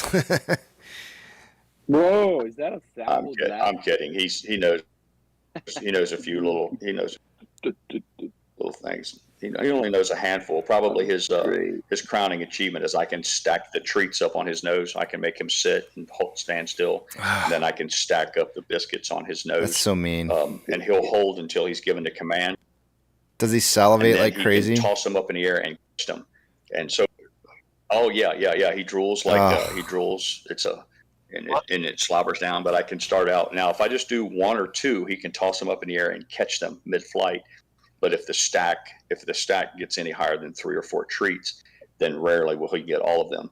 But I'll make him sit there. I tried to get him to salute. I desperately wanted him to stand up on his hind legs and raise one paw up to his forehead in an effort to salute me, but I kind of fell off the wagon on his training there. So he will stand up on his hind legs and remain at attention until he's relieved, until he's put at ease. But I'm sorry to report that I could not get him to salute. I don't know if I told you that story before, Casey, but I heard a story about some guys who found a stray dog during World War II, and they snuck it onto a battleship, and I think it was Admiral Nimitz, one of them. But at any rate, they were certain that if the captain found out that they had a dog on the ship, that they would make him get rid of it. So the crew taught the little dog how to stand up on its hind legs and salute. And once the captain of the ship found out about it, once he saw that trick, it worked. The captain allowed the dog to remain. And I desperately wanted to follow along that little thing, but alas, I have failed. What breed is your dog? Retriever. It's not an English cream golden retriever. It's a retriever like you've seen any other ones, the long-haired dogs, but they're very white as snow. Yeah. White. I've heard not such good learners, no?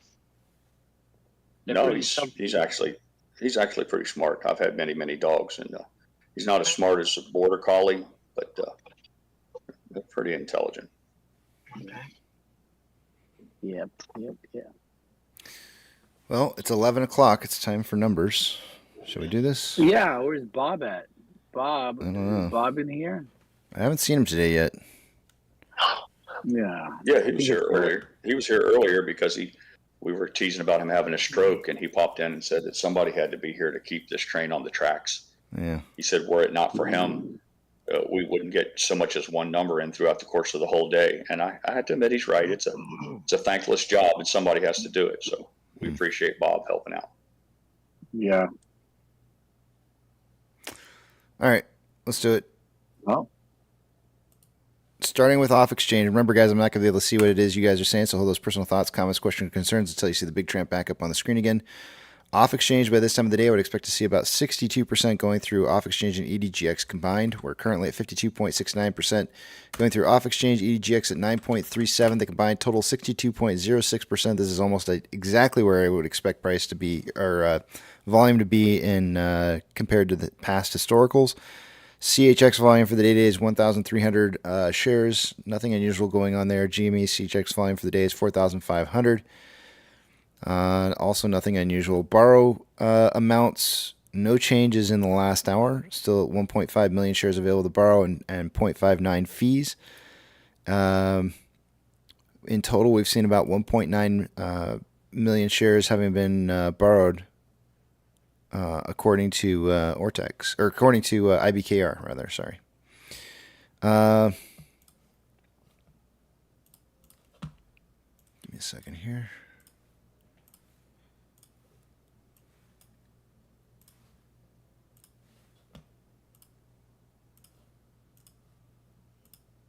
Ortex an hour ago was reporting 1.33 million shares having been borrowed for the day today. It's now 1.24 million shares. That's maybe going to slightly lower the estimated short share interest of the free float to 12.86%.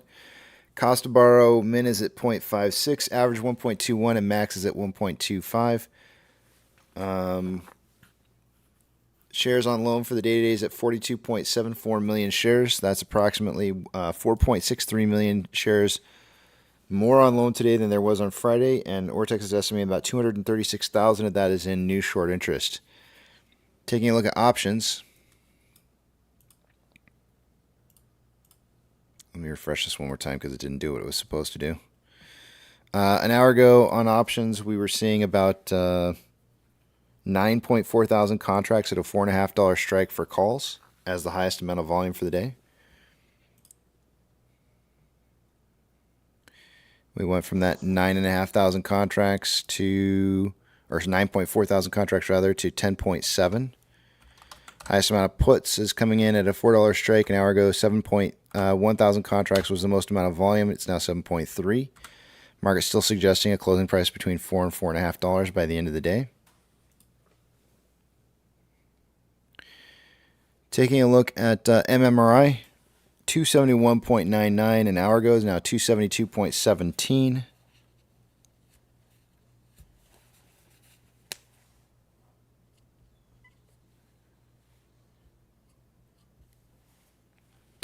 the spread between the 2-year, 10-year yield as of an hour ago was 0.372.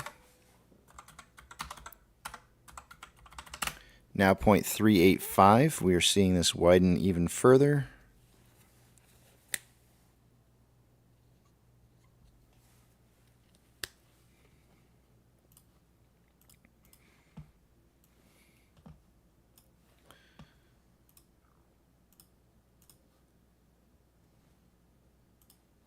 NASDAQ is down 0.23, Dow Jones is down 0.2, and the S&P 500 is down 0.06. We have 2,913 decliners to 2,730 advancers. The market is more advancing this hour than it was an hour ago.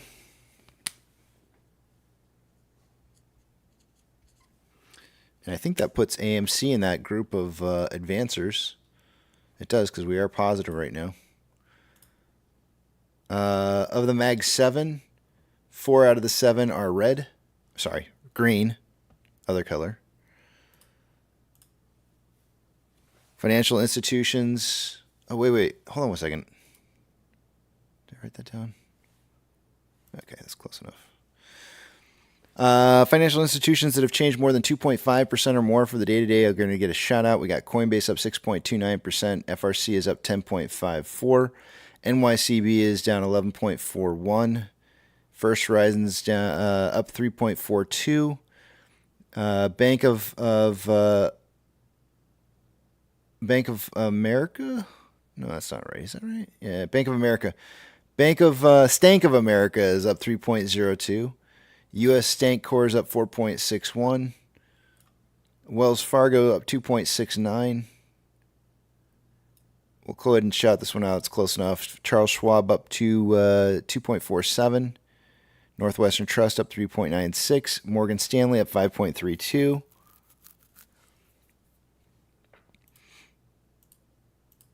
Gold is up 1.52% and is consolidating after an uptrend. Silver is up 2.62 and consolidating after an uptrend. Ethereum Classic is up 1.48 and starting to drop, trend down. The US dollar is down 0.08 and consolidating after a downtrend. Oil is down 3.01, trending down. Mortgage-backed securities are down anywhere from 0.22 to 0.25 and trending up. SPY is down 0.06 and consolidating. VIX is up 2.36 and trending down. VTI is up down 0.01 and is trending up. VB is up 0.56, trending up. Tesla is down 6.64, trending down. Amazon is up 0.24, trending down. Cinemark is down 2.1 and starting to trend up after a downtrend. Doge is up 12.88 and is trending. Overall trend pattern is up. Looks like it's trying to break that trend though. Bitcoin is up 4.23 and is consolidating after an uptrend. GME is up 1.28 and trending up. HYMC is breaking even and consolidating. NCMI is up 0.12 and consolidating. HOOD is up 0.87, consolidating. AMC is down 0.22 and trending up. Inflow versus outflow for the day-to-day. AMC has approximately $100,000 more outflow than inflow. 8.97 million shares traded so far for the day-to-day. Oops. After 158 minutes worth of trading, we're on a pace for 22.14 million shares traded by the end of the day today. I suggested in the pre-market that we would see somewhere between 5 and 25 million. I didn't expect to see us up over 15, but at this pace right now, I think there's a very strong chance we might be above 15. On a 4-hour chart, we have more selling pressure than buying pressure than RSI 42.23.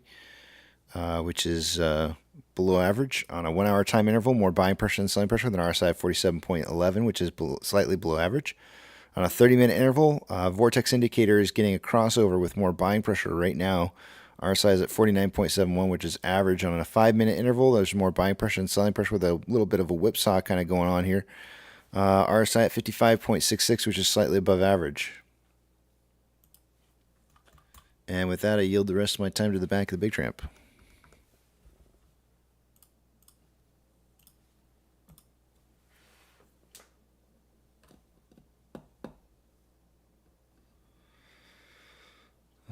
Let's see here.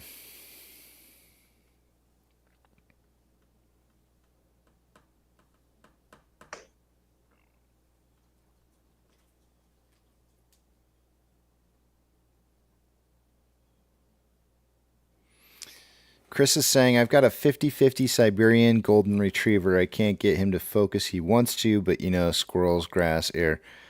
I've owned a golden retriever once in my lifetime, and I'm under the impression, and I know I'm going to get some hate for this, but almost every single golden retriever that I've ever encountered, the incredibly sweet, sweet, sweet dogs, but they are not stacked in the tool shed, if you know what I mean. That tool shed's missing just a few tools. The one that I owned, she was a blonde golden retriever, like not golden, but blonde. And I would let her outside to go to the bathroom. She'd act frantic like she had to go to the bathroom. She'd act frantic like she had to go to the bathroom. She would go outside. She would go use the restroom. And a plane would fly overhead. She'd look up at the plane and forget to do what she was doing. And she'd come walking back to the door. And I'd have to remind her that she needed to go to the restroom. And then she'd remember. And then there was other times where she would go to take a drink of water and she'd forget to breathe before she would drink. And that was always frustrating for me because I was not understanding like how you could forget to breathe when you drink water like you're not supposed to. Like, you don't breathe when you drink. Stop breathing. But anyways, it was challenging for me because it was just like she just wasn't all there.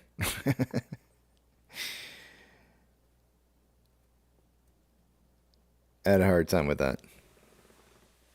All things being equal, I'd still take the dumbest dog in the world over the smartest cat. Mrs. Pirate would. She just asked me if I want to start a fight. She heard me say that, but I see putting it out there. I like smart animals. I just really do. Have a. Really? Is that what you're friends with me? Yeah. Definitely.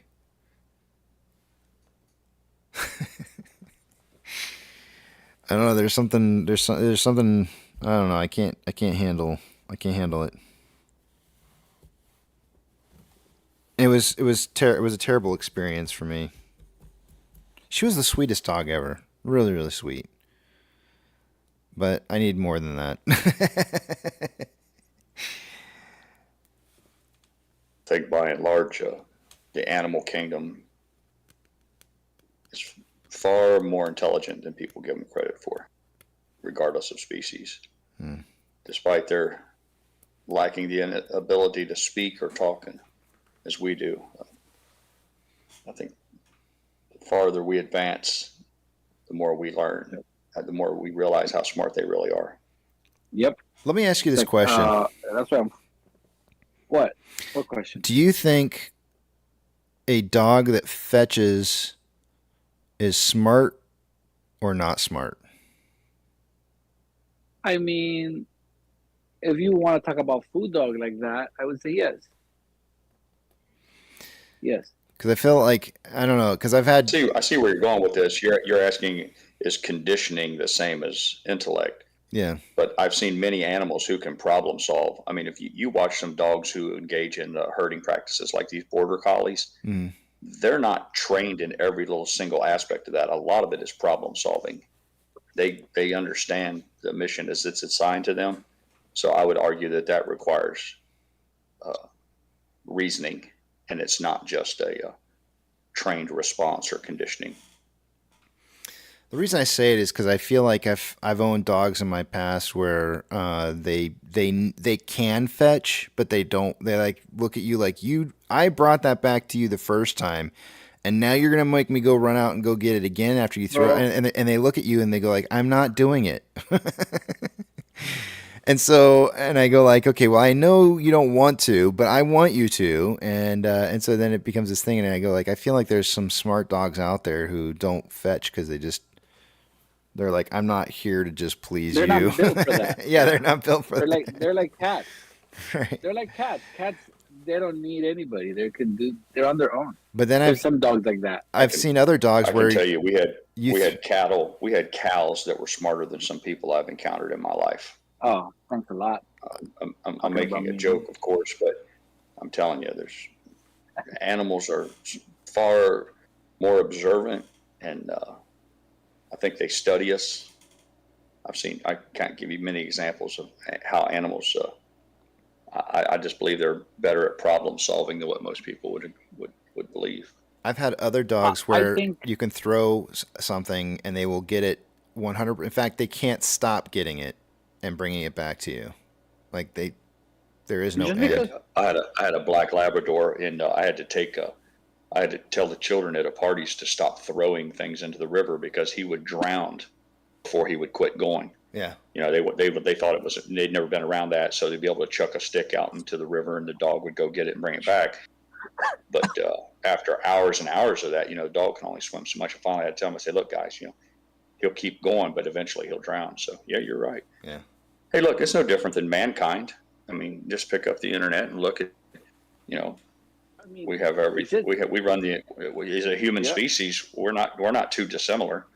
I mean, there's some people walking around today among us that you wonder how they make it day to day. Yep. Just because humans can talk doesn't make us smarter than animals.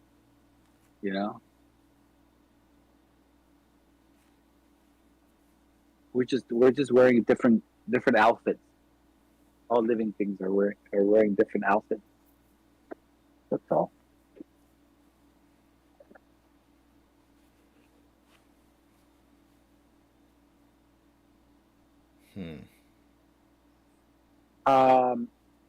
Have you heard of the American Kennel Club? Absolutely. Maybe. Oh yeah. Oh, AKC registered. If you want a registered dog, that's who the purebreds are registered through. Yeah. Okay. Then you got some smart puppies there, man. Yeah. And we're talking about I had one of the dogs that I had registered was one of the ones that fetched like nonstop, would not stop fetching kind of dogs. I wouldn't really say that she was the brightest of dogs, but I'll tell you, man, I've never seen a dog do some of the tricks that she would do. I wanted to enter her into a competition of, where they do the jumping in the water after a frisbee or something, the distance jump. Right. I wanted to enter her into that, but I had no idea how to go about like getting involved in that kind of stuff. So,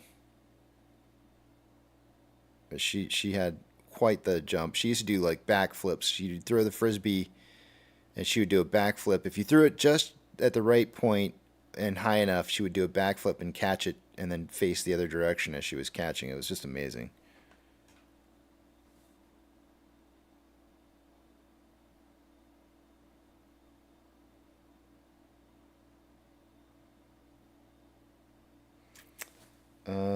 Let's see here. I think it's break time. Another one? Another one. Yucca, did you have a good weekend? I did. That's good. I did. I'm glad I won the tournament. I don't know why Just Real is up there, but I appreciate it. I'll be waiting for my baseball cards to come in the mail. No, congratulations to Just Real. He nailed it. I had a great weekend. Did you have a great weekend? Yeah, it was good. I'll tell you what. I was really super tired after that poker tournament. I was drained. Really? Yep. Why? Like your mind was drained, or what was it? Yes.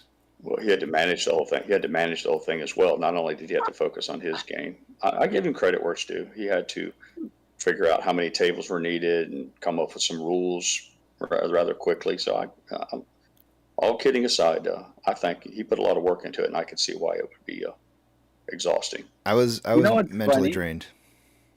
What's that? I don't know if your wife told you this. So I went in.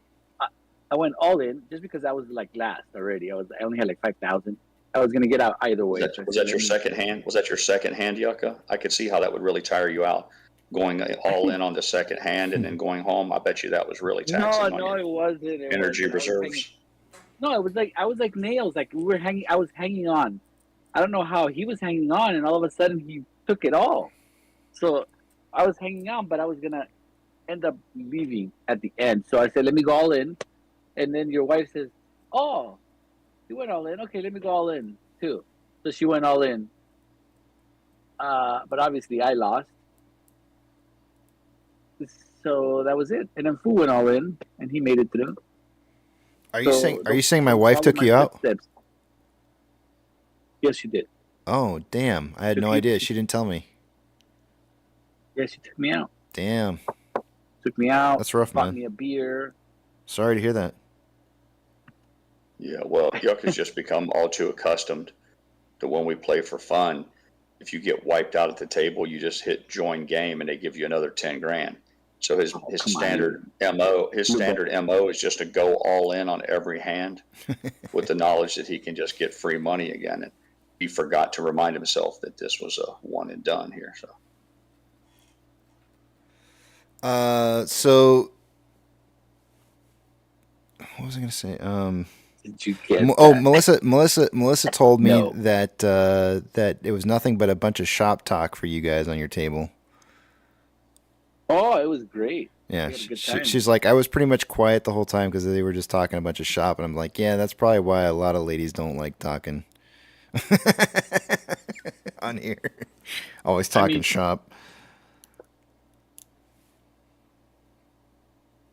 We're just talking this nonsense. Yeah. That's what she said. She was laughing. So yeah. Oh no. I heard her laughing. Yeah. Maybe too much, huh? Well, you're jealous. It sounded not at all. It sounded to me like she couldn't. The way she made it sound was she couldn't get a word in edgewise. So like you guys were dominating. Like she couldn't get a word in. So she just stayed. She said she just stayed quiet and laughed.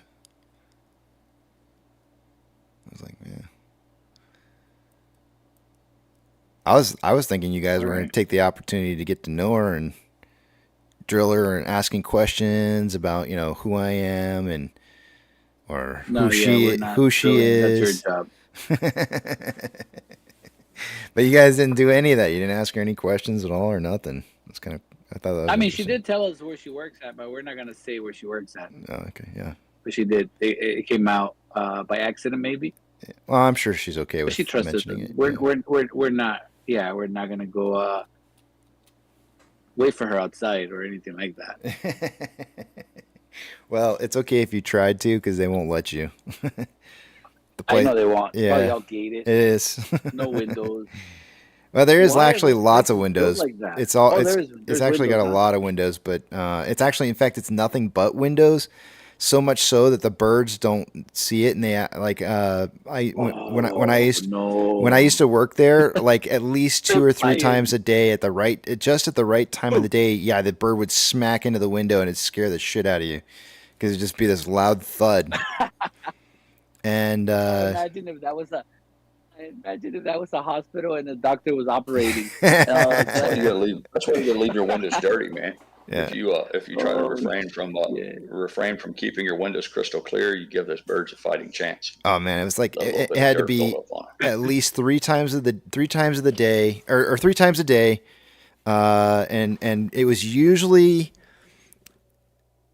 either when it was dusk or when the sun was setting, and I'm not sure why that would be the case, but maybe their perception is a little bit less.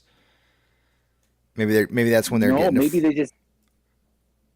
Yeah, like us, we can see the reflection from the glass. Maybe they just see right through the glass, how it's supposed to be, and they're like, "Oh, there's nothing there." I think with the light levels being like dimmer, like it makes it almost like match the scenery around it, and so you think you're interesting. Yeah. That's wild. So, but it had to be at least 3 a day. And we had cats around the property. There's cats around their property all the time, and I imagine the cats are just like they're really fat cats, and so I think those cats just like I think they're just scoring on birds hitting the windows constantly. Do you think that when they hit, they die or make it? I don't know. I went looking one time to see outside if very few make it. I went down to see because it would hit pretty hard, and you'd see an imprint left over on the window of their. Some of them would leave like full body imprints. The soul, their soul embedded in there. There was one where I swear one time you could see it. You could almost see that I think it was a dove. You could see that the dove was maybe like had a shocked looking face. That he left imprint. It was a shocked face imprint on the window. I'm like, oh shit! Like he knew at the last second that he was screwed, and he had a shocked, big old wide eyeball or something. I don't know. Oh, his mouth open. He was like, oh. Yeah, mouth was open, like tongue was out. And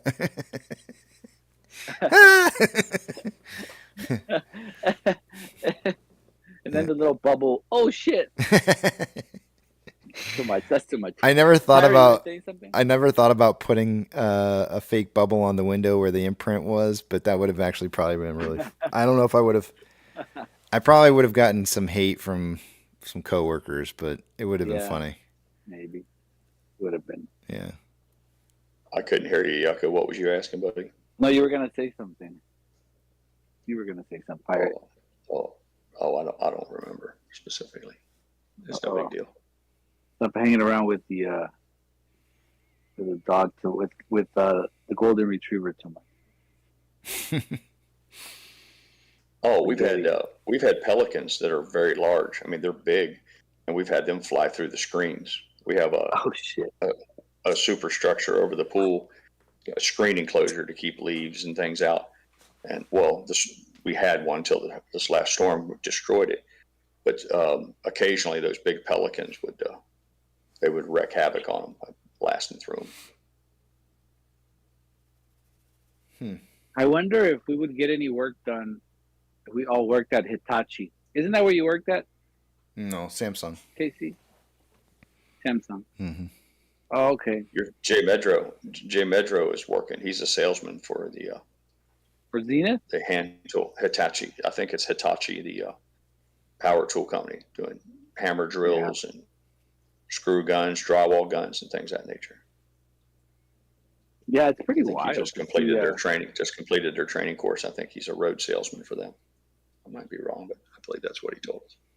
All these or Milwaukee. It's either them or Milwaukee. No, Milwaukee's good. I like that name, and their logo is pretty cool. But what surprised me was to know that Mitsubishi made vehicles, not only TVs and VCRs. You know, I was waiting for Toyota. They make tankers. See, the giant tankers you see that carry petroleum. Yeah. They make those as well. Oh, yeah. They're the Genesis. They made the Zero. The Japanese Zero was made by Mitsubishi. That was the preferred air-to-air combat plane from World War II. Mitsubishi product. I gotta go eat. I'm getting hungry. All right. I'll see you guys later. Be safe. We'll be here. Let me put up the message in the screen here.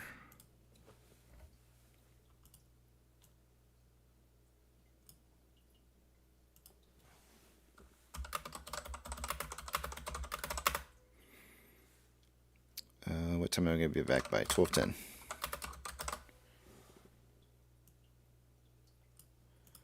All right, I'll see you guys in a bit.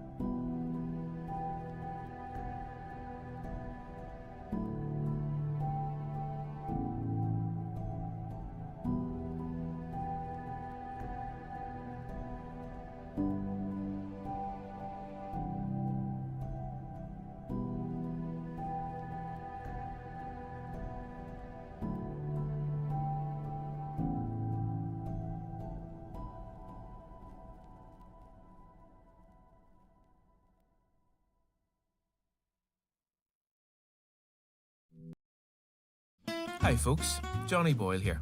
It's a privilege to see the brilliant content you're creating with my music. If you're enjoying Upbeat, why not go premium? I guarantee you won't look back.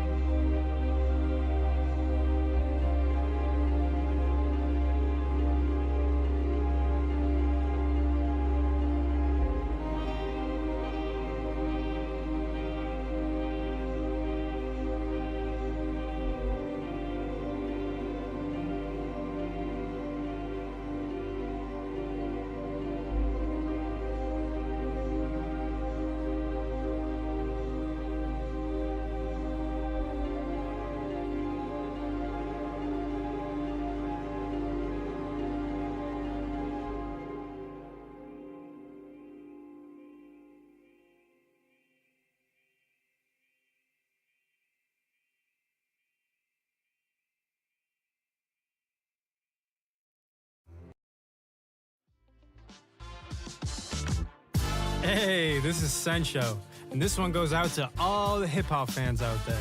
If you like what you're hearing right now, it's called Double Take, and you can download this and a lot more by upgrading to Upbeat Premium. Peace.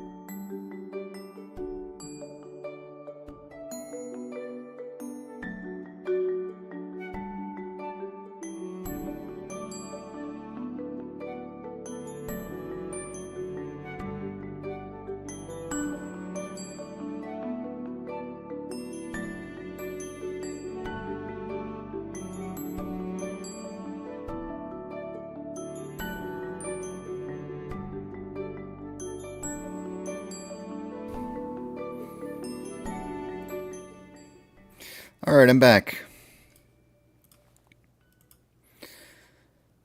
Let's see here.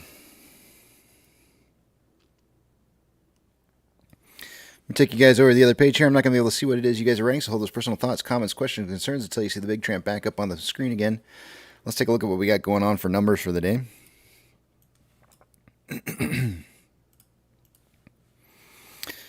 Starting with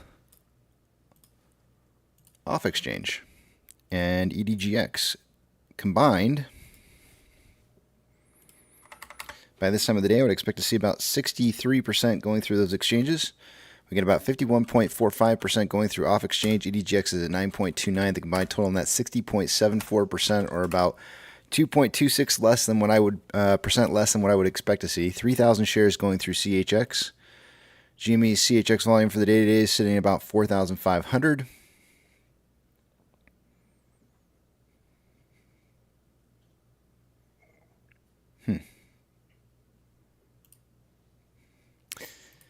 And borrowing amounts, IBKR is not showing any change for the last couple hours, and fees are at 0.59%. In total, we've seen about 1.9 million reported by IBKR as having been borrowed for the day.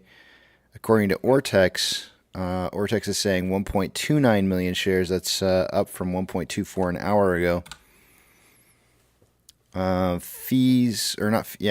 Cost of borrow numbers are at 0.56 for the min.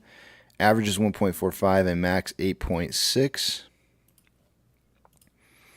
Total amount of shares on loan for the day today is at 42.74 million shares. That's approximately 4.63 million more shares on loan today than there was yesterday. Ortex is estimating that about 0.236 or 236,000 shares of that is in new short interest.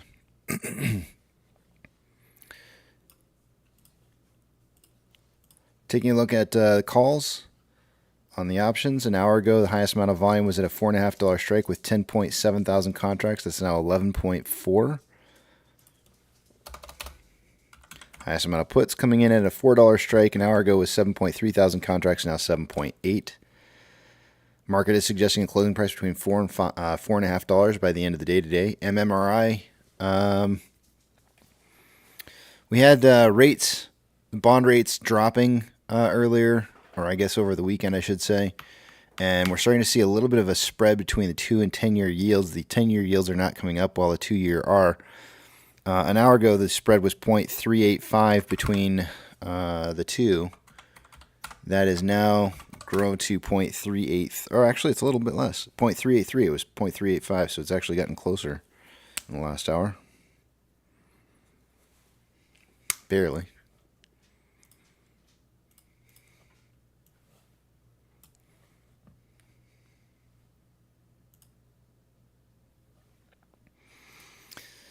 NASDAQ is down 0.21, Dow Jones is down 0.23, and the S&P 500 is down 0.03. We have 3,063 decliners to 2,678 advancers. The market's more declining than advancing compared to an hour ago.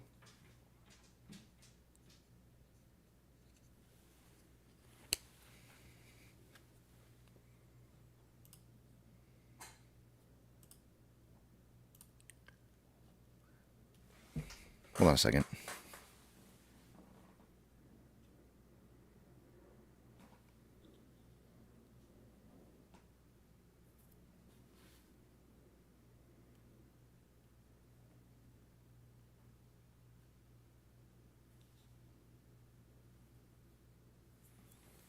I'm not sure what Bruno's doing, but he's doing some weird stuff.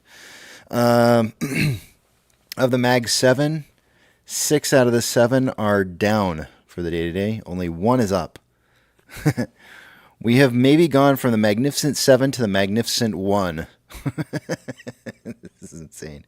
NVIDIA is up 5.5% right now, while most of the other stocks are down.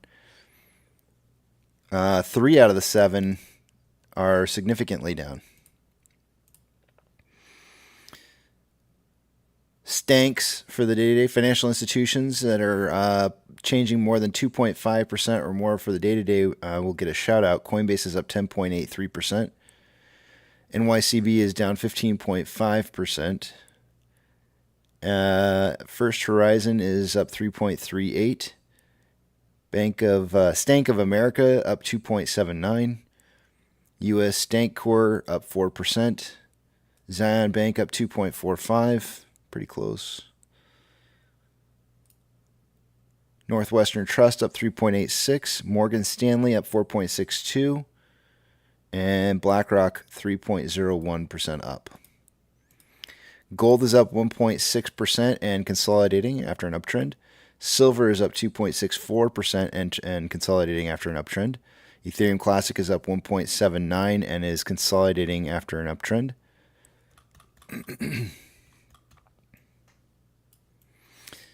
Yeah. US dollar is down 0.06 and is on a slight uptrend. Oil is down 3.97 and trending down. Mortgage-backed securities are down anywhere from 0.29 to 0.3 and trending down. SPY is down 0.04 and trending down. VIX is up 2.52. It is finding that previous level of support and resistance and trending down, but finding support a little bit on that level of support there. VTI is down 0.01 and trending down. VB is up 0.52, starting to trend down. Tesla is down 7.3%, trending down still. Amazon is down 0.11, trending down. Cinemark is down 2.08, trending down. Doge is up 10.12, starting to trend down after its uptrend from earlier. Bitcoin is up 4.65, still trending up on Bitcoin. Maybe trying to break the trend currently. It's hard to say for certain. GME is down 0.4 and trending down. HYMC is up 0.51, trending down. NCMI is up 0.36. Consolidating. Hood is up 0.87, trending down, and AMC is down 1.61 and consolidating. Inflow versus outflow for the day-to-day, there's approximately we'll go with $900,000 more outflow than inflow. 10.61 million shares traded so far for the day-to-day. After 232 minutes worth of trading, we're on a pace for about 17.83 million shares traded by the end of the day today. I suggested somewhere between 5 and 25 million. On a 4-hour chart, we have more selling pressure than buying pressure than RSI of 39.89, which is below average. On a 1-hour chart, more selling pressure than buying pressure than RSI of 41.99, which is also below average. On a 30-minute interval, more buying pressure than selling pressure than RSI of 44.34, which is slightly below average. And on a 5-minute interval, more buying pressure than selling pressure than RSI of 51, which is average. And with that,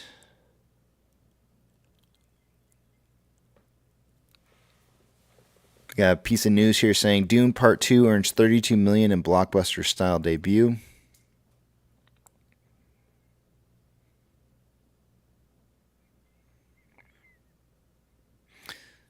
Those opening day results, which include Thursday night previews, smoke 2024's previously most lucrative debut of Bob Marley's One Love, which earned about $14 million through its opening Friday night and just $28.7 million over its entire opening weekend, according to ComScore. Friday's numbers were put to director Denis Villeneuve, I can't say his name, Villeneuve's new sci-fi epic on track to earn at least $70 million through its first weekend in theaters. ComScore senior media analyst Paul Dargarabedian, who comes up with these last names, said in an email to Barron's, I don't even think he could have done the SAT and gotten all of his name. I mean, if he had a middle name at all, this Paul guy, he probably had to get some kind of exemption for not putting in his middle name or an initial, because I don't think it would have fit in 13 characters. 4, 5, 6, 7, 8, 9, 10, 11, 12, 13, 14, 15, 16, 17, 18, including the spaces. In his first and last name, he has 18. I always used to have a problem with mine. Let me see here.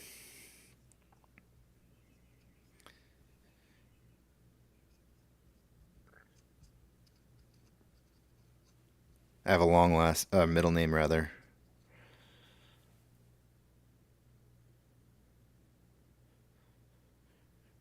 I have 16, including my first and middle name with the space. 21 spaces, and I always was like, there was almost always just enough room for me, or it was really, really close whenever it came to putting my name down on stuff where you had to fill in the boxes. It was super annoying. Anyways, I lost interest in what I was even reading there. So I sidetracked myself so much on that one, on that name. I don't even care about the article anymore. Heading over to the back of the big tramp.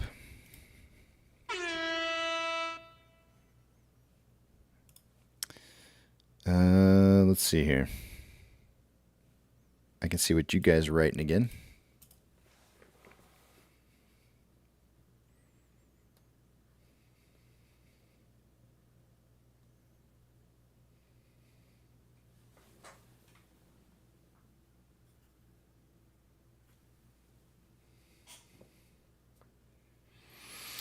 Nate Ross says, whatever happened to the legend that is known as Hot Koch? Boy, we haven't brought up Hot Koch in a long time, Nate. It's a good question. He's still around? Still on the board of AMC? We don't talk about him too much, but he's still there.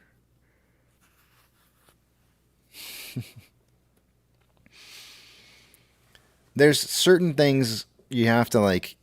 I feel like in comedy, you can run with a bit for a while, but after a while, you have to kind of retire the bit. Otherwise, you run the risk of overkill.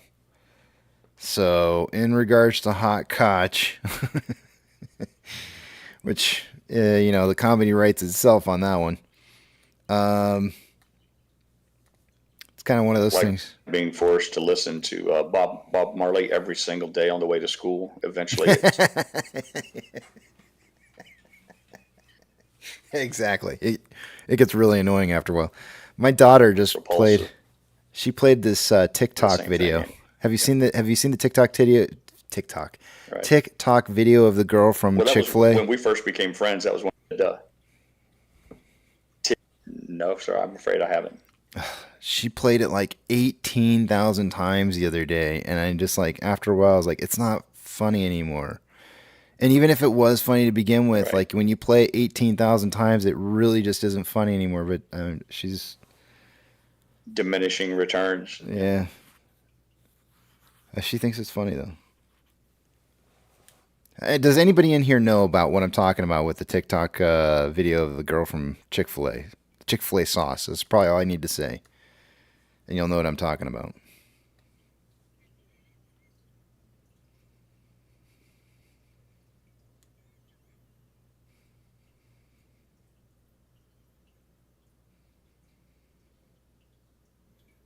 "3D said, yeah, big-eyed girl." Yep, there it is. Living 3D knows exactly what it's talking about. What I'm talking about. The big-eyed girl. That's the one.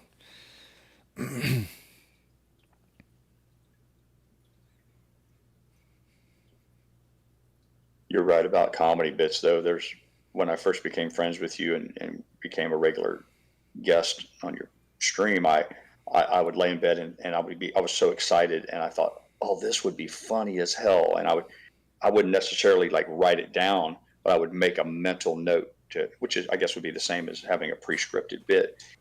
And I was like, at the earliest opportunity, I'm going to inject this for good laughs. And I think at one time I spoke to you about it, and you said, man, you think that it's better served if it's just all ad-libbed and natural. And I thought about it. I thought, you know what, he's right.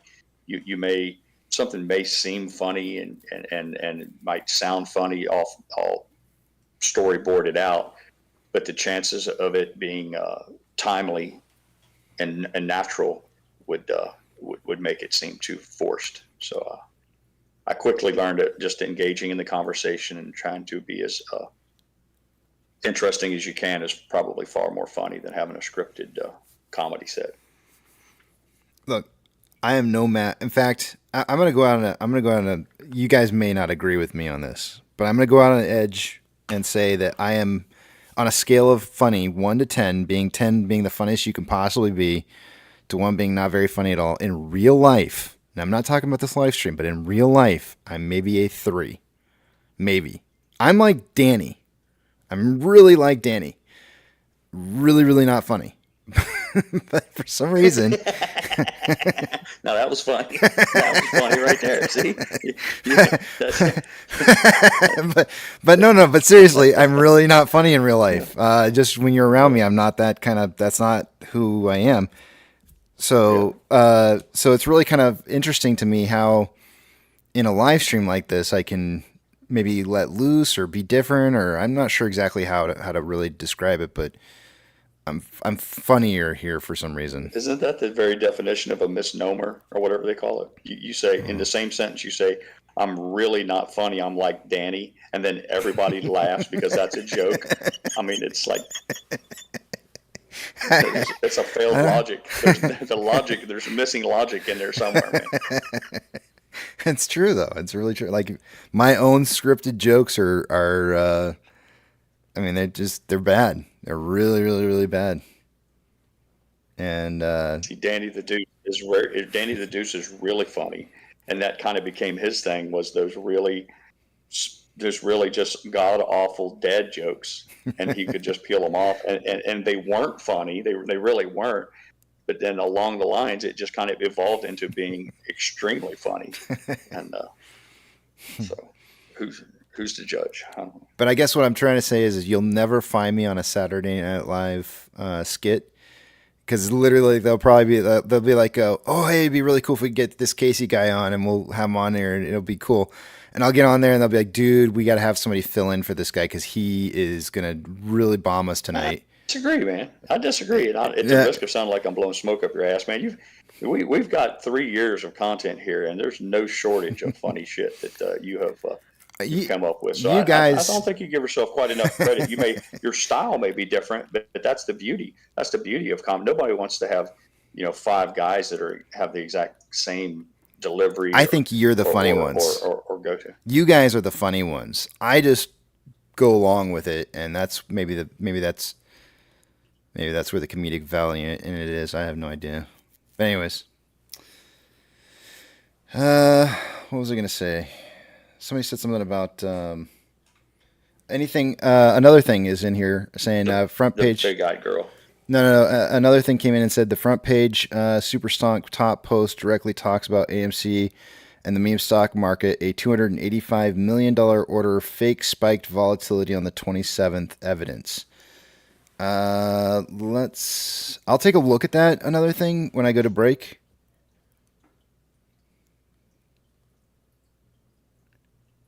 So I got to be upfront and honest with you. Another thing, just so you know, Super Stonk was infiltrated. The main group of people who run that Super Stonk are well known. It's well known that group has been infiltrated by people who are not part of the ape community, and I am very, very, very careful about what it is that I talk about that comes from there. But yeah, I know you say false. You know the mods, so I hear you. But I'm just saying I like the fact that it's making me feel better that you're saying it from you. That's good. But I'm just telling you right now, I know for a fact that there's guys in that group of mods over there that are not legit. So, and I don't subscribe to just that I'm telling you, man, Super Stonk has been heavily infiltrated. It's really, really bad. And for that matter, a lot of different subreddits have been infiltrated. It's really kind of sad because I felt like there was a period of time where there was different subreddits where I felt like I could go to and read some of the stuff from there that were good. And there is still places on there where you can find good information, but you have to be really, really, really careful about what it is that you're doing. For example, I can tell you right now, the entire push for DRSing shares was a massive, massive attempt to try and get people who it was an attempt from short hedge funds to try and get people to DRS their shares into a position where it created a situation where there was an instability in volatility. And I can tell you, anybody who's pushing that and the people who are supporting it and getting behind it, which massively was Super Stonk, were on board with that, and without them doing any kind of research into looking into what that meant or who was behind it, they jumped on board with it, and there was a reason for it. And I'm telling you, the reason for it is because there's people that were making money off of decreasing the volatility in the marketplace.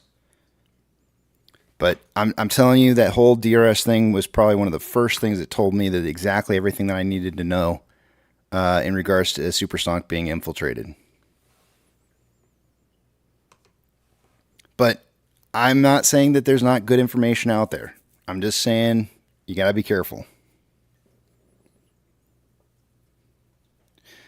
No, I know. You're good, man. I'm just saying you have to be really, really careful what we get off of Superstonk.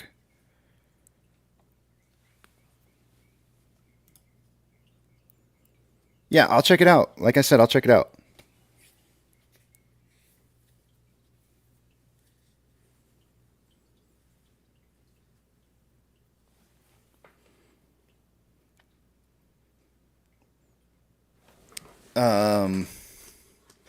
Yeah, it was a long, long time ago that happened. Where it was basically discovered that one of the head moderators of Superstonk was a part of a group of people who were trying to infiltrate into Superstonk and basically turn the objective away from support of a lot of different things. It was really kind of there's a big rabbit hole there to go down. I would highly implore you to go down that rabbit hole and check it out because there's a lot of nefarious people over there.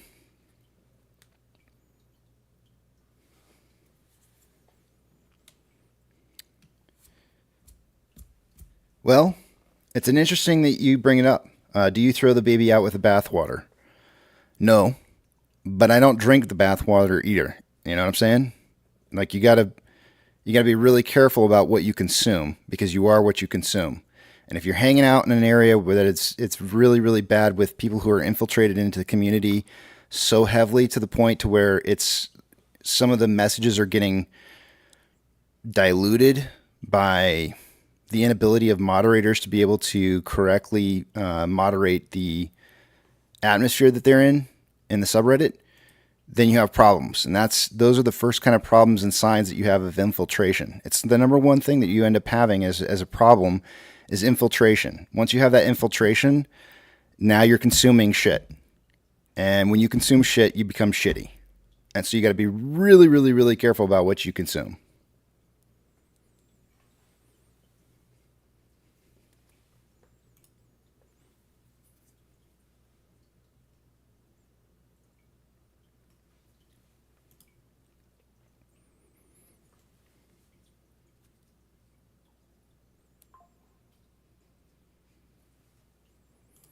Yeah, I mean, you better than anybody, I think another thing would probably understand what I'm saying in regards to, like, there are some people within the community who have no clue as to what it is that they're talking about, and they're just spouting stuff off without actually even really knowing. And that doesn't really help, and I've actually been asked by several people in the past to, like, stand up or back up like different topics and within the community, and I had to take a step back and I have to say, like, no, I got to put the wall someplace and be like, there's a point at where I stop and I say, like, okay, I'm willing to do this but not do that, because if I don't, then I screw with my integrity.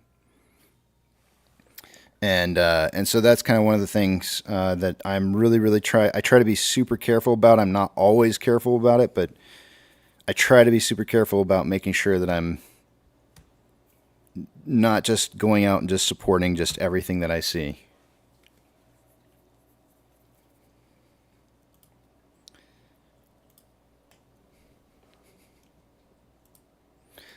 Out of curiosity, I am a little curious. As a side note, did you happen to? I think, was it today? I can't remember if it's today or if it was yesterday or when it was. But do you plan on participating in buying pre-ordered shares of Reddit? I know this is completely off topic, but they are doing an IPO and they are releasing for I think people who have subreddits that they own. They were releasing the ability for people to purchase shares before. No, okay. I had considered it just for the heck of it, just because I don't know. I've been a long time Reddit fan, but I didn't do it though. Oh, they did offer to. Okay, cool. Yeah, I got offered it, and I decided not to. I think today. I can't remember if it was today was the last day or if it was last Friday or when it was. But I know the due date was approaching.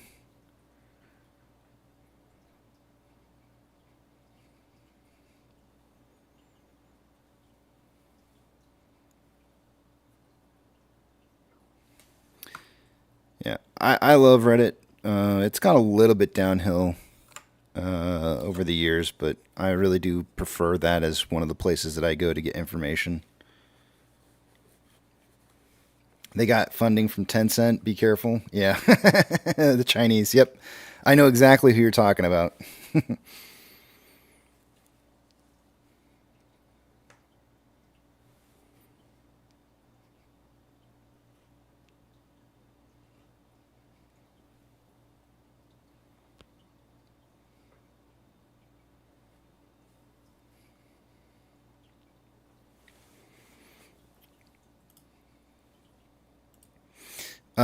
Yucca didn't step back in here. I was waiting for Yucca to show back up.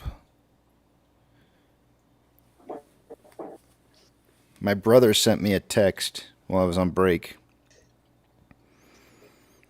And he told me, he said... he was with us, but he had a phone call come in, and he said it was business. Okay. And, so he may be out earning a living. He sent me a text and he says, that guy sounds like Pedro from Napoleon Dynamite. I said that, man.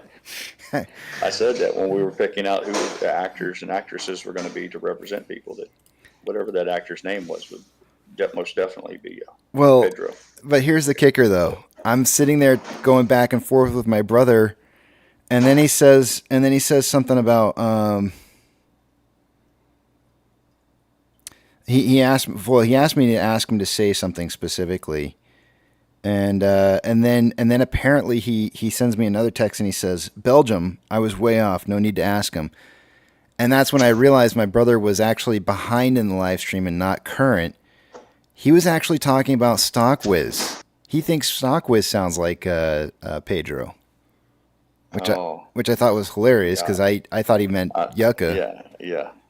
Because I'd never thought about it before, but then when he said the thing about Pedro, I thought he was talking about Yucca, and I was like, oh, yeah, okay.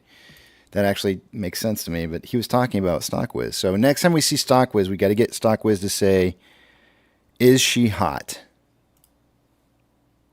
Well, Mrs. Pirate chastised me because she heard me say that a good actor for Joe Pounce would be Richard Simmons. Oh, and that's terrible. Yeah, and she said that's insulting, and I told her, I said, well, my mic was off. I said, well, it's supposed to be. They told me Gary Busey. I said they tried to hang Gary Busey on me. So what do you want me to take it? And she's like, well, I don't think Joe Pounce said you was Gary Busey. I said, look, when a bar fight breaks out, you just start swinging. You don't necessarily know. I said this is a digital bar fight, and I think I called Joe Pounce Richard Simmons, and then the other one was Brian, and I think I had assigned someone similarly unflattering to portray Brian, or vice versa. But you get the whole point. She was like, "Those guys are your friends," and that was kind of insulting. I said, "Well, I hope so. It was supposed to be a zinger." She took up the sword for them, but I was like, "Fuck them, man. You're gonna make me Gary Busey? Then it's on." No, it was Nick Nolte. Nick Nolte. Yeah, Nick Nolte. Yeah, we went down a whole rabbit hole. Look, to be fair, I did post a Gary Busey video in chat, and he is quite the psychopath, man. He is way off the chain. So, in an effort to get a cheap laugh, I did go ahead and embrace that, much in the same way that Johan Job embraced his nickname. I was like, well, if they're going to give me the Gary Busey character, I'm going to run with it. So I managed to stumble across something where Gary Busey was in his psychosis was on full display. Had some birds pecking him in his hair or something. I don't know. You get a chance, maybe check it out. I'll have to look at it. Let's see here. Yeah, Efren Ramirez. Thank you, CPR, Pedro. I got to pull up another thing's post on Reddit real quick here because I want to make sure that I've got it open and ready to go so I can read it later because otherwise I'll forget. And I don't want to forget, so I got to pull this up here. Hold on a second. Let me look it up.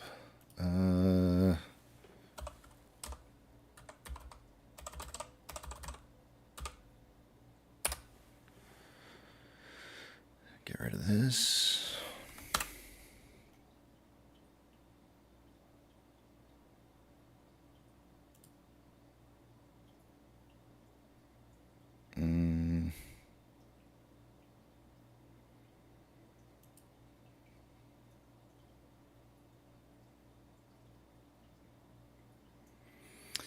You know, I think he's got, I just remembered he's got, his name is set up as something else. Hold on a second here, I gotta find it. Another thing? Is that ringing bells or am I Yeah, ringing guys? bells, that's it. Yep. I was gonna have to pull up something, but you got me. You beat me to it. I got your back, man. I try to be a good wingman now and then. There we go. He's got 1.3 million karma. Holy shit.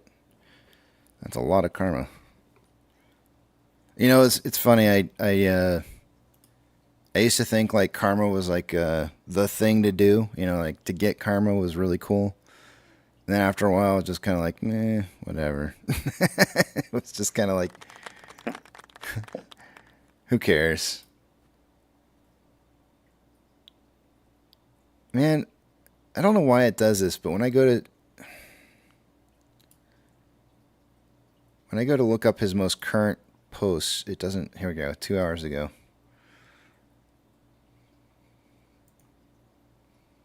I don't know why it does this.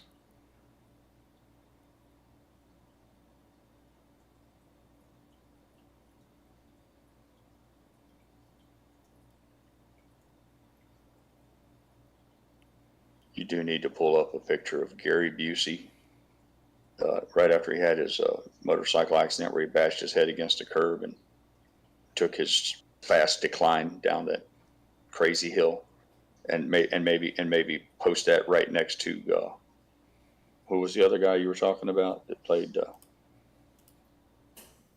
with Nick Nolte. Maybe bring up a picture of Nick Nolte with his DUI. I think he's got a famous DUI picture that looks, shall we say, unbalanced. Maybe we do a poll on which one of those two looks the craziest. All right. I don't know if ringing bells or another thing is in here or not, but if you are in here, the one I got two different ones that were pulled up here. I see the one that's got 2,500. That's probably the one you're referencing to. I think that's all right. That's the one I'll read because I think the other one only has like 600 likes on it, so it's probably this one. Cool. I got it pulled up. I'll take a look at that on my next break. Musical Companion says, I mean, that dude does have brain damage now. Let's see. We don't discriminate, man. Crazy. We don't care how you get to crazy, whether it's natural brain damage, DNA, genetics. Crazy is just crazy. We're equal opportunity. So I just think it's interesting that both of those guys have reached the pinnacle of craziness, and I'd be just curious to see if everyone thought that one was a little bit nuttier than the other. I think this is maybe the one that you're referring to right here. Is that it right there?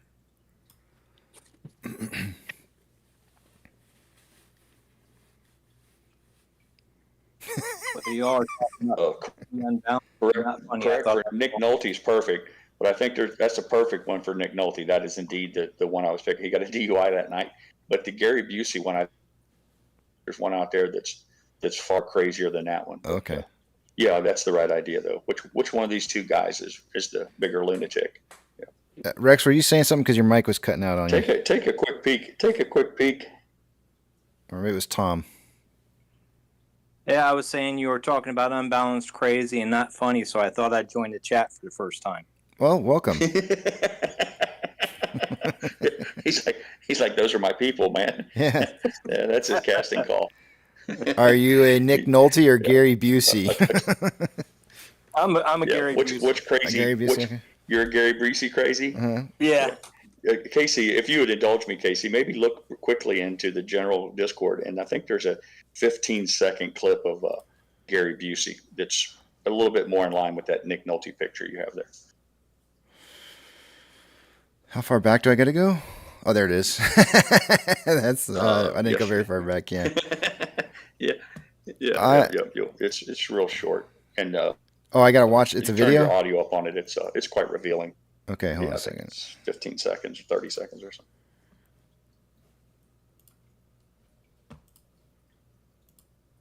Hold on. So Tom, did you say you're a Nick Nolte crazy or a Gary Busey crazy?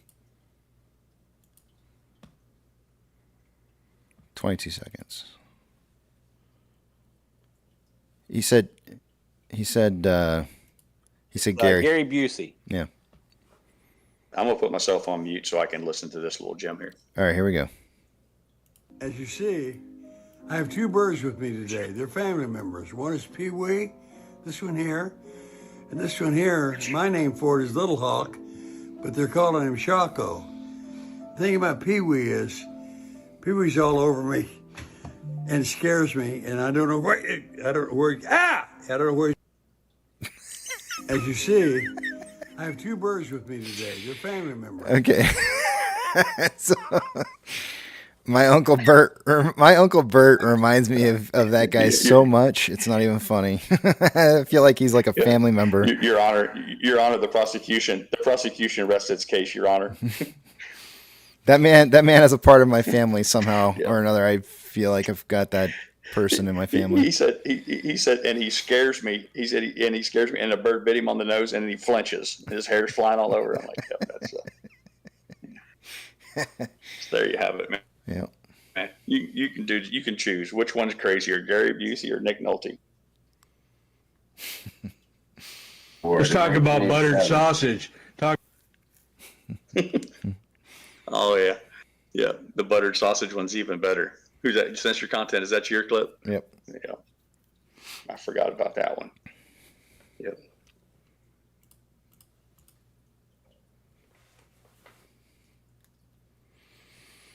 Let's see.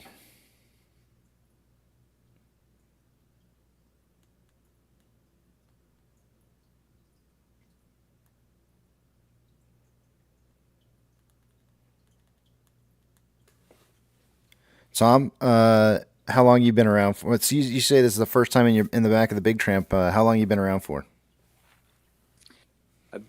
In the stock, probably the 3 years, or pretty close to it. It was right after it. It did the big climb, and then been listening to you probably 6 or 7 months. Okay, welcome. Thank you. How did you manage to find the YouTube channel? We try to hide it pretty well, so. I guess when you keep looking for information, you're trying to learn and everything, you're going everywhere and anywhere, and ran across you, and be quite honest, you guys are the most balanced that are out there. Yeah. But look, man, I know KC wants to welcome you on day one, but right off the bat, you're kind of on a shit list. What happened? I thought you were going to play poker. I thought the whole point was you getting in the Discord because you were going to join us, and there was this big last minute rush to get your paperwork pushed through and to get your clearance. We had to get a clearance and a background check on you, and all that stuff was pushed through in a hurried manner, and then you didn't even come to the game. I was there. I was in there twice, but every time I got in there, they were talking. Somebody was talking about how there's too many people in the room or something. So I kept getting out, and then the boss woman came and said we had to go take the granddaughter shopping. So I was out of there. Okay. Well, maybe next time. But you know, I'm always on somebody's shit list, so it doesn't matter. You're comfortable there, yeah. Well, That's sorry. My favorite line. That's my favorite line from the end of the movie with the Inglourious Basterds, where Brad Pitt, the guy threatens, tells him they're going to hang you for this. He's like, no, more like chewed out. But I've been chewed out before.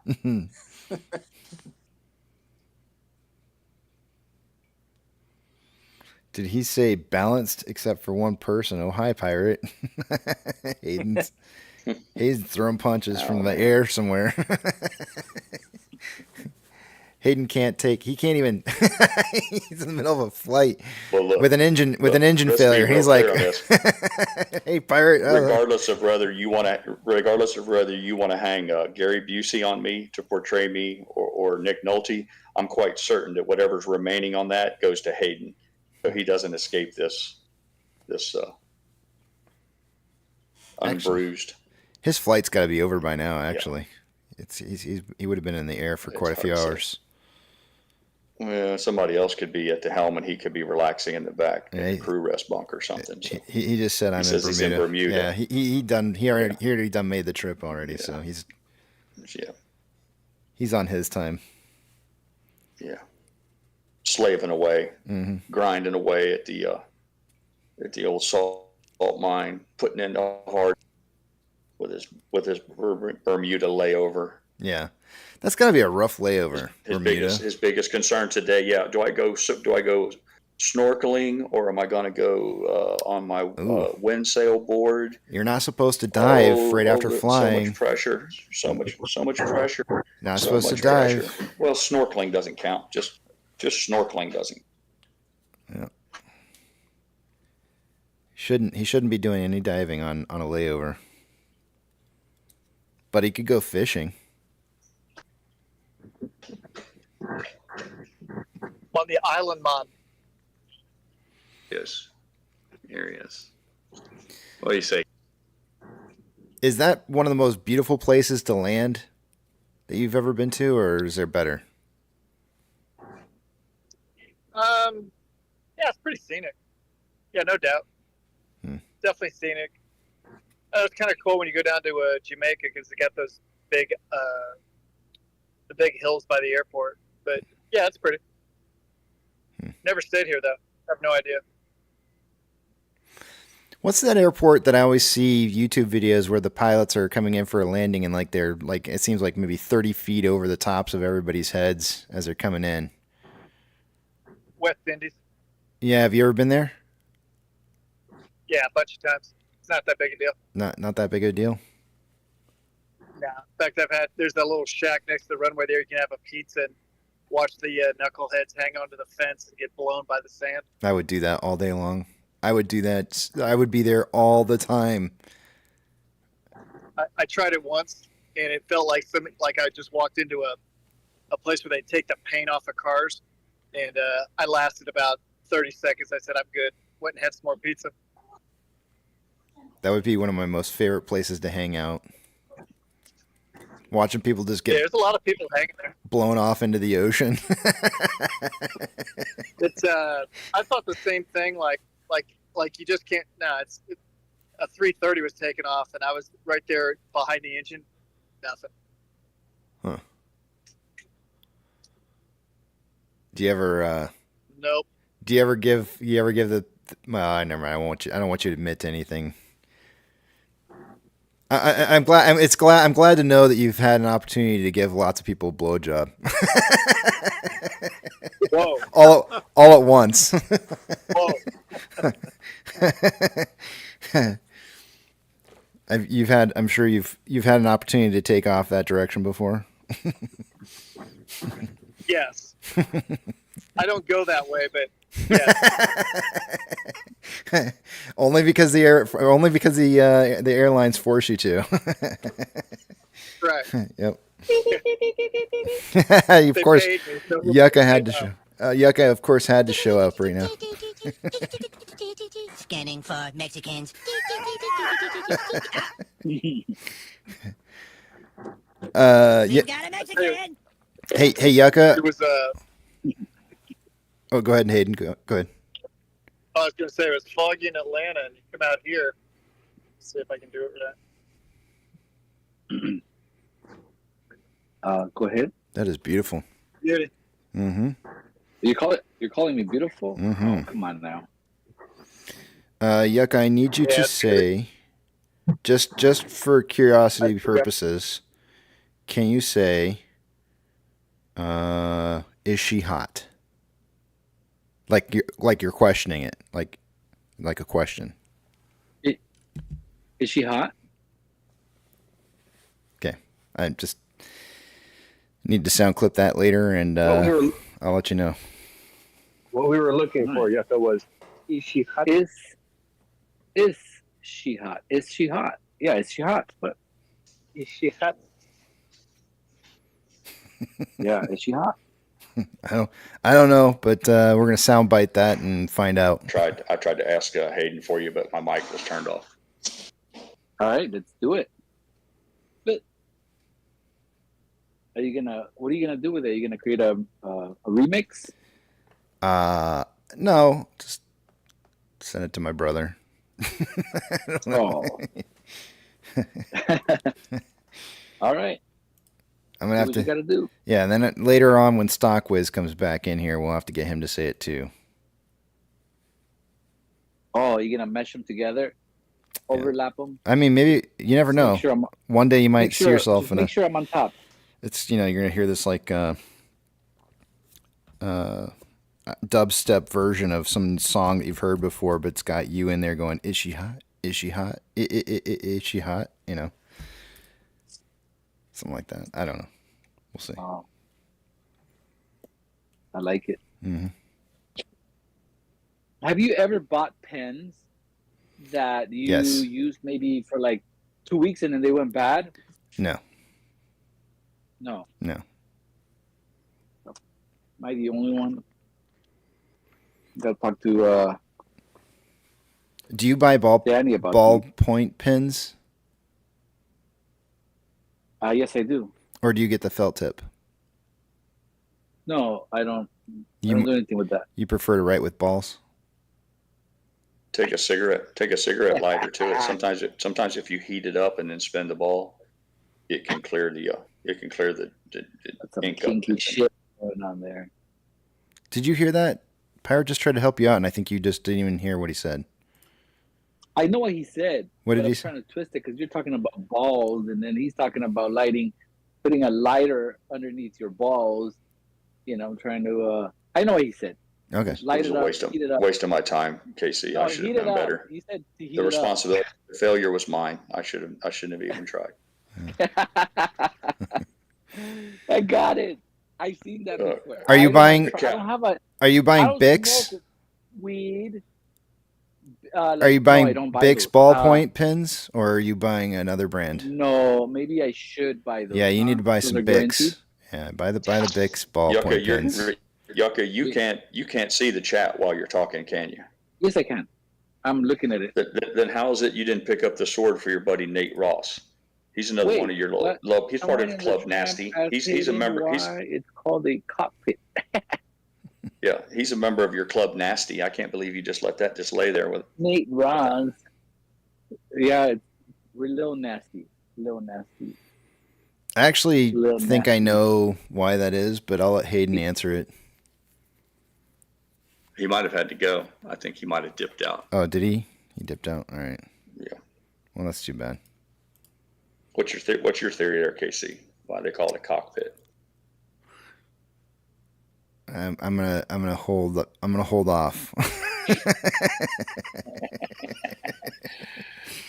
All right then. I'm gonna hold off on that. Pirate, if it's because if you draw a face on the plane, that's where the mouth is. I have a feeling it goes a little bit along the lines of something having to do with a joystick as well. Now, let me ask you something. Do they have women pilots? Of course they do. So what do you call them? What do you call them? Pilot? A pilot? Pilot? Yes. Captain. Pilot. They're all called pilots. Yeah. Pilot?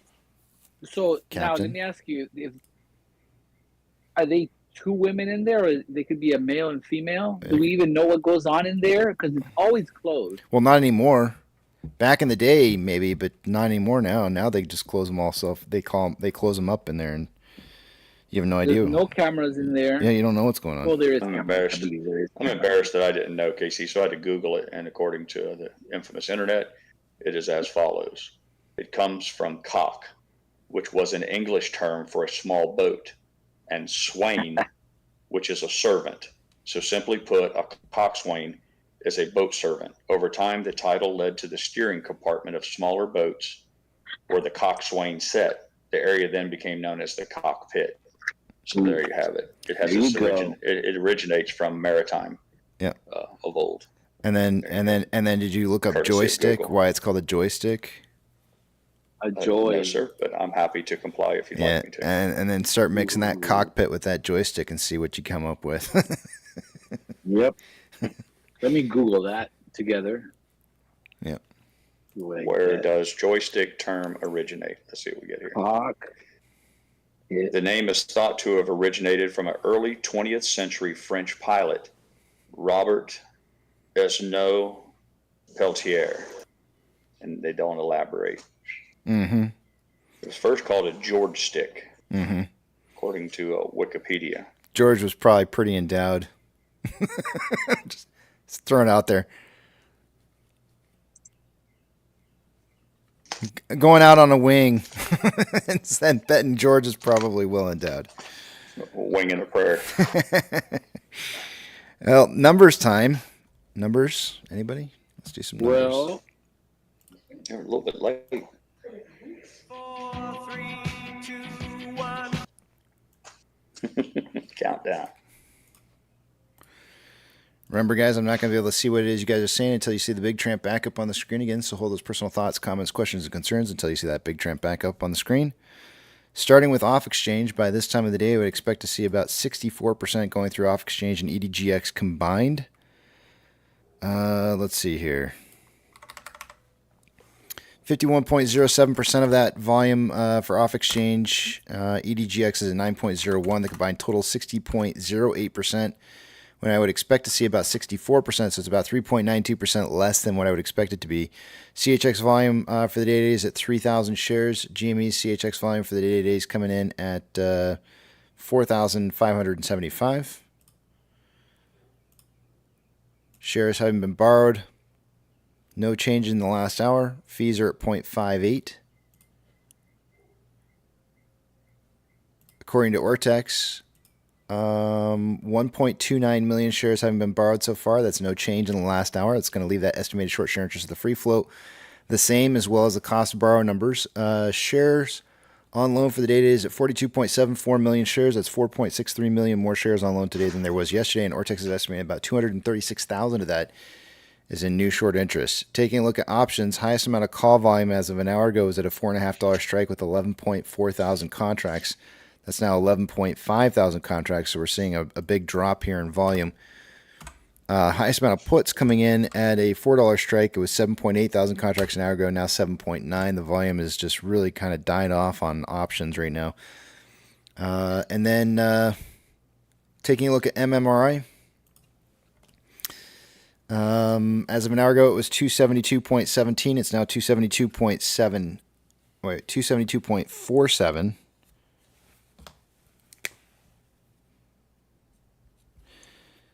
The spread between the 2-year and 10-year yield. We had 4.608% on the 2-year. The 10-year was 4.225. The combined total on that, the difference on that is 0.383, which is exactly where it was an hour ago, so no change really.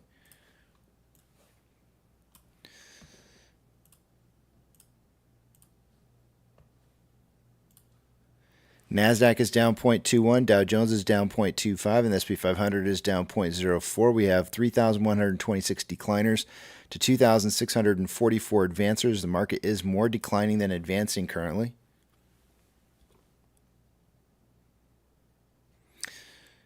And a little bit less declining than it was an hour ago. Not by much, just a little bit.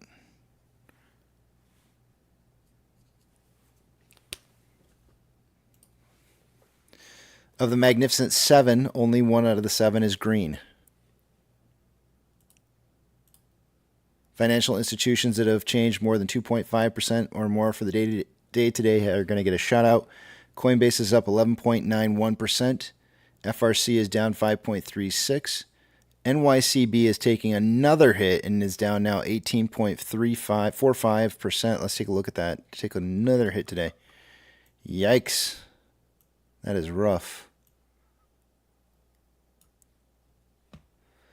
18.4%, and it does seem to be maybe getting a little bit of a reversal in from earlier, but it hit a low of 286. Other banks. First Horizon up 3.1. U.S. Bank Corp up 3.46. Northwestern Trust up 3.45. Morgan Stanley up 4.21. And BlackRock up 2.94. Gold is up 1.44 and trending down. Silver is up 2.79 and consolidating after an uptrend. Ethereum Classic is up 4.7375 and trending up. The US dollar is down 0.03 trending up. Oil is down 3.97 and trending down. It's actually kind of consolidating currently. But the overall trend is down. It has not yet broken that trend yet. Mortgage-backed securities are down anywhere from 0.3 to 0.36 and trending down. SPY is down 0.02 and trending up. VIX is up 2.06. It did break that level of support and is trending back down again. VTI is up 0.02 and trending down. VB is up 0.52, trending down. Tesla is down 7.65, trending down. Amazon is down 0.05 and starting to break that trend down. Just about ready to break that trend down and may reverse back into an uptrend. Cinemark is down 1.73, consolidating. Doge is up 10.58 and consolidating.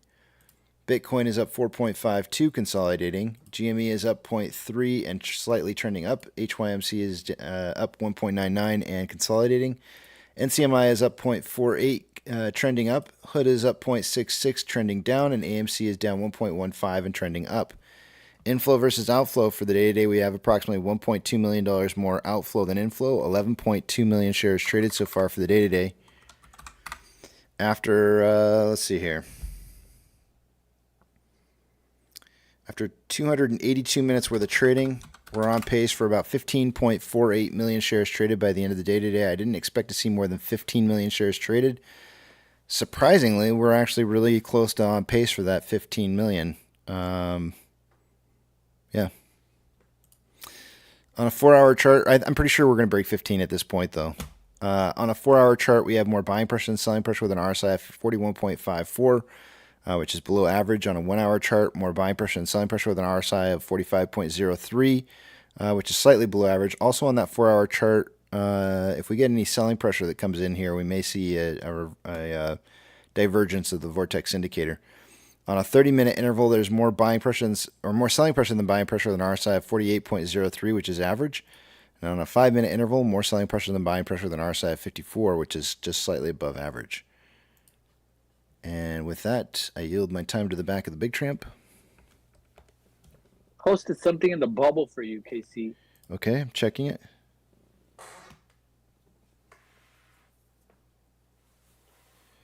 British Airways pilot suspended for allegedly taking cockpit sex, and I can't read the rest of it. A British Airways pilot. What is it?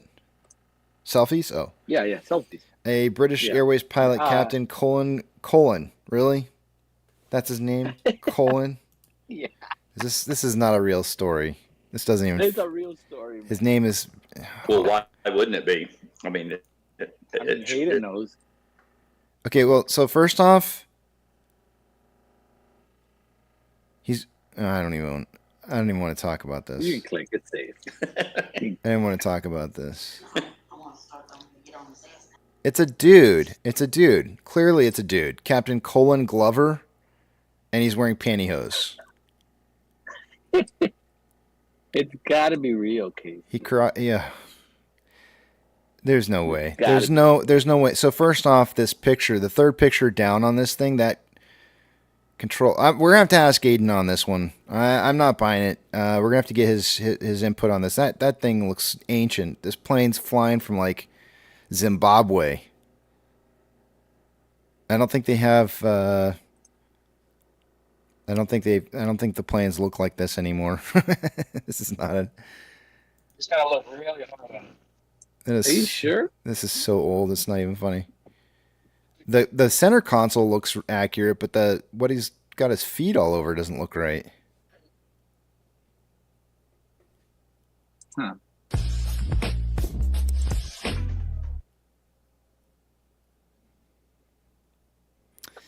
Yeah. You're not buying it, huh? I don't know. Not really. You want to meet him? No. I'm gonna take a picture of the cockpit.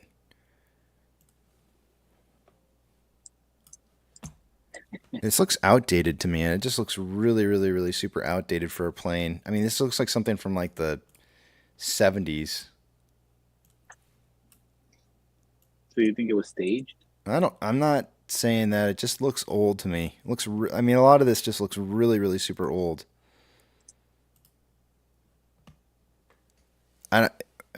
This is just really old looking. We need Hayden back here. Well, it's not too old if it's got flat screens. You see those 5 flat screens it's got on there? Yeah. That's not, Trading at the same that's not time. old technology, unless they retrofitted the analog gauges out. Yeah, he's probably trading while he's on the air. It's probably Hayden changing his name. Yeah, that's not. That's not antiquated. That's a big dollar plane.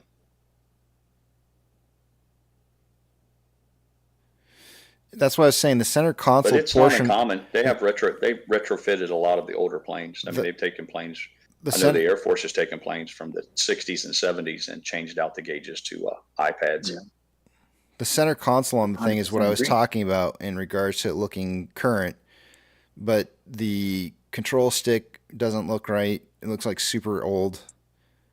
Some of the switches on this thing look like they're super ancient. Yeah, those are yokes. Somebody was asking earlier what a yoke is. Those are yokes right there. I don't know. Maybe I'm wrong. I could be wrong. I'm not a pilot. I wouldn't know. You should ask your son. Is he there? No, he just landed. Yeah. But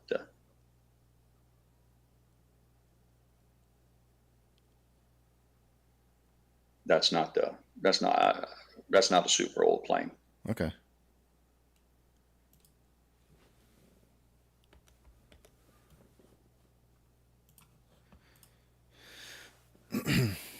CPR says the yoke is old.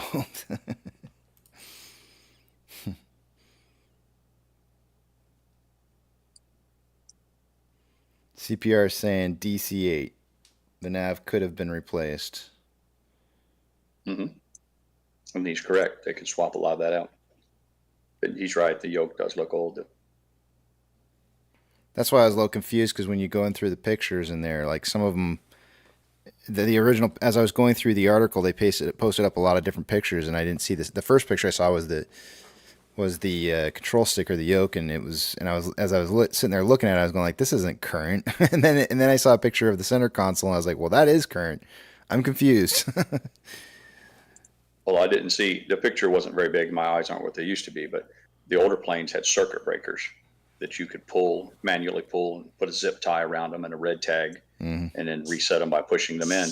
None of that exists on the modern planes. It's all a touchpad. So when you look on there and you see, the picture's gone, but on the left-hand side of the pilot seat and the right-hand side of the co-pilot seat, there was also 2 look like iPads there.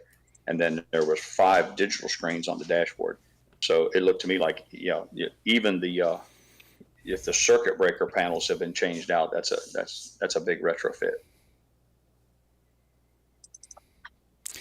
But I'm looking at some of the smaller inconsistencies though. Like for example, like some of the material in here looks like the really old and faded materials, like just where the material. Plastic. Yeah, the plastics and the old plastic. Yeah, it's old plastic.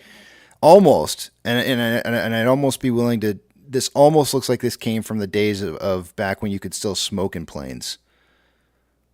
Because it almost looks like you can see that there's smoke damage on the maybe perhaps on the plastic, smoke damage from smoking back in the day on the plastic. You can see it. I don't have a discolored. My knowledge is very specific. Very specific to the Lockheed Hercules. Beyond that, I don't know any more than the average guy about the other aircraft. I'm kind of surprised by the space in here too. There's seems to be more space than I would expect to see. Certain things you can key on. That's a large multi-engine plane. You have 4 throttles, condition levers in the very center there. The very, very center, there's 4 letters together. Each one of those corresponds to an engine. Engines 1, 2, 3, and 4. Yep, right there where your cursor's at. Those are condition levers. Yeah. Flaps. And then, your flaps and all that right there in the center. And then your radios are usually centered. What you see up top, way up at the very top, all those buttons, that's usually your fuel management, flight engineer. That's how he would transfer fuel. The stuff that looks like it's on the ceiling. Yeah. I guess right up there. That's all fuel transfer from, probably has 5 different tanks, 2 wing tanks, a center wing tank, and that's how they move fuel around. And then also you have a onboard. In the old days, it was a GTC compressor or auxiliary power unit. That's how you start it up. That shit's all up the top. Yeah, that's a big boy plane. That's not a Cessna or nothing like that. What's that right there?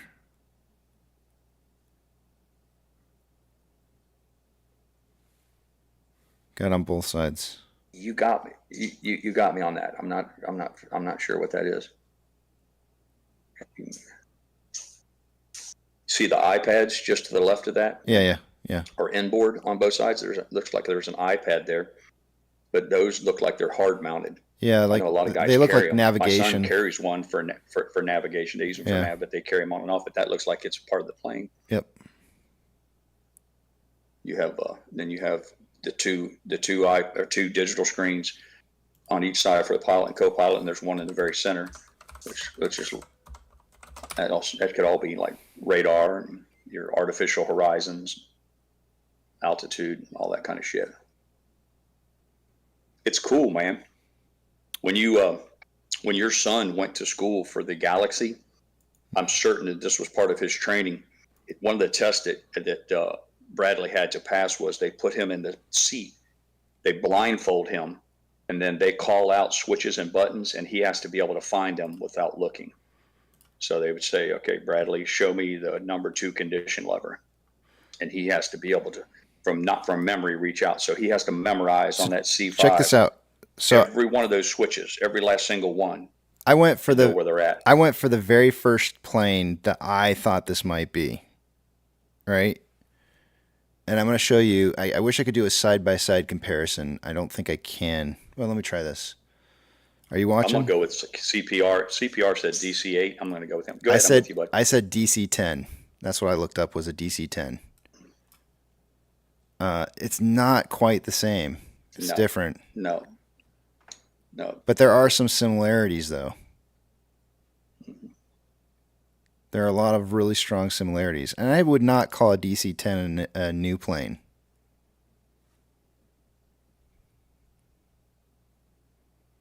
Which you see the notice the yokes look very similar. It looks like a steering wheel. Yep. I have one of those. I have one of those is on my my souvenir wall from back in the day. I have one off a gunship. I'm almost. Who makes? Very proud of it. Is it McDonnell Douglas makes the DC-10? Who makes it? Yeah, McDonnell Douglas. I bet you this. Whatever this plane is right here, I'll bet you is McDonnell Douglas. Betting. Yep. Well, even if it's not the same plane, it's eerily close, because if you look at the configuration at the top of the firewall there, it has a lot of stuff it's too similar. Also, if you have a civilian version and a military version, there will be differences. Yeah. Things like the seats, you see that like lamb's wool on the picture on the right is like. Yep. And then that. Let me look up the DC-8 because you guys said DC-8. Let me look that one up real quick here. Yep, the one you were just looking at there, I bet money was a military version. The one that we had originally had up, I bet was a civilian. DC CPR. I'm tickled to know you're a wing nut. That's what they used to call us guys that worked on airplanes. Wing nuts. DC-8 is too old. This cockpit on the DC-8 is way too old. There's nothing. Yeah, it's way too old. It's got to be maybe. Is there a newer version of the DC-10 that I don't know of? Let me see what's after. Let me look up and see what's after that. Hold on a second. I quit keeping up with that shit a long time ago.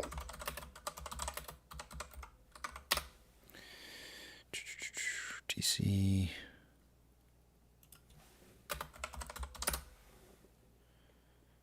The MD-11. Mad Dog. Casey, there's a McDonnell Douglas. They call it the Mad Dog.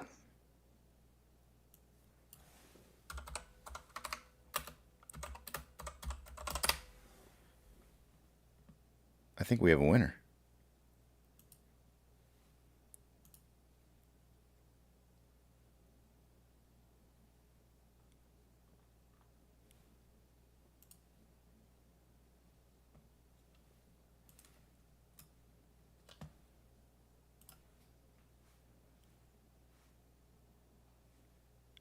I think we have a winner. No, it's slightly different too. It's not it. It's close though. It is so close.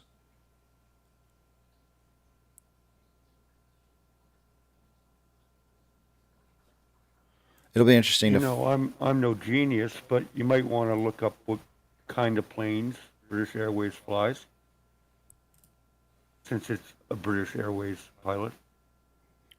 Okay, hold on a second.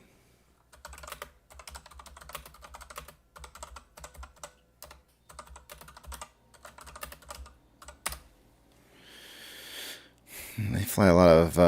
They got a lot of Airbuses and Boeings. Let's try. We could try like a A320. Well, let's just look up a Boeing 777 cockpit.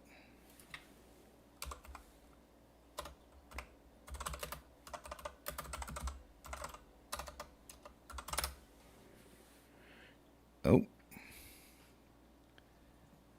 Could this be it?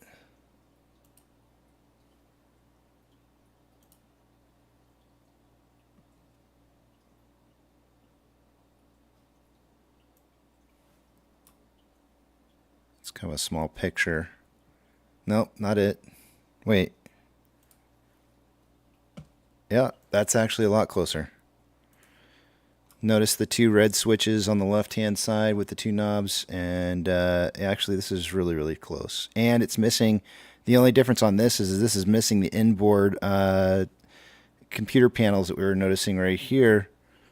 Those are missing on this one over here, but it does have, everything else does seem to be very close to the same. I would say some of the, yeah, this is probably very close to it.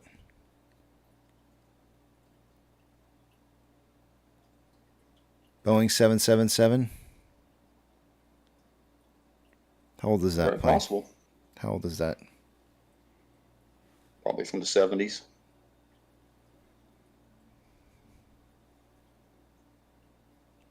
Even the air vents and upholstery pieces look very similar. I think that's what this is.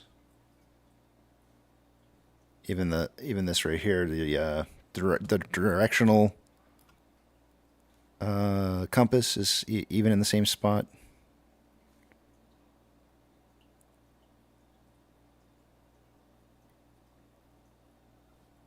We figured it out. Maybe it is a new picture then. Old plane.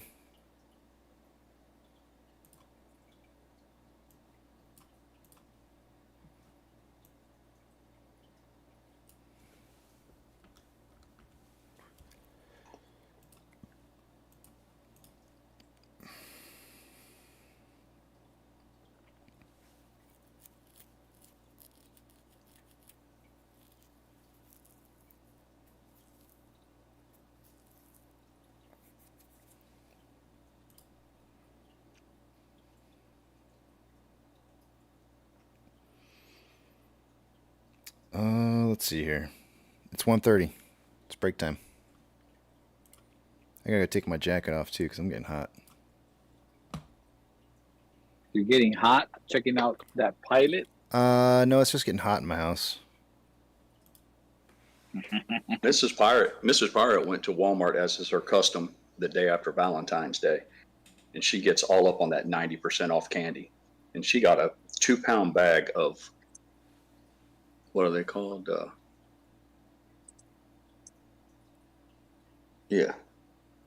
Pops.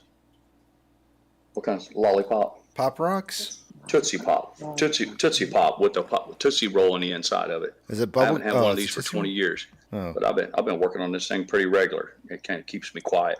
So instead of taking a gummy to stop my incessant talking, I just pop this lollipop in here, quiet me down. How many licks does it take to get to the center?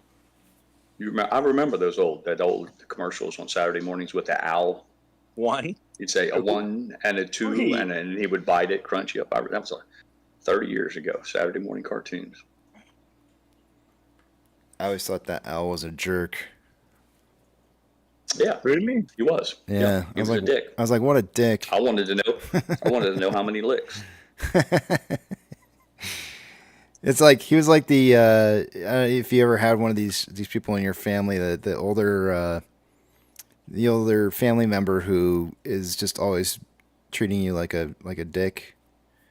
That's me. Yeah, That's pretty much me. We had like I remember we had a family reunion one year where we had all the kids that were part of the family reunion go out there, and we tied balloons to our legs, and the object was to go around and it was like a circle, and everybody had to stomp on each other's balloons until whoever the last person was that was left would be the winner with a balloon on their leg. And there was this one, I don't know who she was. There were people from my family, I had no idea who they were. I'd never met them before.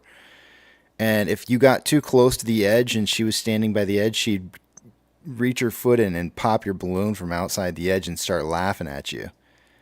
Yeah, it was a real dick move. I was pissed, man, because I had 2 balloons and then she'd pop one of mine. I was like, who are you? Why are you in my family? I don't know who you are. You can tell I'm scarred over it. All right. Got to go to break. I'll see you guys in a bit. Let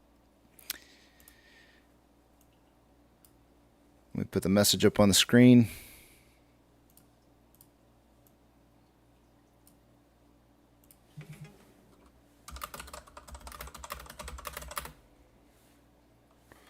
Uh, 210. That's a story my mom could tell too. I think she was really upset. She was really upset at that aunt or whoever she was that was doing that. Alrighty, I will. Yep, I'm not going to forget another thing. Thank you for reminding me, though. I will check it out.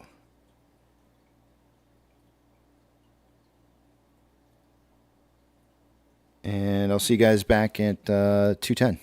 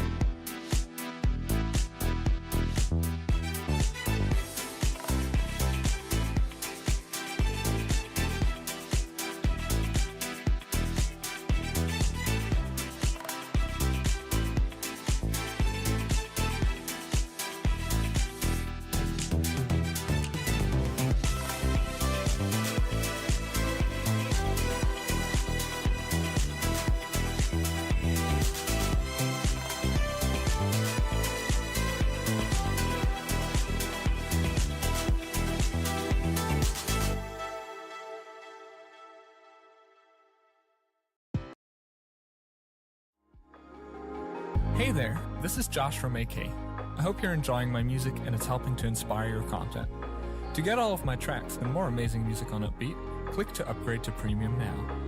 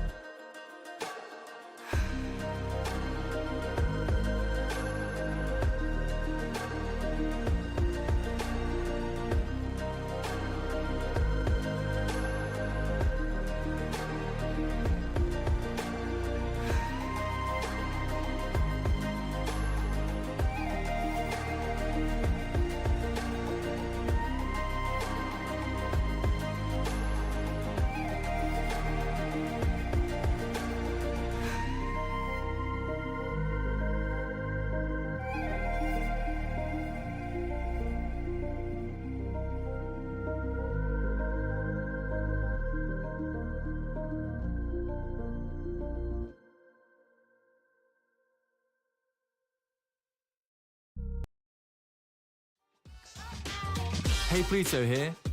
Shout out to all you wonderful creators for coming to Upbeat for your music.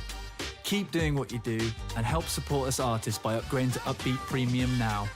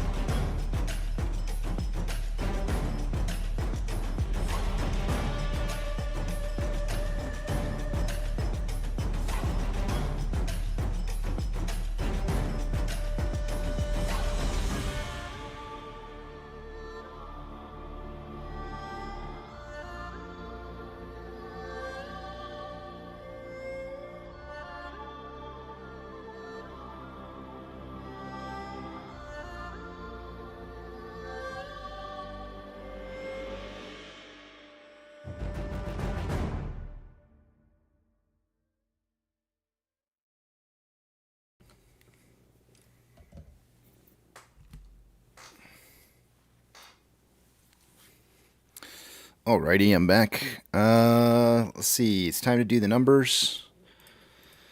I'm going to take you guys over the other screen. Remember, I'm not going to be able to see what it is you guys are writing, so hold those personal thoughts, comments, questions, concerns until you see the big tramp back up on the screen again. Let's take a look at what we got going on here. Right after I move these screens around.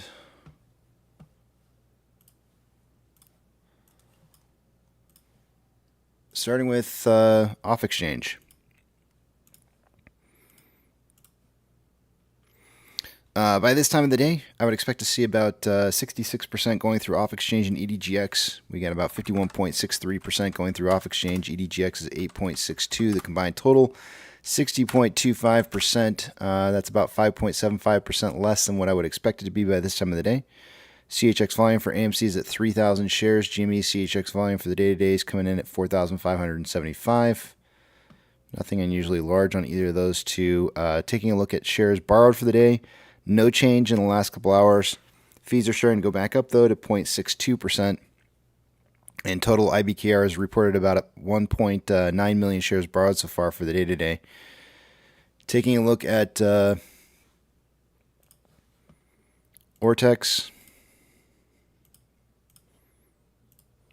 As of an hour ago, as of 2 hours ago, it was 1.29 million shares borrowed for the day-to-day. That has not changed in the last 2 hours. Still the same value, so that means the estimated short share interest and all of the cost to borrow numbers are still going to be the same. Shares on loan for the day-to-day is at 42.74 million shares. That's 4.63 million shares more on loan today than there was yesterday, or Friday, I should say, really. And Ortex is estimating about 236,000 of that was in new short interest. Highest amount of call volume as of an hour ago was at a $4.50 strike with 11.5 thousand contracts in volume for the day. It's now 12.2. Highest amount of put volume an hour ago was at a $4 strike with 7.9 thousand contracts. It's now 8.1. The market is suggesting a 50-cent spread here, or closing between $4 and $4.50. MMRI an hour ago was 272.47. It's now 272.32, slightly dropped.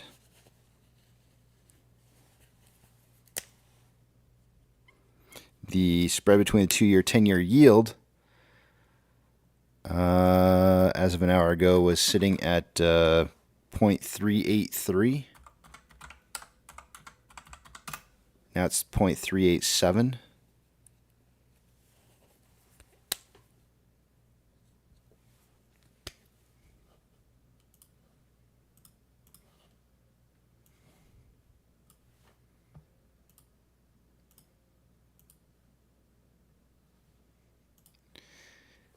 Oh, the markets are flipping now. Look at that. NASDAQ is up 0.05. Dow Jones is down 0.05. And the S&P 500 is up 0.21. We have 3,109 decliners to 2,695 advancers. There's just a fraction more advancers this hour than there is last hour. Of the Mag 7, 4 out of the 7 are red.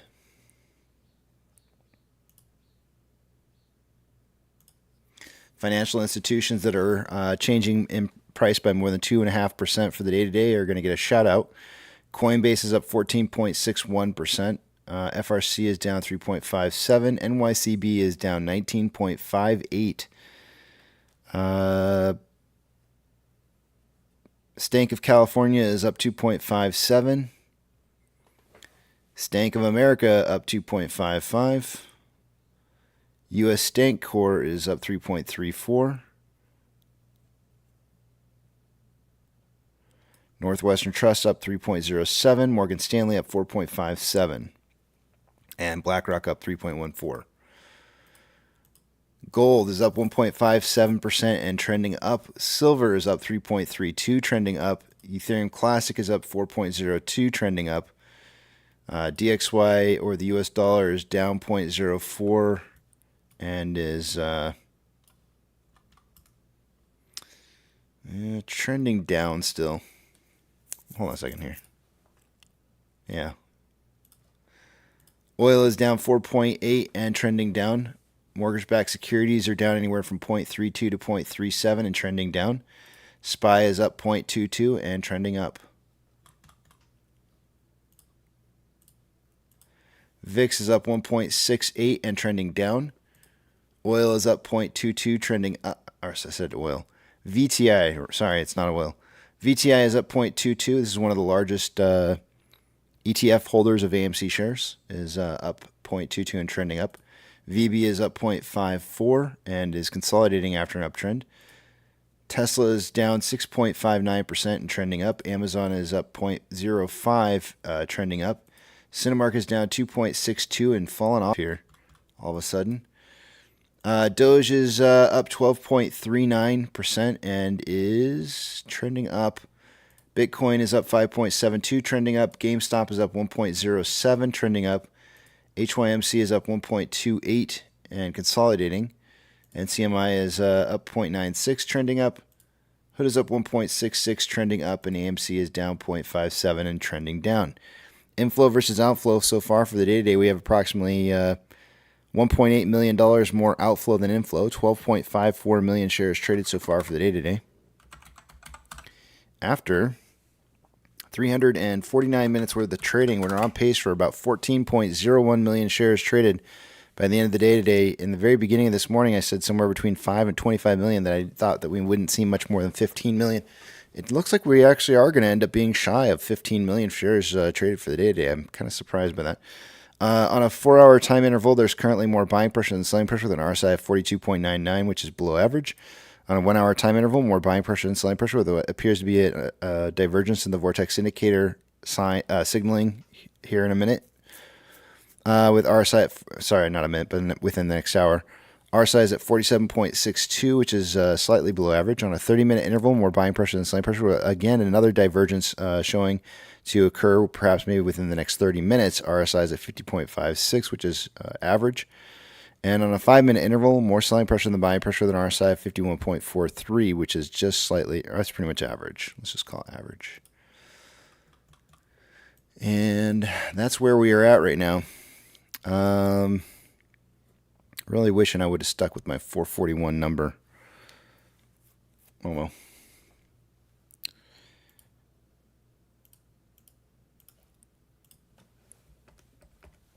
Let me take you guys back to the main page, head over to the back of the Big Tramp, and they're off. Apex is in here. Apex, how's it going? Good morning, good afternoon, good evening, and good night. Truman Show.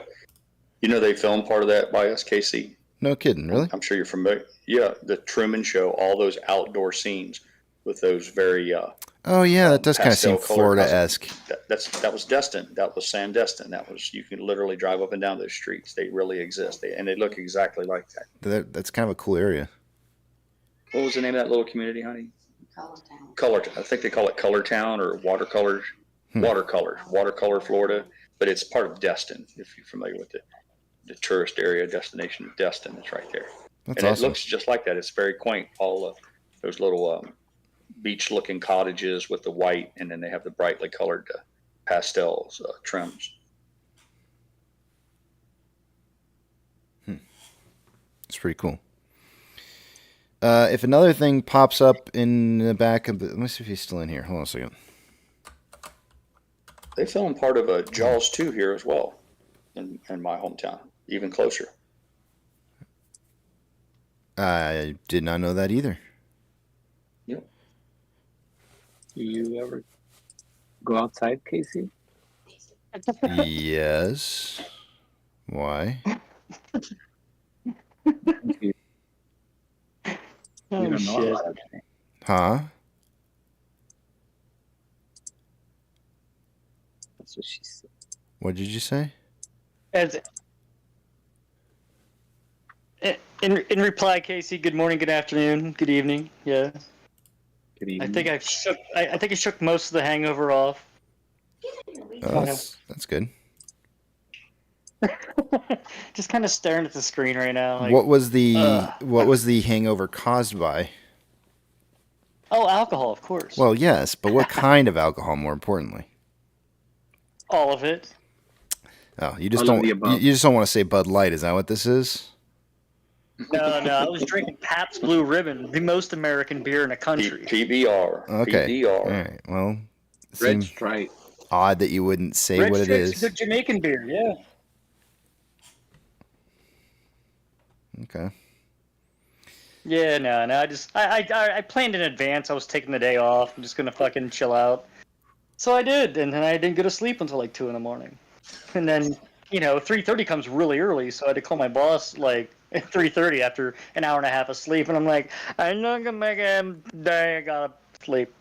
I ran into him at like, listen. The fucked up part is we don't get off work until 1:30. I ran into him at a Sheetz at 1 o'clock in the afternoon, and he was like, "Oh hey," and I was like, "Oh hey," and he's like, "How you doing?" I'm like, "Good. How was your vacation?" He was like, "Good."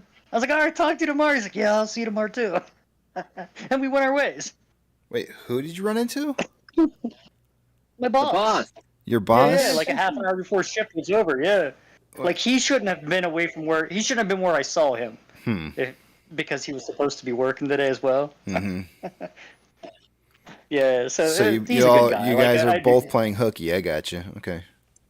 Yeah, more or less. Well, he took like a 5-day vacation to Florida. He just got back last night, so I have a feeling he was like, "I'm cutting out early." He likes to golf and, sip his Bud Lights. Ooh. Miller Lite. You better Miller hope. Lite bottles, long neck bottles, was my weapon of choice for over 20, 25 years. At the very end there, at my peak, I switched over to the Michelob Ultra because Mrs. Pirate decided she wanted to try to do those for whatever reason, low calories. Or I did find that it was less. It didn't induce as much heartburn. So towards the very end, or maybe the last 5 years, I switched to Michelob Ultra.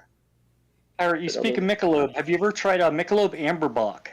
Yes, I have. I enjoyed those. Dude, that yeah. is I like that is one of the most delicious domestic those. beers I think I ever put in my body. Yep. There's Yeah, they're a good. rather large Miller brewery in Cincinnati. Yeah. Massive place. But no, Cincinnati was well known for breweries. There's big German heritage many years ago. Most of them are gone now, but you can still go downtown in Cincinnati, and a lot of the old buildings are still there. They've been repurposed for other things now, but Hudipole, Christian Moorline, there were many old craft German beers originated from there. Another thing says, okay, you read it. I did read it, and if you wanna come over to the back of the Big Tramp and we can talk about it, it'd be easiest. Yeah, to come on do it in, that man. way. There's room back here. I'll scoot you over. This sticky There's- spot is okay. It's reserved for you. There's a sticky spot. Make sure, another thing, you want to be by a window. Make sure you're by a window so you can get a breath of fresh air. It gets a little dank. It gets a little dank back No. Listen, good luck getting a window seat. We've got them taken. Sorry. I'll Newcomers let get him. the back. He can have. He's a new guy and he's respected, so he can. All he says he can't. He's at work. Yeah, I saw that. All right, so I'll try to talk a little bit more about it maybe tomorrow. But so essentially, what this is this is the U.S. House Committee on Financial Services, part of their hearing that they had in June of 2022, outlines some of the things that occurred. I'm trying to decide like where I really want to I guess you guys can I guess I'll just read the whole thing. Apex later conducted an internal investigation to discover what led to elimination of an excess capital premium charge, otherwise known as the ECP, as communicated in the 11 a.m. slice. Its internal review revealed an imbalance of trading activity in Apex's trading book from January 27th, 2021, the day before, caused by a single large one-sided trade when proprietary trading firm both sold and purchased approximately $385 million of AMC. You'll see here that the trading firm was also a market maker. The two trades occurred within less than a second of one another, but given the extreme volatility in AMC, the buy order went through. But the sell side of the trade required manual intervention because the price of the stock had changed so considerably In the fraction of a second between the buy and the sell order, Apex's overnight process for clearing trades required manual verification for trades that involved both buy order and sell order in rapid succession. If the spread between the buy and the sell order is of greater than $10 net. This created a temporary imbalance in trading activity, i.e. a net buy position, which represents greater risk in a trading book and resulted in the NSCC assessing a heightened value at risk charge to Apex, known as VAR. Once Apex's operations team became aware of the need to manually acknowledge the sell side of the trade, they promptly approved the trade. The acknowledgement eliminated the imbalance in trading activity, greatly lowering the company's value at risk charge and eliminated the excess capital premium charge in the firm's internal calculations. And then there's a footnote at the bottom of this saying, this particular trade was from a proprietary trading firm engaging in market-making activity who initiated a near simultaneous buy order and sell order of an equivalent amount, approximately 23 million shares of AMC Entertainment Holdings long and 23 million shares of AMC Entertainment Holdings short.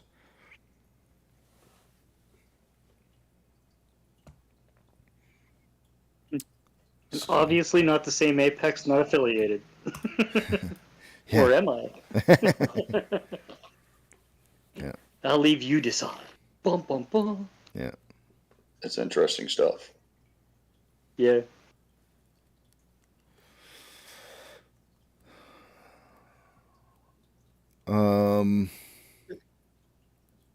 Good stuff. Good stuff. He just typed in, this is big. Maybe onto something there.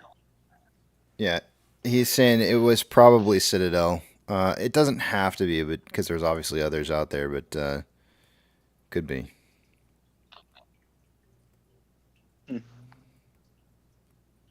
Good stuff. Good stuff. Yeah. Where was I? There was something. There is an interesting comment section in this. If you want to go read through it and see what people were saying in there, I will post this in the chat in case you guys want to go check that out. Yeah, I'd like to read it later on. Thank you, Casey. I appreciate that. I'd like to look that over later tonight. I should totally go shill that comment section just for fun. No, don't shill. Don't do that. No, you know, I like to play though. Yeah. Apes. I like to spread fuckery, as I like to put it. Same team. Yeah, I know. Obviously, I won't. Yeah, I don't have time for shit like that anymore. I barely have time to get in here. He said, hold up. He has comments. Maybe he might be taking a break from work so he can join us and say a few things about the document. Casey, good evening, good morning, good day. Stockways, I'm going to need you to do me a favor real quick before you ask your question. Okay. I have a request. Okay. Say these words. I need you to say these words as if you were asking me a question. Is she hot?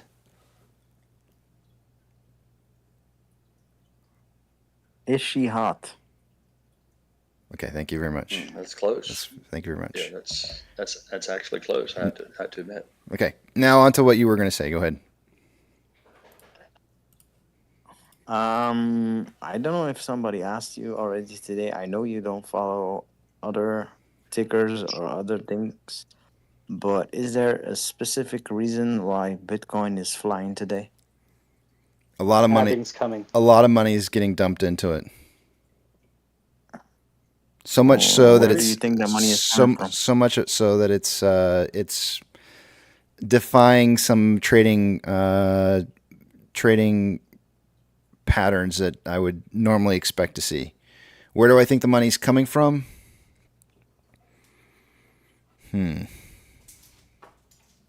Other stocks? Well, I'll have to check and see how much the market lost in market cap day over day in general, but it could be coming from the greater market. For example, like the market wasn't doing very good today. Overall, we had more decliners than we had advancers. And in fact, at one point, or for many hours today, we saw at least 6 out of the 7 Magnificent 7 down for the day, and some of those down quite heavily. So if you had to take a look at it, and of course, remember that Bitcoin hasn't been ripping the whole just today. Oh, actually, all 6 of the 7 are still down again. But you got like Tesla's down 6.65%. You've got Alphabet is down 2.6%. Apple's down 2.42%. So we got some big losses on some big. I mean, those aren't massive, Names. but those are some big losses on big names, and that could represent some value that's been taken out of the market. But I will have to go through, and I don't normally do like a market analysis as the market's trading. I usually do it after the day's over and kind of take a look at everything, and I don't do it as it's happening. Do you think it's to provide more collateral for the You cannot use meme stocks? you cannot use cryptocurrencies as collateral. So no. No. So all their money to play us and to use us is coming from You can former Fang. you could pump and dump a market. You could pump and dump a cryptocurrency and then have cash on hand in order to be held as collateral. But you can't just simply own or possess. So let's say tomorrow they drop it to 40K, like they drop it 30,000 down, the Bitcoin. Well, that'd be So pretty then crazy they could in one use that day. cash. No, but imagine. Yeah. Then they could use that cash to attack the meme stocks and the shorted stocks. Correct? Possible, but very unlikely. I think what you would be more likely to see have happen is an attempt to try and control price movements. This which actually goes really hand in hand with what another thing kind of posted in here today, where they may want to buy a bunch of shares before price is going to run, so they can use those shares to be able to distribute as needed, or even short as price is moving going up. Mm-hmm. So that's partially of what could happen. I wouldn't expect that all of this money is going to be used to try to. I mean, if you're thinking that, what is your fear here? It sounds like you have a fear. Is your fear that this money is going to? No, not at all. Okay. I'm against Bitcoin. Oh. I never believed in it. Well, I think it's like you've said, is the biggest Ponzi scheme in the whole stock market ever created. I can see both sides of it. Absolutely. Because since I was a banker, I've watched it. It was below 5, below 4, and not a moment in my time was I wasn't gonna buy in, because I know if they pull the plug, they'll leave you hanging. They give you a rope. The New York Community Bank is it's still collapsing. It's down to 280. Yeah, it's a thing of beauty. It's a thing of beauty. all I know the it's awful. small I know banks it's not. Doesn't say much for my character to root for watching a bank collapse, but I'm convinced that that's how it's helpful for us. So fuck them. They can. Don't worry. I hope that ship sinks today. It's lost 21% just today, and I know yesterday I think we watched them lose 40%. I can't remember. I'm not good with this kind of data, but it looks like you can stick a fork in that bank. They're done.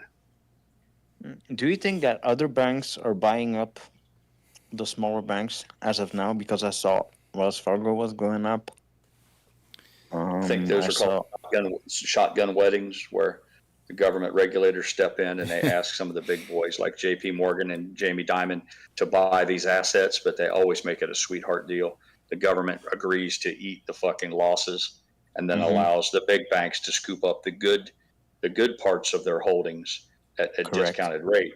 But you can only do that so long, They don't want the garbage, right? Well, nobody does. No, the fucking. And right now, the rumor is is it's commercial real estate mortgages, mortgage-backed securities that are Interesting. largely built on commercial paper, and they're imploding. So and then they will and most of repackage that them. is held by regional. Most of those loans are regional. So, and again, you can do your own research, but that's what I financial read. advice, but we all know what happened in 2008 is repeating. It's just a different version, right? Not financial advice. It's a different Excuse me? version. It's a different version of 2008. It's like a Right. it's like but it's like it's not just same football game, different players. There's just different players. It's the same thing. but it's also impacting, like there's a lot of other things that are failing at the same time. So it's like it's somebody else's term, not mine. I don't want to coin it or anything, but it is the everything bubble, and it's not just the commercial real estate. So it's like they have this game plan they're running with, but they didn't realize all this extra shit was going to fall in play with it. Now they're trying to scramble and like gather all resources they can possibly use, and something they don't realize is that they didn't have a chance when they had this extra outside of their game plan. You know what I mean? Like, I feel like they're struggling and scrambling to put it all together and make it work like they tried to make it work last time. And I'm pretty sure their heads are up their asses right now. There's my opinion. So somebody just go ahead. Man, go ahead, Casey. Sorry. Derek Wethington says, Casey, I've never heard of the economy doing great when banks are failing. Haha.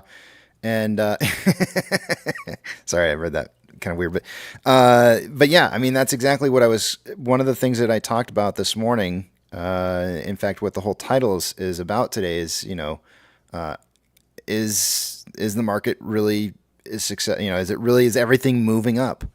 And the answer to that is not really. If you take a look at financials, the financials chart that I shared with you guys earlier this morning, I'm trying to pull it up as I'm saying it here. The financials chart that I showed you guys this morning, this is it right here. And there are definitely periods of time where... I have a quick question. How can I see this from a Discord? You can't. I can't. There's a link in YouTube chat that will take you to the tweet that I put out there, but there's no way from Discord. I didn't post it in Discord, but I can. Yeah, I have it here. I can. But even when the financials are doing well, there's been times like this. I circled all the different points where I don't know if I circled them all, but I tried to go through and circle the most obvious points where the financial sector was crossing the path of the overall SPY, right? Like where was there like differences in path movement? And you can actually see here there was a period of time during the 2000 .com bubble where the financials were actually rocking, and the market was coming down at that time. And then you have this 2008 hit, and you actually started seeing the fall of the financial market long before it even crossed over the market itself. And then again, it crossed back over here, but there was nothing significantly that happened during that period of time. At least not anywhere significant to price movement, unless you're counting something from before. It's just packaged differently. Yeah, but that's what I believe. There's definitely been times in the past where the financial sector has done well and has done poorly, and you've definitely seen some impacts as a result from that. So, how many $1 trillion of outstanding credit card debt is there? That those banks hold altogether. I don't have that information down currently, All but the big banks. I only have the only one chart that I tend to look at that I have saved is what's being reported as delinquent. Well, you want to talk about a house? You want to talk about a house of cards? Banks need to take that up, swallow that. Imagine that. Made mention a few minutes ago about Ponzi scheme and all of that, but you just take a look, just do a perfunctory read over the national debt for the United States, and from what I saw, if it's accurate, it says I think they said every 90 days we're putting another $1 trillion on the board. And don't cut my head off if I'm wrong on the 90 days. Let's just say that within a dramatically short period of time, we're adding $1 trillion to our national debt. So, and to think about the debt servicing that's required on that for the interest payments in terms of GDP, it's coming to a head. Thank you, Logan. He said every 100 days. I read the same articles. $1 trillion on our balance sheet every 3 months in a week or something. It's fucking unbelievable. Yeah. It's not really sustainable. But how No, will it's completely unsustainable. It's like running will an they engine at solve red this? line. It's like putting your car in park and holding the gas pedal to the floor. It will run for a while at red line until it scatters, and that's exactly what's happening. And then they will have to scramble for money. Well, that's what they've been Because- doing up till now. They've been robbing Peter to pay Paul, because what they do is they just keep printing more every time. You know, and that's what you're seeing play out in the treasuries market, long-term government bonds, and people have been screaming. People who are been considered pariahs in the community political sense, like Rand Paul and Ron Paul and those guys, they have been screaming for years, whether you're a Democrat or Republican, to wake up that we can't keep doing this. And it's coming now. Now, everybody's been saying it. Everybody's been running around saying for years, the sky's falling. But I think it is now. It's finally coming to these things work exponentially. The compounded interest is a vicious beast. You will see once the government stops printing money or giving out less money, as there were reports, official reports. What was it? March 11, March 14, something like that. You will see a difference. Banks will have less money to loan out to big players. I'll jump in where Pirate had said about they're scrambling. That's why I said what I said too. Like I think we're at that point. I think they are scrambling, not like they're looking for something to scramble to. They're already scrambling. They're using like buy the news, buy the hype, sell the news shit right now. Like I said, with the whole halving aspect, that's one of the only reason that shit's pumping. It did it 4 years ago too. Like it's just a part of that cyclical cycle. Like it's just what it does. And people who know and understand are going to use that as a tool of manipulation. Whether you want to use that terminology, that's what's happening, but that's what they're doing. And they're scrambling like, you know what, fuck it, let's just go with it. Well, we don't want to do it, but because they don't have any other reason to print money. And then the other thing is that the dollar itself, like look at all these other countries just getting out of the dollar. So that means it's coming back here. So we're already getting an influx of worthless currency. You know what I mean? Like they are scrambling. It's happening. There's no ands, ifs, or buts about it. That's just my opinion. No doubt. Well, it's interesting to note that gold is not running. I'm not a gold bug. I'm not a gold stacker. I never have been. I never really felt like I had enough discretionary cash to do it in any meaningful way. But I'm certain that the tradition has been for many generations that when things go really ugly, that big money does use gold as a hedge. And although it's up, I guess it's at a historical high or whatever. It's marginal. It's at a marginal increase, as opposed to what we're seeing in Bitcoin. And I think they're using Bitcoin instead. If you just go purely on anecdotal evidence on what you see, if there is a flight to safety right now, it looks like they've embraced Bitcoin. And I'm not selling it. I'm not pushing it. I'm just pointing out a fact that I see. But Pirate, you realize we all watched gold and silver do its kind of run in advance of Bitcoin, didn't we? Not really. I mean, gold at 2,000 is I don't look at the chart of gold over the last 50 years or 40 years, 25 years. No, I'm just saying, it's up and to the right. Recent weeks and months. Like we've seen that running in advance. Like Bitcoin was trying to fucking hold 40K, 35K for the longest time, and that's when gold was doing its thing and climbing a little bit. So those who are in the know with the gold aspect, like you're speaking of, seems like they're already parked and holding, right? A weekly chart of gold is on the page right now for you guys. If you look at gold in the past 20 years, if you don't mind the dip, it went high, it touched a point, it went down, run up. Well, what's a Bitcoin chart look like that, Casey, up against it? The two charts, are they If similar? you look at gold, it run up to like 1900. It dropped a bit, went back to 1800, dropped, and then from there, as from 2016, if you don't look at the dips, it continued to run up. Correct? I think you're right, Albert. I don't watch it that closely. I mean, I don't want to pretend or portray myself as a gold expert or anything. I'm just saying, over the years, traditionally, when the stock market does poorly, wealthy people look for a place to park money. They call it a flight to safety. It's kind of a simplistic idea that you go someplace and normally you'll see a run up in those. But it's kind of like what Albert just said. He was adding in with this whole bubble theory that gold is being shorted. There's many people out there who believe that gold would have gone much higher right now if powerful forces weren't in place to keep a wet blanket on it, if you will. Gold, silver, it's all been manipulated. Correct. You're right. There you go. There's the chart on the screen right there. That's off of a weekly chart right there from 2010 going forward. So, in other words, don't fight the Fed.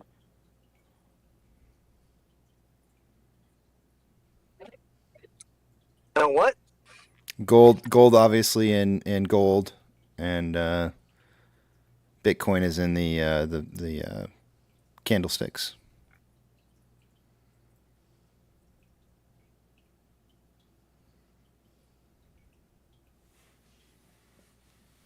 They don't move. It doesn't move in lockstep, does it? There's some similarities on a macro level, particularly recently. Well, but the beginning part of your chart, there were definitely some separation there. There's no arguing that. It's pretty evident by what you can see.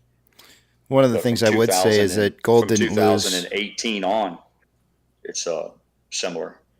Gold didn't lose. Well, actually, I don't know. I'd have to take a look at this percentages wise, but it didn't seem to have as much of a dip as Bitcoin did in the 21 to 22. Was it mid 21? No, late 21 to late 22.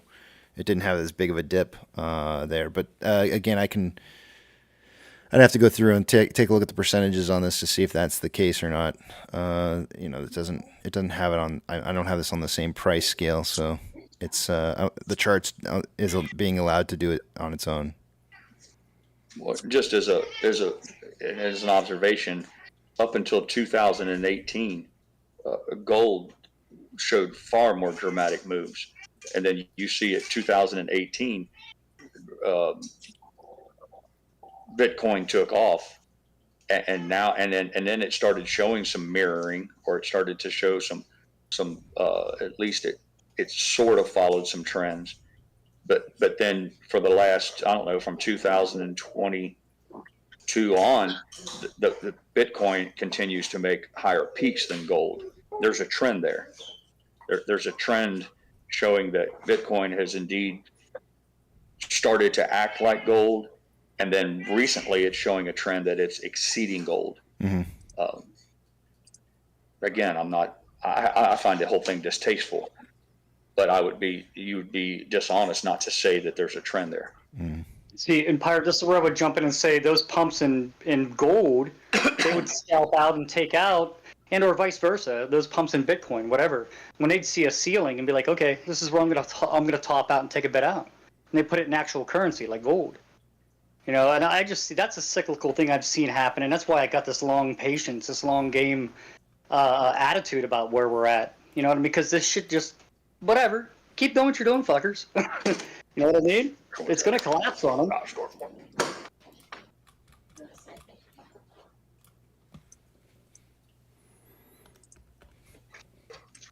These are loose here.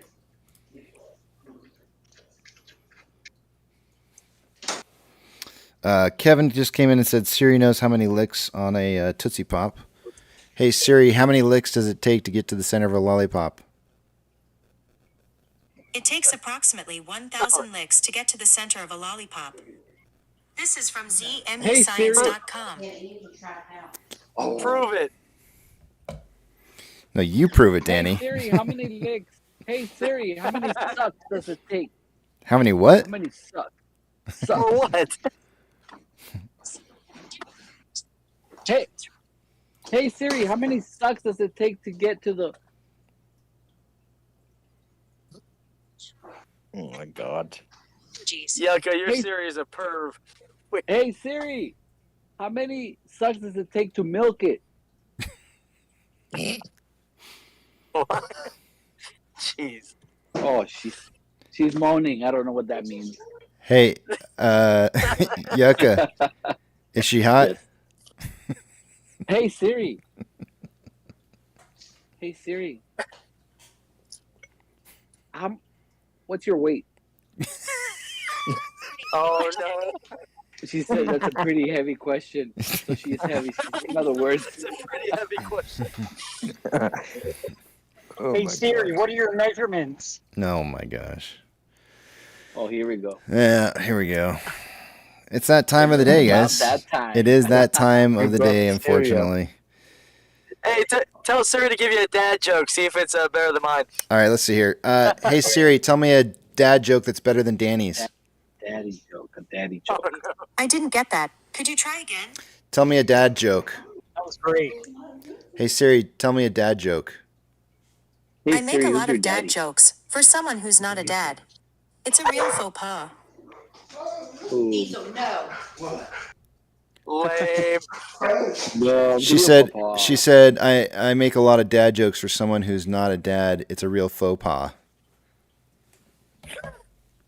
Oh, jeez. But you all were talking over her. You couldn't hear her. Lame. Yeah, that's kind of lame. Well, So now what? What do on we that do note, we exit. Let's see. What do End we the do day. now? We end the day. Bye, guys. Boo. Yep. I want my money back. I know. Such a terrible way to end the day. Well, there's always that nickel bag. I will see you guys a Good little bit song later. choice. Yep. Later. I'll be back as soon as I get done with the outro. All right, guys. Unfortunately, I hate to break it to you, but it is that time of the day. As usual, all good things must eventually come to an end. Eat, sleep, drink, get plenty of rest. Tomorrow's another trading day. Spend time with your family, spend time with your friends. Take your pets out for a walk because they like getting outdoors too. And for crying out loud, go see an AMC movie because after all, that's what we're here to do, support AMC. But above all else, don't have a good night. Have a great night. Beep, beep.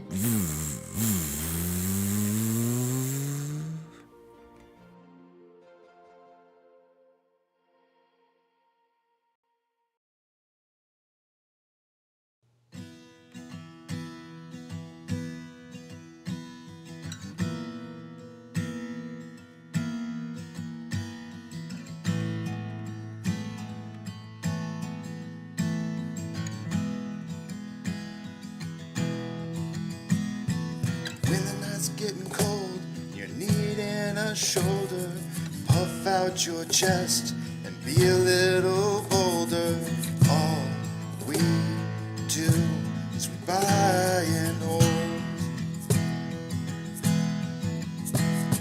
There will be shills who want to steal your thrills. There will be friends who hold till the end. There will be doubt, fear and cloud, but it's all in your head.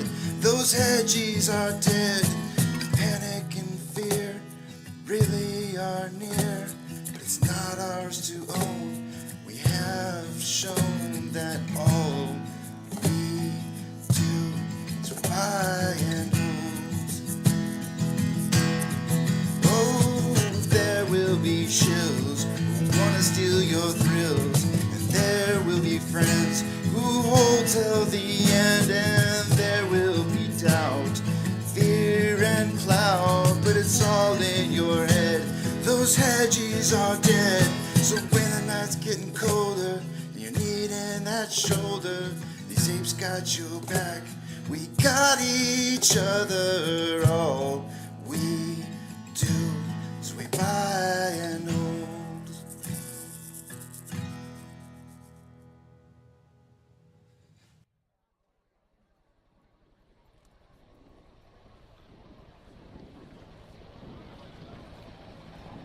T-minus 90 seconds and counting. All systems are go. We're about 90 seconds from the launch of Space Shuttle Discovery.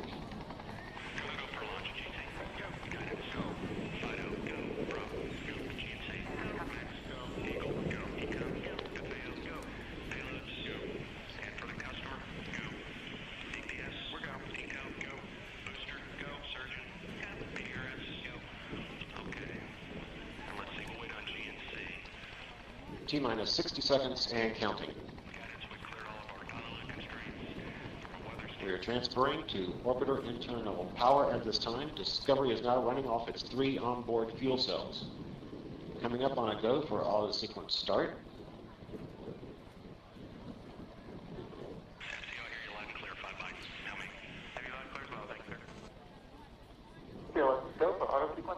And we have a go for auto sequence start.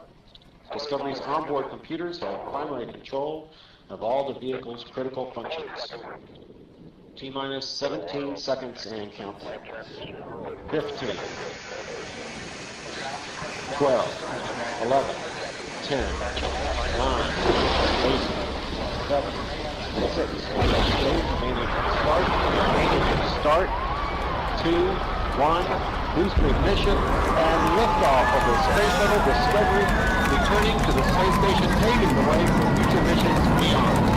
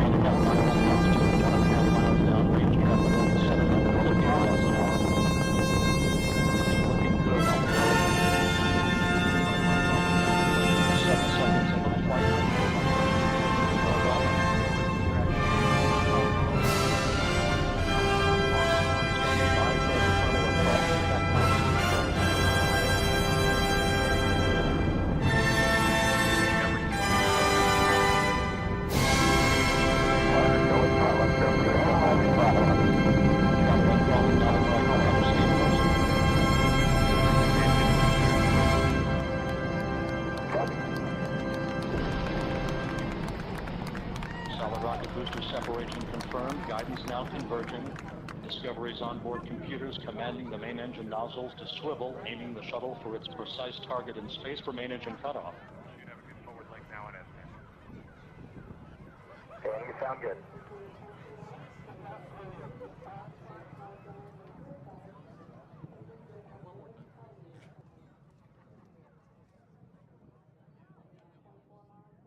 Discovery Houston, negative return. Copy, a negative return.